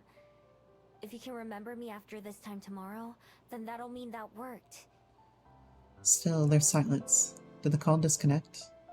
Finally, she clears her throat. Alright then, Miho. Her voice sounds rough, like she suddenly caught a cold. My hair stands on end. Wait, is she crying? I hope I'll give you a call tomorrow then. But first, you have to answer my other question. Why is she crying? It's not the usual third question we ask, but I figure I don't need to ask about a time you met an animal in need. Oh, right. Oh, she skipped the question, essentially, so it brought out a new thing. Once again, this question is easy to answer, but it's for a different reason. I don't know. But I don't think I care. Because either way, I'm still living my life. If there's magic or something else, then that's not really up to me, right? I suppose, like, my answer would be, like, it doesn't matter. Right, because if I'm fated to do something, I'm gonna do it anyway. If I'm not fated to do something, I'm just gonna do what I intend to do. I'm gonna perform the actions I intended to perform. Doesn't matter. Like, if that makes sense. That's my answer to it. So, I like what you said last time. Either way, I just want to be... Fulfilled? Yeah, like Aspen and Juliet. Well, if there's one thing we can offer you here, it's that. Also a small salary. It's not gonna make you a millionaire or anything, but it should more than cover the bus fare or beer money, whichever you need more. Don't drink beer. Really? I thought it was all volunteer stuff. We usually start them off that way. Helps figure out which ones are serious about it and which ones are just looking for a summer job because mom said so. But I get the feeling you're gonna be a long hauler. What about you? Now I have to pause to think about it. Working at the library is the longest I've ever stuck with something, and that's only been a few months. What Amaya's talking about is a lot longer than that. After spending most of my life not thinking of beyond the next 24 hours and spending my time here, taking my daily life for granted, I haven't had to think long-term too much. Other than making sure Aspen, Happy, and Juliet are part of it, the future hasn't been that important to me. I need to start changing that though, especially after tomorrow. So maybe this is a chance to start off the new year with something else that's different for me. My New Year's resolution, Aspen called it. Yeah, I'd like to be. Super awesome, great. I haven't been this excited about a new hire in a long time. Thanks. I'm glad we're not on a video call so she can't see me blush. I'll have to file some paperwork to make it official, and get the okay for the expenses, all that boring stuff. I'll try to get back to you tomorrow, end of the week at the latest. Sound good? It's the second time I said official. Yep. Good. You better get that magic thing taken care of, Miho. I'm gonna write myself a note to be sad if I forget about you. Hey, go get yourself checked out for that magic there, buddy. You got it. Oh, sorry, I went into Mr. Donovan. Back in Valhalla. Serving Donovan D. Dawson. Good. Talk to you soon then. See you later. The call ends and I immediately sigh once again. Of course, I can't blame her, and she makes getting rid of my magic sound so casual. In reality, that would be my biggest change in my entire life, even more than becoming a Gumio in the first place. It's the change that I need at this point in my life, though. As both Aspen and Juliet love to remind me, it was my path through life that made me who I am today. However, that person isn't the same as before. The things that matter to me now meant nothing back then. So it seems logical to me that my need to transform steel and be forgotten is strange too. I'm grateful for everything my magic and bead have done for me. But they're the final step from that path that I need to move past. Plus, if B is right, then they're not separate things I'll lose. They're just parts of me that change too. Feels a lot more comforting, I think. Since Happy left with Juliet when she brought me the phone, I have a rare moment to myself. I remove my necklace and hold it in my hands, something I do quite a lot these days. When more cracks have appeared on my bead, it's broken in as many places as it is whole. Light leaks out, shining on my palms. The bead looks like it fall apart at any time, fragile, like a human. Something would happen if I broke it. I'm sure of that. Something will happen when I break it. Tomorrow. I've already given myself that deadline by telling Amaya. It's short, but it's less time to dread it and change my mind. Enough time to tell Aspen and Juliet, though. I want them to be there when I do it, too. I don't know what will happen.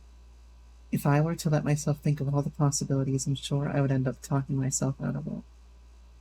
Instead, I choose to believe what B said, and what makes the most sense to me, but it would never make me into something I didn't want to be. I'll choose my own destiny instead, my own fate, whatever it may be. After months of practicing, the day of the play finally arrives. Our performance starts in the evening, but I have to be there a couple hours early. Aspen promised that she'll be there in the audience to support both me and Nina. Juliet will be taking care of Happy, so she won't be able to make it. Even though I explained again and again that I'll just be standing there when I'm on stage, they're just as excited as what they were when I first announced I'd be participating. I'm glad that they'll be there, though. The last hour or so before showtime's a busy one, with lots of the cast running around doing last-minute preparations or run-throughs. I just try to stay out of the way and help out if asked. We made the change from practicing in the park to practicing on the stage really easily, and by now the whole production is pretty smooth. I make the mistake of peeking out from the curtain before it begins, and see that almost all the chairs in the audience are filled. I even manage to spot my people, although they don't notice me. I head to a corner backstage, doing my best to stay out of everyone's way. Cyrus has been walking around, checking in on each cast and crew member in turn. He still hasn't gotten to me when Lena hurries over.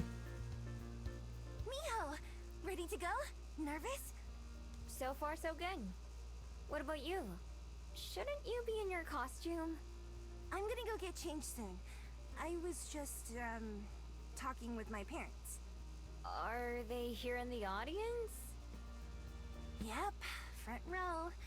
I think they were more excited for me to be in this play than I was. Oh yeah, I was thinking for a second, he also have Harvey parents, but they're swans. I know exactly what you mean. I'm glad I did it, though. Yeah, me too. They said they're glad I found something I like. Although I know they still wish it was ballet. I guess me being up on stage is still good enough for them. You're okay with that? Yeah, I think I am. I mean, it was my decision. I probably won't be in any other plays anytime soon, though. I just had this intrusive thought again that Lena should be a streamer, and that she probably grows up to be Streamer-chan. That's too bad. You're really good at it. But it's okay.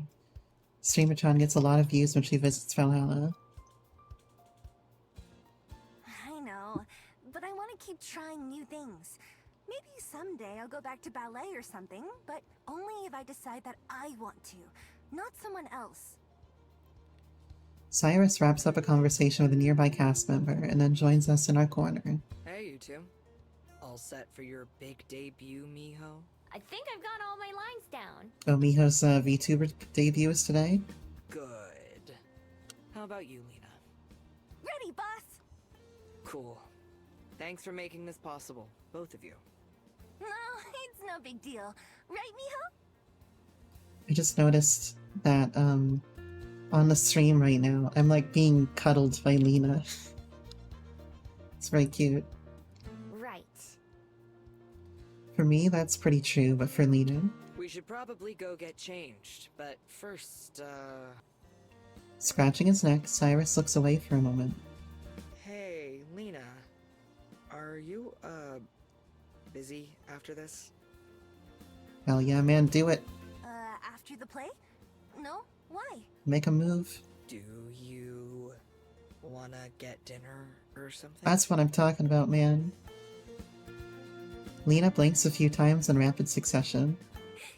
Yes! Let's do that! Yes. Okay, I'm gonna go get ready now! Face red, Lena runs off, with Cyrus and I staring after her. The dressing room's the other way. A moment later, as Lena zooms past us going the opposite direction. Will this mosquito stop it? Oops, it's this way. She disappears into another room. That wasn't weird, was it? From me, I mean. Nah, I think weird is like her normal anyway. I think she's pretty glad you asked her. I kind of had a feeling after she gave me that painting a while ago. Part of the reason I wanted her to be in this play was so we could hang out more. But it's been kind of tough. Don't worry. I think it'll all work out fine. Cyrus nods. Well, I'm gonna go get dressed too. See you on stage. See you! Cyrus leaves, and I spend the last couple of minutes alone. It's taken a while to get here, but it seems like everything's turned out alright. Lena's all over the place and hard to follow sometimes, and Cyrus is like her opposite. They're both nice people though, and I hope that them getting dinner later is just the start of something between them. I think they'd be good for each other. Eventually, it's time for me to go get ready as well. In the dressing room, I put on my stiff tree costume and take my place backstage. From the other side of the curtain, I can hear the low rumble of the crowd talking. As the lights dim, the chatter does too. Looking around, I see Lena, all dressed up and ready to go. She gives me a big thumbs up. At the front, Cyrus faces everyone with a small smile. Showtime. Showtime. We all get into position and the curtain rises. The music begins and Lena soon takes her place on center stage.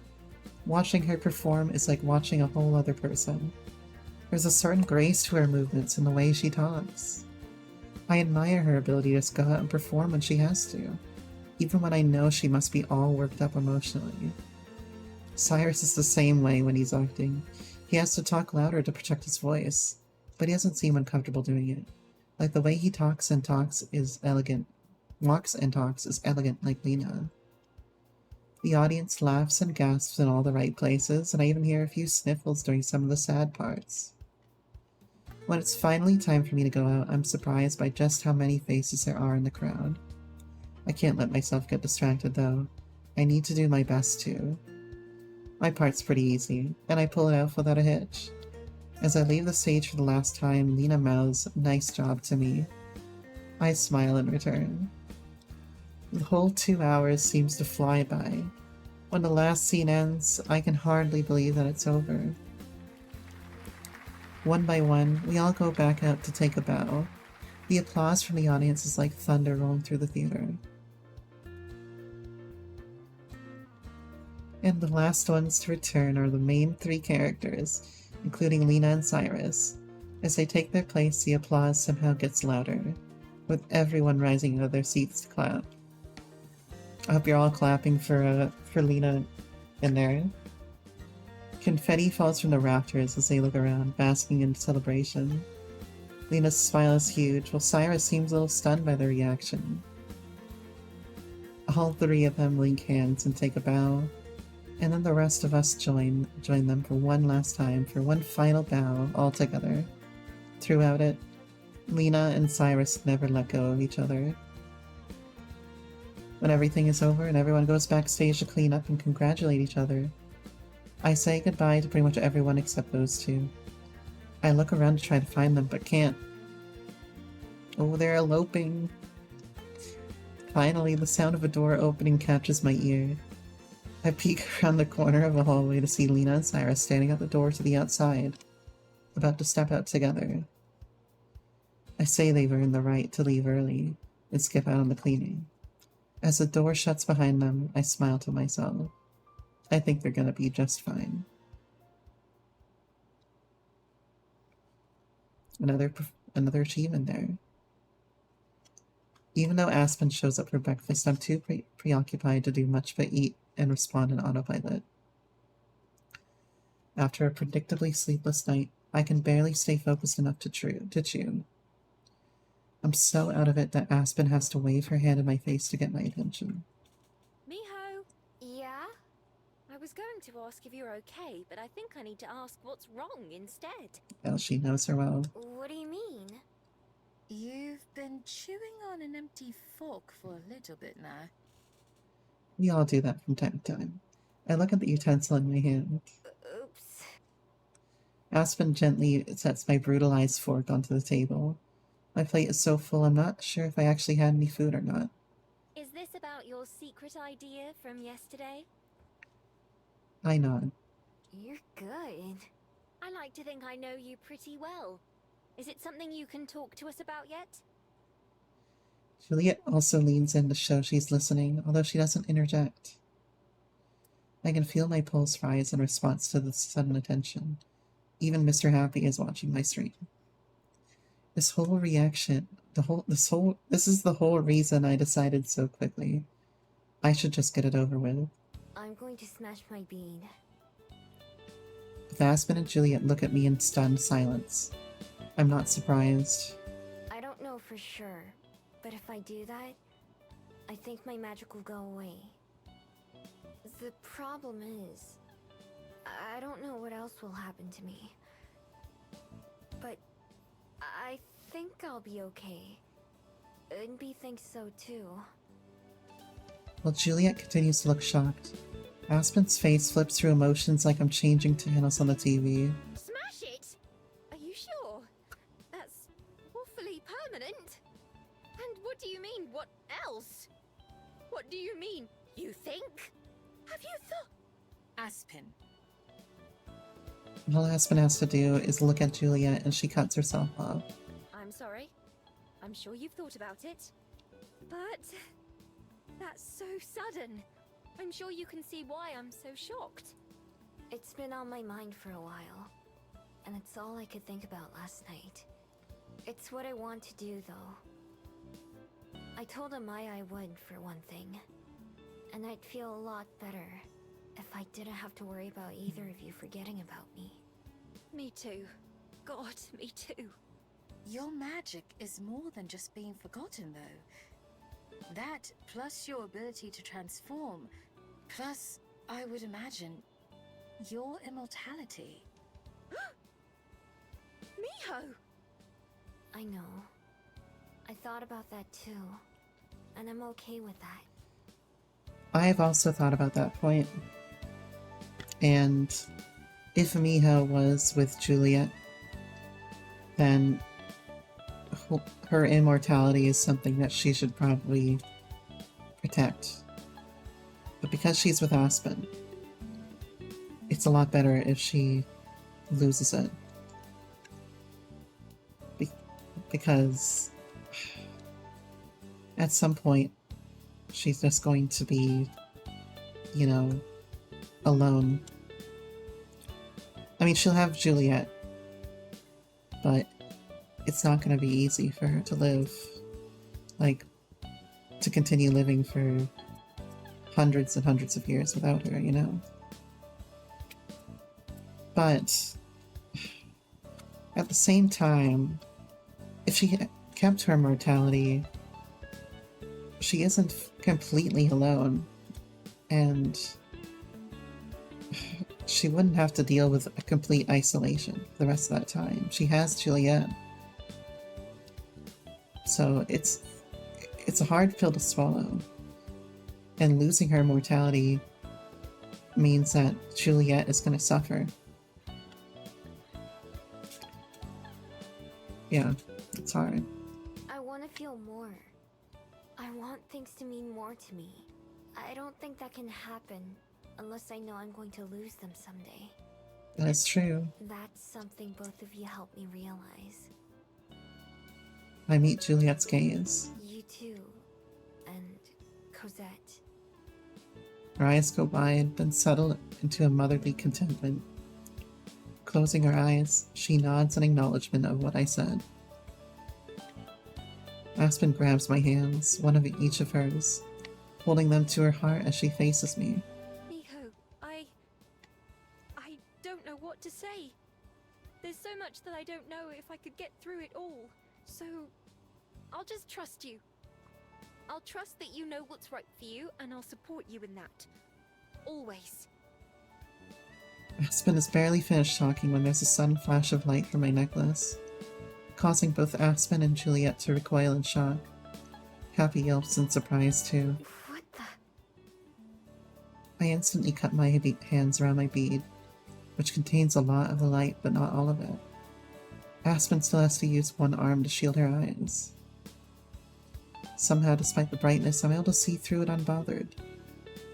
The beard seems to be shaking, and I don't think it's because of my hands. But it's whole. But just barely. It's had its fill of whatever it was looking for. I can feel it. It's needy. The magic within it wants to burst free and escape. All three of us exchange a look, knowing that it's pointless to say anything else about the issue. Whether it's instinct or just my own inner strength, I grit my teeth and stand up. It's time. If I have to make a choice, I'm saving. But I think I'm gonna break it anyway. But it's still a very hard choice.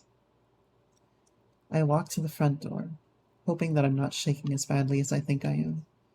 Aspen, Juliet, and Happy are right behind me, but I don't look back until I'm out the door, standing in the sunlight. Aspen comes to my side, gripping my arm as she leans in for a kiss. Closing my eyes and focusing on the feeling of her against my side, I feel the storm in my belly calm down a little bit. Little claws dig into me as Happy stands up on his hind legs, pressing his paws into me as well. Juliet remains in the doorway, just out of reach of the sunlight, but I know she's watching anxiously too. My hands are trembling as I reach for my necklace. Aspen places her hand on mine, steadying it as I undo the clasp. The first time since I slipped it on, I carefully remove my bead and set the rest aside. It's strangely heavy in my palm. Maybe I shouldn't call it strange. It's carrying a lot of memories in it. Still, it's small enough that when I curl my fingers, it's hidden entirely. Closing my eyes, I take a deep breath, and then another, preparing myself for what I'm about to do. Wait! My eyes shoot back open. Before you do, there's something I have to ask. I'd regret it forever if I don't. What is it? You can ask me anything. She looks conflicted. I have no idea what her question could even be.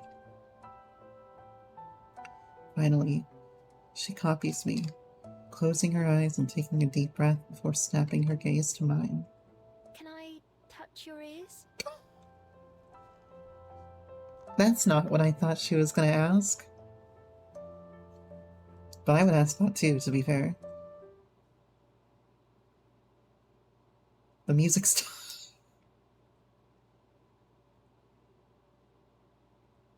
Huh? I've just... Okay, let's face it though, Aspen is all of us. For as long as I've known you, I've wanted to ask. But it seems so rude, so I kept putting it off. I can't put it off anymore, though. I take a second to process what she said, then I burst out laughing. Of everything that she could have said, it's made many themes. That definitely wouldn't have been one of my guesses. She looks so guilty about asking that it makes me laugh even harder. Till I'm doubled over and unable to stand up straight. Tears start to stream from my eyes, taking a lot of my tension with them. I can only nod in response, unable to actually answer Aspen's question with words. After a couple seconds, she can't help but laughing either, even as she approaches me. I force myself upright, at least a bit more, and I tilt my head for her. Her fingers hesitantly settle on my ears, and she scratches a few times, the same way she pets Happy. I can see why he likes it so much. Aspen doesn't spend too long before moving away from me. She looks a lot more relieved too. Okay, I've gotten that out of my system. Why don't you? Miho! She gasps and points at my hand.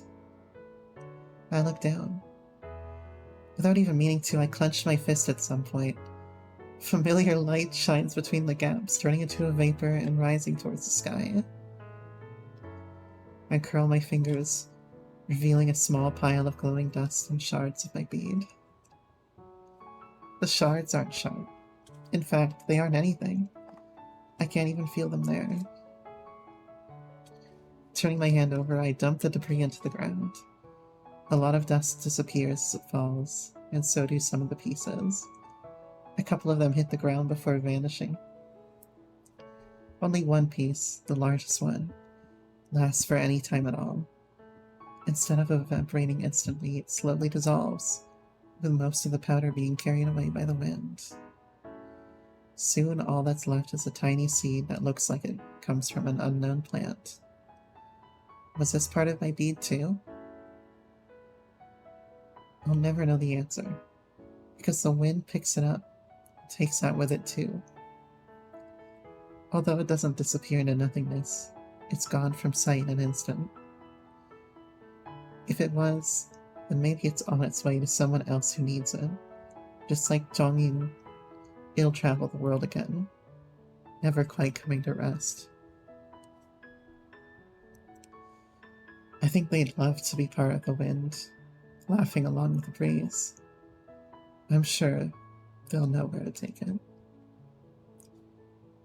The instant the last trace of magic disappears, I can feel my body start to change.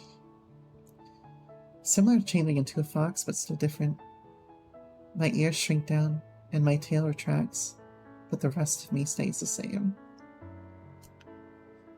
My hair brushes against my shoulders as new, different ears take the place of my fox ones.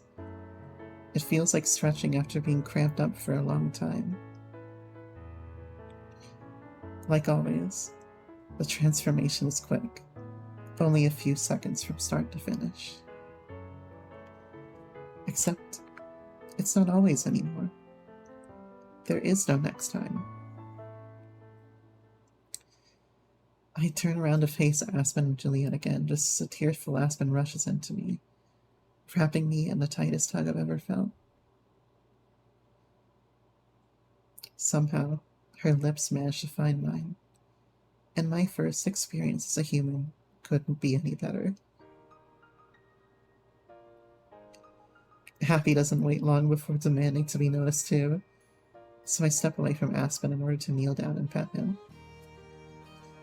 He seems to handle this change a lot better than me turning into a fox, since he doesn't growl or act any differently at all. I wonder if he even notices that change. Finally, there's Juliet, who has tears of her own in her eyes. As I climb the stairs, she steps forward and pulls me into an embrace of her own. Congratulations, Miho. Thank you. For everything. Juliet lets go of me and then steps further back into the house and away from the sunlight. The rest of us go inside too. I feel strangely normal. Other than being a bit dizzy, I feel exactly the same as I did 5 minutes ago. Even the dizziness will probably go away once I get used to not having a tail. I'm not sure what I was expecting being human to feel like, but I thought I would at least feel like something. I don't mind being wrong about this one. I know that I'm right about the human part, though. That same intuition that's guided me my whole life tells me that. That's reassuring as well. I am still me, through and through. I go back into the kitchen, which also seems absurdly normal. I feel like I should at least do something to celebrate or commemorate the occasion, but really, just being able to go on with my everyday life feels like a reward itself. Like Lena leaving the Bell House, maybe it'll hit me harder later on, after the novelty has worn off. But right now, I'm just excited to keep living.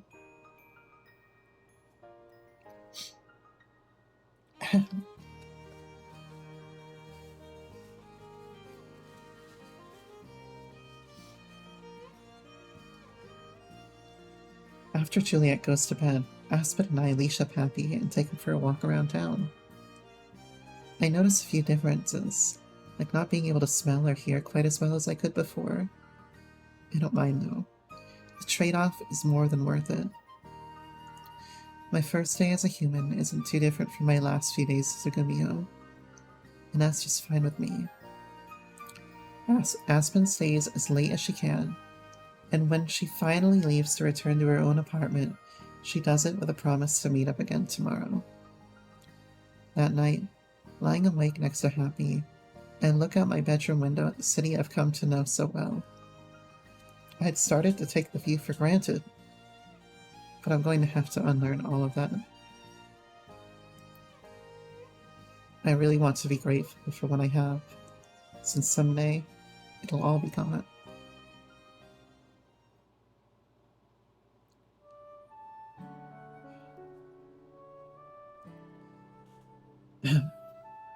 For what will be the last time for a while, Aspen shows up at the library for breakfast. It's been our routine ever since I came to Wellington, and it's bittersweet that it'll be coming to an end. An ending is just a chance for a new beginning, though. So, tomorrow's the big day. That's right. I don't know how I'm going to sleep tonight. I don't know if I'll have time to sleep tonight. At least you'll have plenty of coffee to drink in the morning. That's true. As long as no one drops the coffee maker or something. Yeah, that previous scene hit me pretty hard. Not gonna lie. Oh, here I go again. I keep imagining 100 things that could go wrong. I'm sure there are a million things that will go right. Yeah, it'll be great. Thanks. I'm sure you're both right. I just can't help being me. That's why I know it'll go well. Happy and I hang out in the kitchen while Aspen and Juliet browse around to find books for Aspen's reading corner. Once she has a few picked out, Juliet heads to bed, and Aspen rejoins the dog and me. She picks up her purse, where she left it on the counter earlier, and sits down. So, after your bead broke yesterday, it gave me an idea for a secret ritual of my own.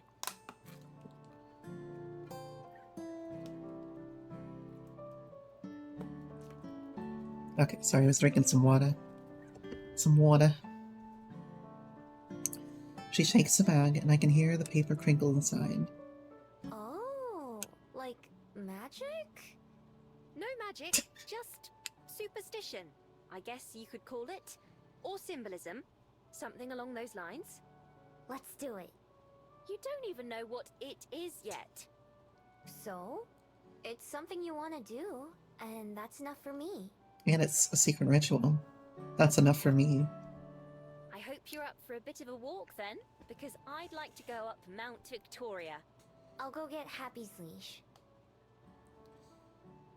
On the way up to the top of the mountain, we talk about everything except why we're there. At the summit, we stop, and Aspen looks around. I see why you come up here so often. I'm glad the new store is closer. I could do with a few more chances to clear my head. I'm glad you like it up here too.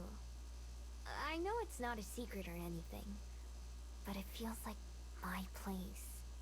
I know what you mean. That used to be the library for me. Used to? It's special in a different way now. A wonderful way, to be sure, but not the same as when I was just a regular patron browsing the shelves. But up here, I feel calm in the same way when I sit down with a good book. Not just a good one, but a favorite. One that I know I can go back to again and again and enjoy just as much as the first time I read it. She unslings her purse from her shoulder and reaches in. Happy gets his hopes up, probably thinking that's where sandwiches grow, but he'll be disappointed this time. Instead, what Aspen takes out is a small stack of paper. At first I'm afraid it's the box in the grove, which is silly because I keep that safely in my room with my scroll. On closer inspection, I recognize the fancy logo at the top. That's from the book company, right? The one you almost signed with? Yes. This was the contract they offered me. I'm gonna rip it up. I held on to it to think about, and then afterwards held on to it as a reminder. I think I need to move on from it too now. Just like you were saying about your bead. For a long time, I thought of my self-worth purely in terms of what I could make or give to the world. In other words, how good my writing was. That sure turned out to be a mistake. I always knew it was, of course. Still, once you're that far into the hole, it can be tough to dig yourself back out. I have you to thank in part for that. For helping me find my own strength that I needed. That's why I don't need this anymore. Not as a reminder or a motivator. I don't need it to tell me what I'm worth. From top to bottom, Aspen rips papers in half. Then she tucks those into a pile and rips them again. Then she rips those. She holds out her handful of shredded paper like I held out my shattered bead. Just like then, the wind eagerly picks up the pieces and carries them away out to sea. They toss and flutter in the wind, scattering directions before they're even past the edge of the mountain. Aspen watches them go, hands still outstretched, not to bring them back, but to keep them away. In just seconds, they're gone from sight. I tore up the rejection letters too. The ones I'd been keeping in my box. Envelopes and all. I saved a copy of my manuscript instead. That's what I really want to look back on someday and smile about. Not to forget the bad, but to remember the good too. I'll always associate it with these days here with you. And with the new store, and everything else. I think those will be much happier memories to keep. Don't you? I do. I never want to forget how I feel right now either. Or any of my time here. I don't think we will. I'm not sure how we could. And even though the future is scary at times, it scares me right now when I think of opening the store tomorrow. I'm excited. I'm excited to face it with you and with Juliet. And with Happy, of course. Of course. The three of us stand quietly together, facing the horizon and the future. Aspen's right. It is intimidating. But that's exciting in its own way. If there's one lesson that I've learned, it's one most important thing. It's that I can't just wait for the future to come to me. I have to reach out and grab it for myself.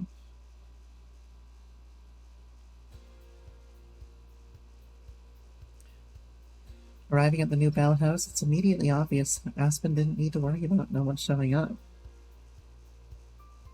Juliet and I are there an hour early.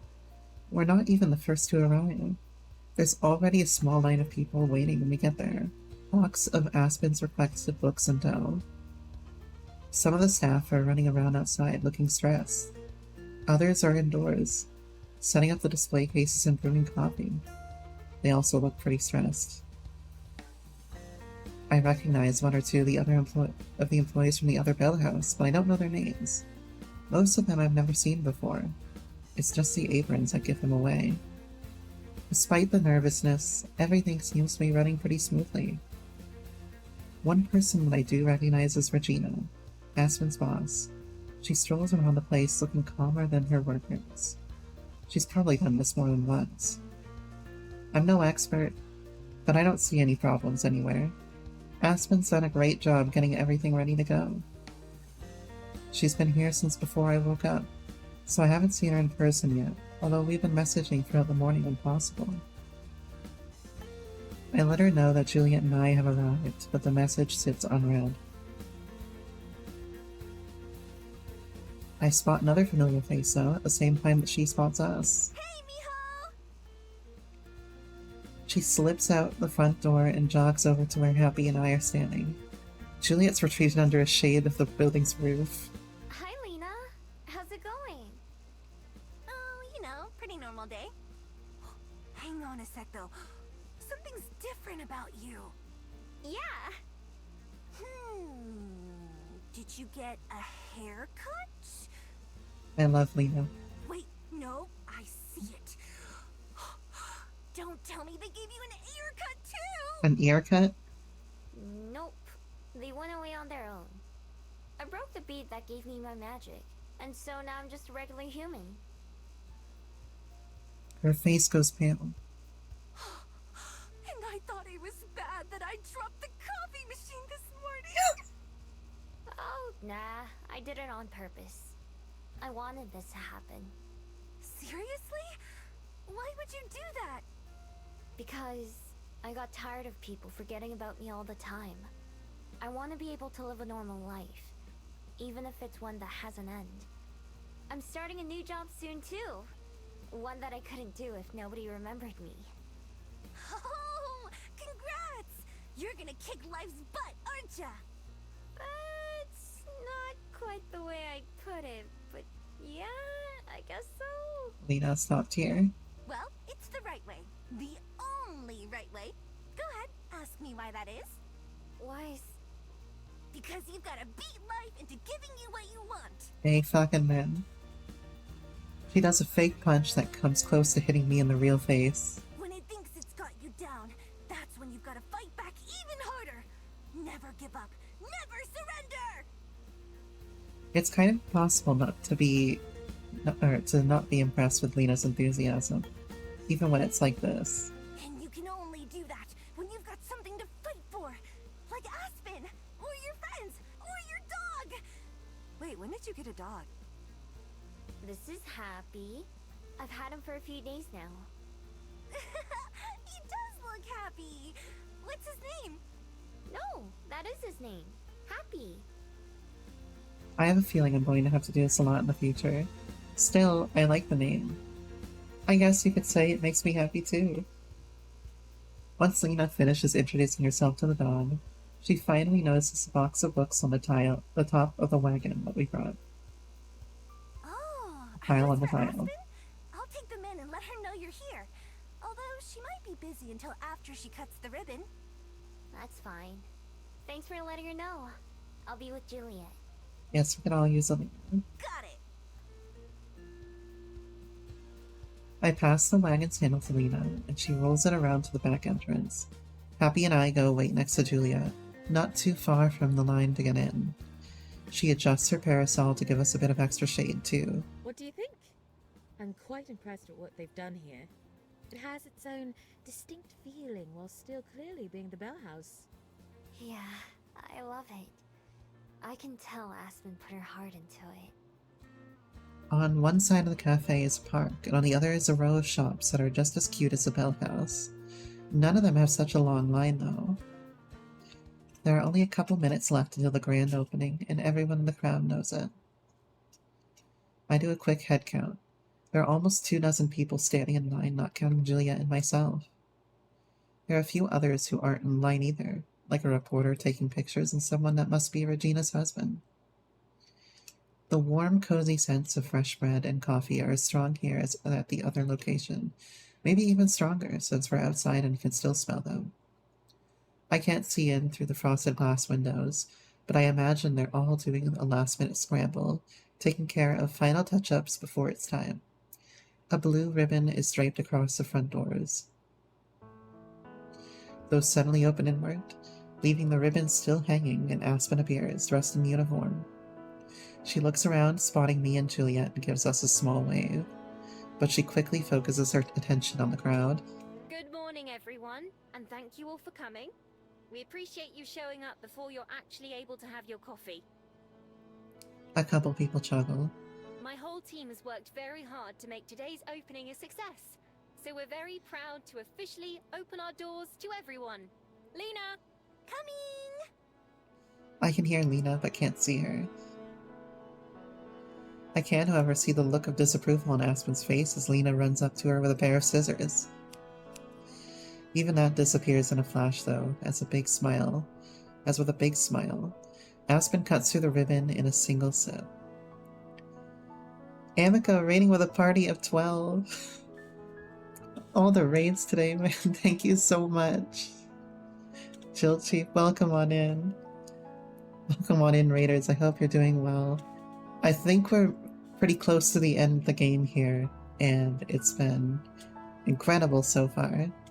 I've definitely cried like twice this stream. Hello, welcome on in. I hope you had a lovely stream as well. How you doing? So we're just sort of near the end here, and they're opening up a new shop and everything, and we're kind of wrapping up all the loose ends, basically, in this visual novel. So it's been so emotional so far. I hope everybody is doing well tonight. Even Ned disappears in a flash, though, as with a big smile, Aspen cuts through the ribbon in a single snip. And also, if it's your first time here, I do a lot of games. I do Final Fantasy XIV, visual novels, other RPGs, and hope stream is going as well. You must sleep, but yeah, thank you so much for raiding. Stream has been going very well so far. We got a huge raid earlier from the developer of this game too. They were also there, and it's been a crazy day. So thank you so much for stopping by and bringing everyone here. As I said, I do virtual novels, other RPGs, Final Fantasy XIV, so expect to see some more of this sort of content on my channel in the future.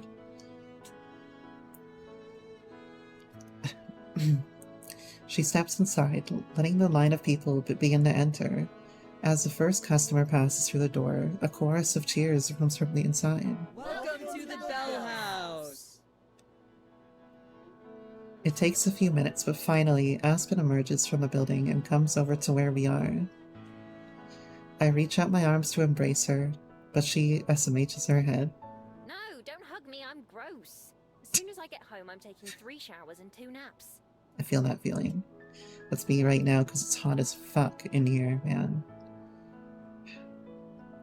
You deserve them. Everything looks amazing. You've done a great job. Thanks. Wait until you actually go inside. Although maybe it's better to wait until tomorrow for that. And keep your mouth shut. If you say so. You're already quite popular. I'm not sure if tomorrow will be any slower. That's a good problem to have if it happens. I can show you around right now if you really want, but it's going to be awfully crowded in there. It's fine. You can show us another time. We'll be here again soon, for sure. Indeed. I'm looking forward to trying out the reading corner for myself. Yes, me too.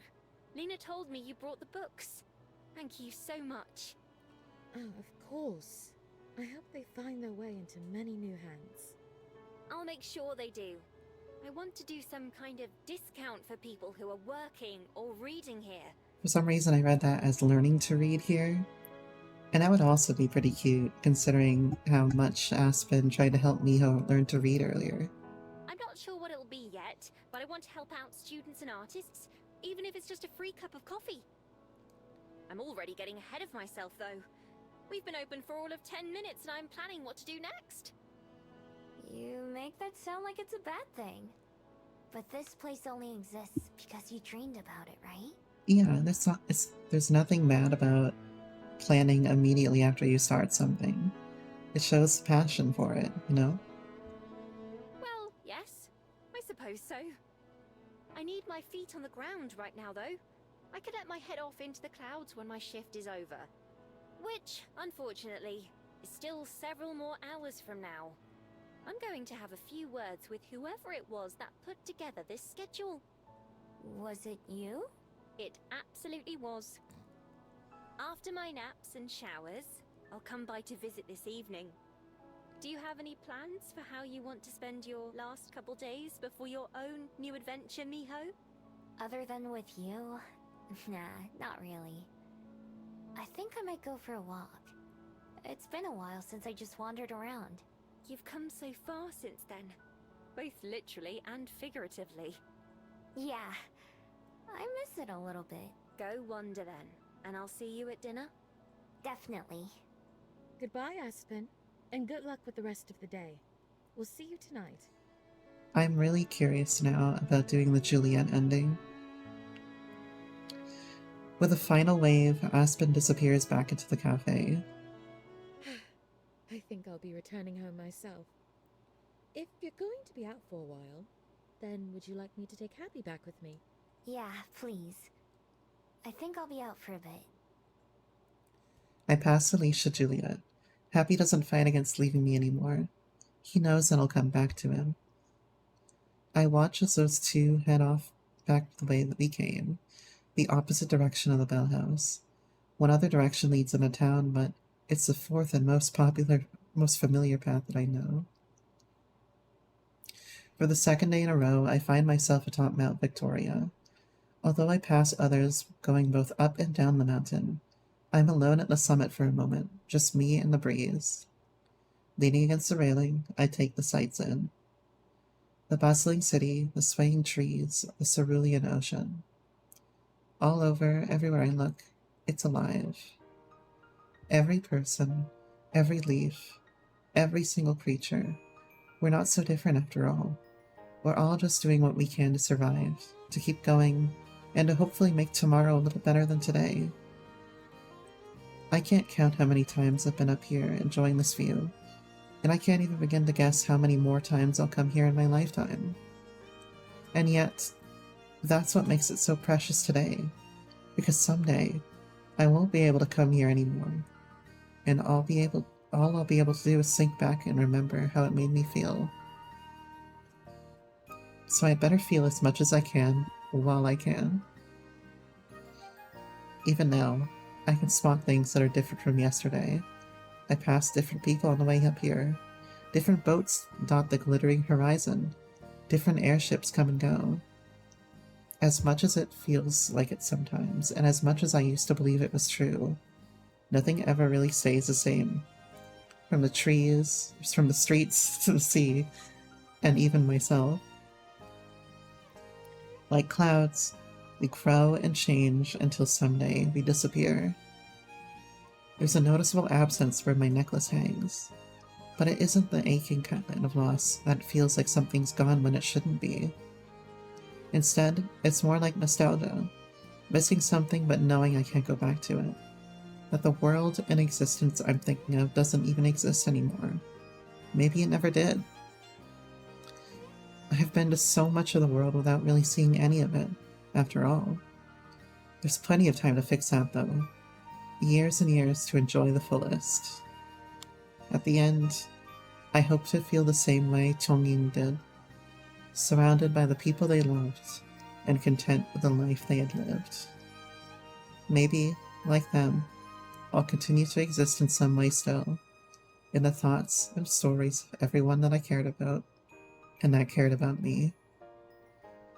For someone who's not used to being remembered, a legacy like that doesn't sound too bad. Maybe someone, someday, will stand up here like me, looking out at the world and seeing proof that I once lived and existed. Yeah, you know what, and that makes me think of. Remember that we once lived. It's okay if they don't know me or my name. That doesn't bother me. But if there's one more bird singing its song than there would have been had I never existed, then that's enough.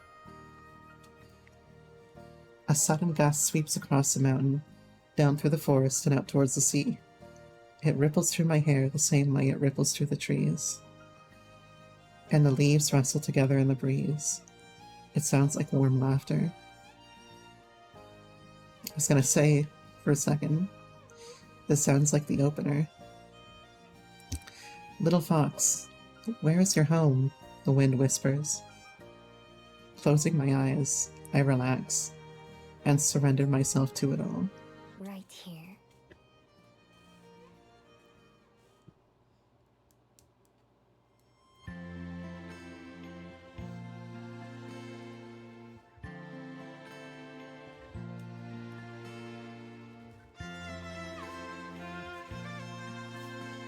Oh my god, I'm gonna cry again. I'm gonna fucking cry again. As I open to another page, I'll let this play up though.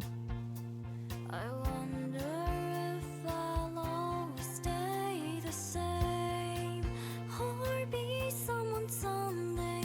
As you open up another door, I'm searching for more, but I'm not really sure what I'll find.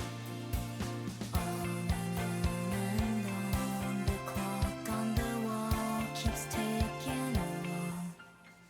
So I put a bookmark in this chapter of my life. I take the pressed flower to remember you by. Getting older will mean that you're not on my mind. Together we'll be young till we die. With just a word or two, the year will end so soon. Will you remember me if I remember you?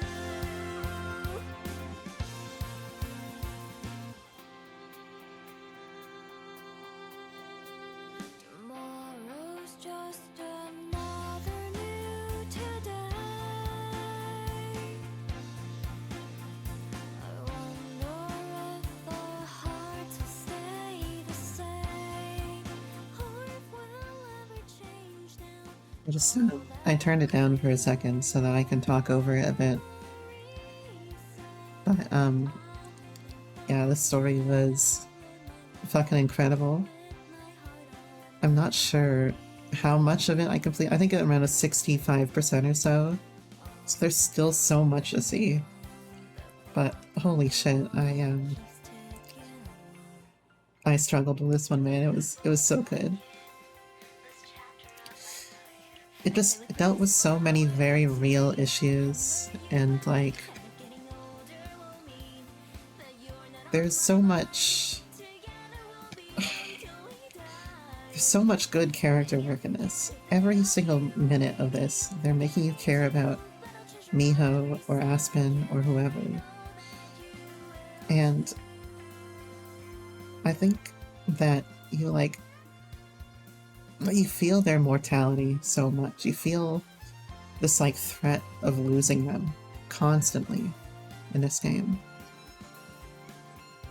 And it makes you very aware of your impact on other people, how that's remembered,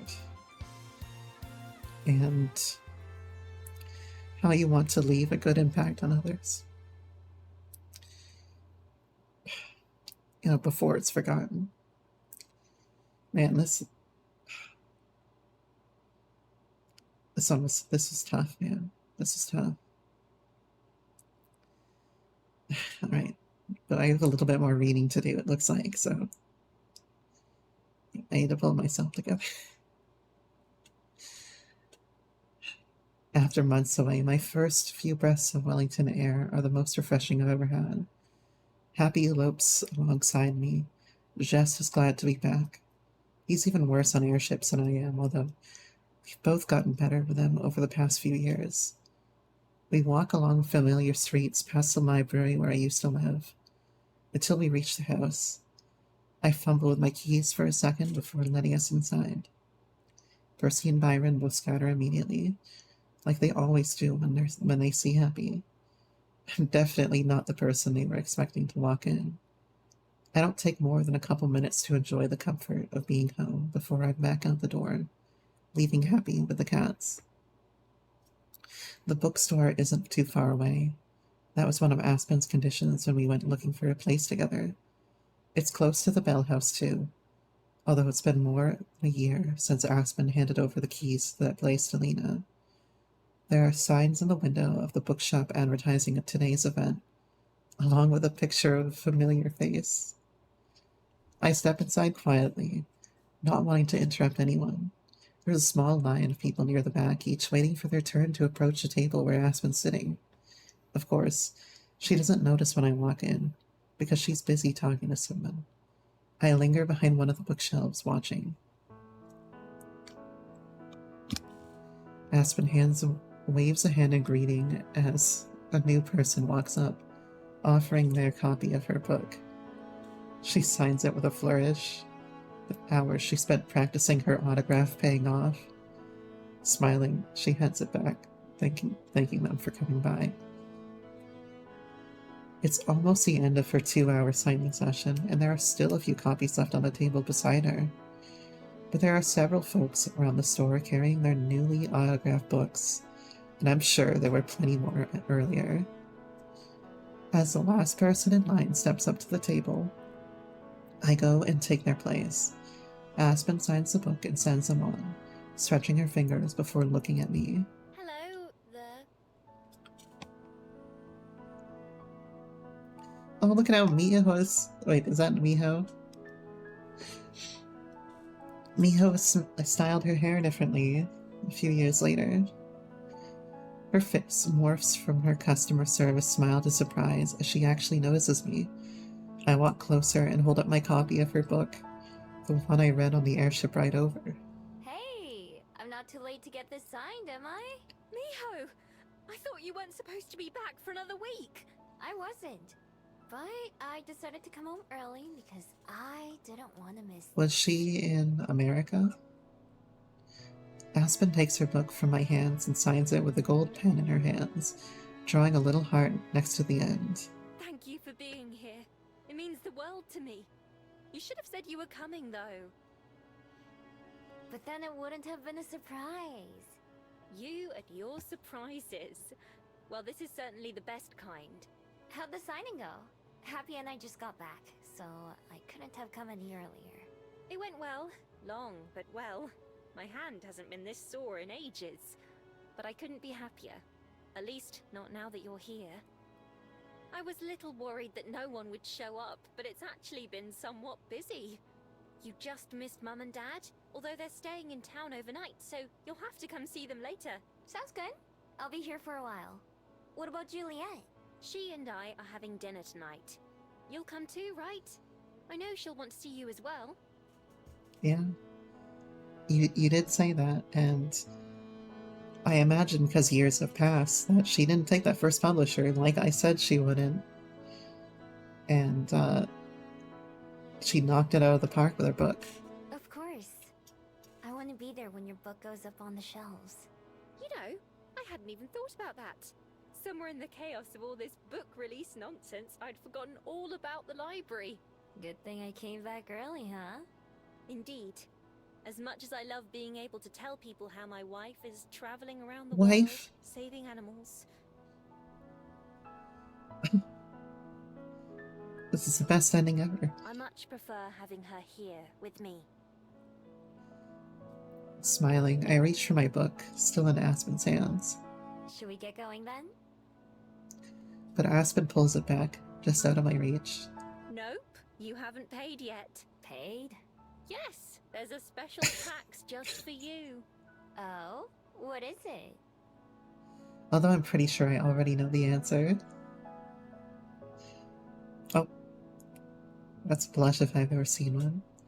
I step closer as Aspen leans across the table to kiss me, holding on to it for support. In that moment, All the jet lag and aches and pains of travel melt away, replaced by pure bliss. All right. Now I'm ready to go.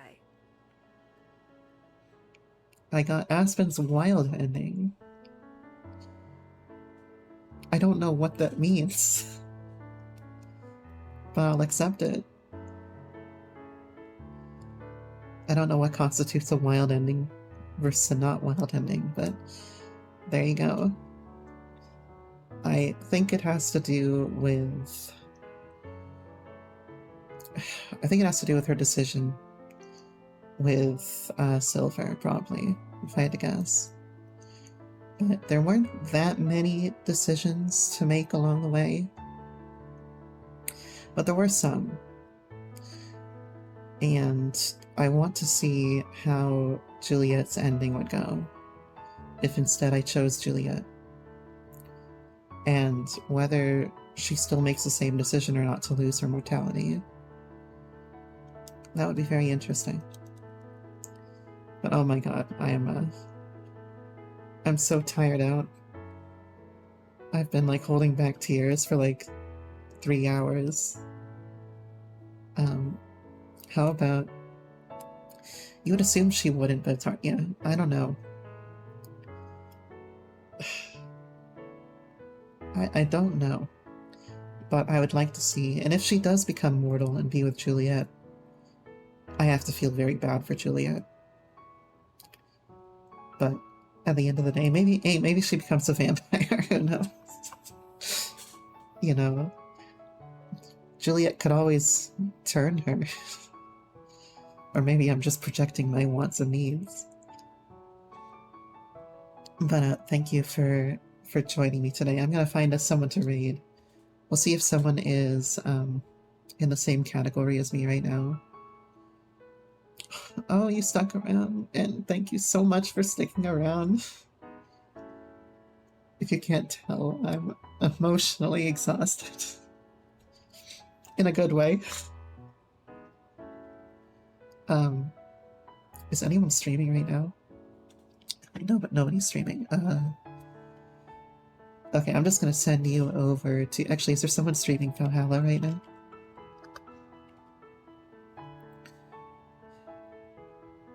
There are a couple of people.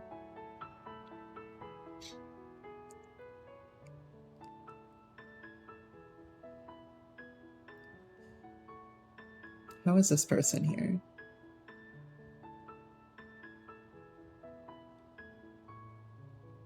Okay, I'm gonna send you to a little streamer who is currently 22 followers, so make sure to follow her. She's currently playing through Valhalla, another visual novel that I just finished. It's also incredible, and she only has 4 viewers right now, so we're gonna blow her up. Again, thank you so much, Studio Elon, for coming and joining. It was clearly very emotional for me. I loved it. I'll probably play through the Juliet ending on my own at some point soon. But, for now I might let it rest a little bit and, you know, rest and recover. And besides, I have some more stuff that I'd like to pick up very soon. More visual novels I'd like to try out. I'm definitely gonna check you guys out and see if do you have any more games that you have published? Because if you do, I will definitely take a look at them. This was like, you know, such a beautiful piece. I'll definitely be checking out your Steam page and everything, see like see what else you guys have worked on. Now I'm gonna send you over to Olive Gree. Search and filter. Give me a second here. Yep, alright, let's get this raid going. Thank you guys so much for joining me tonight for this. It was an incredible experience. We got affiliate tonight, and we had so much support from the different raids that we received. So I hope you all have a lovely rest of your night. I'll see you guys tomorrow. I'll be on BZ's channel early for Final Fantasy. Maps Thursday? Treasure Thursday? Have a good one, everyone.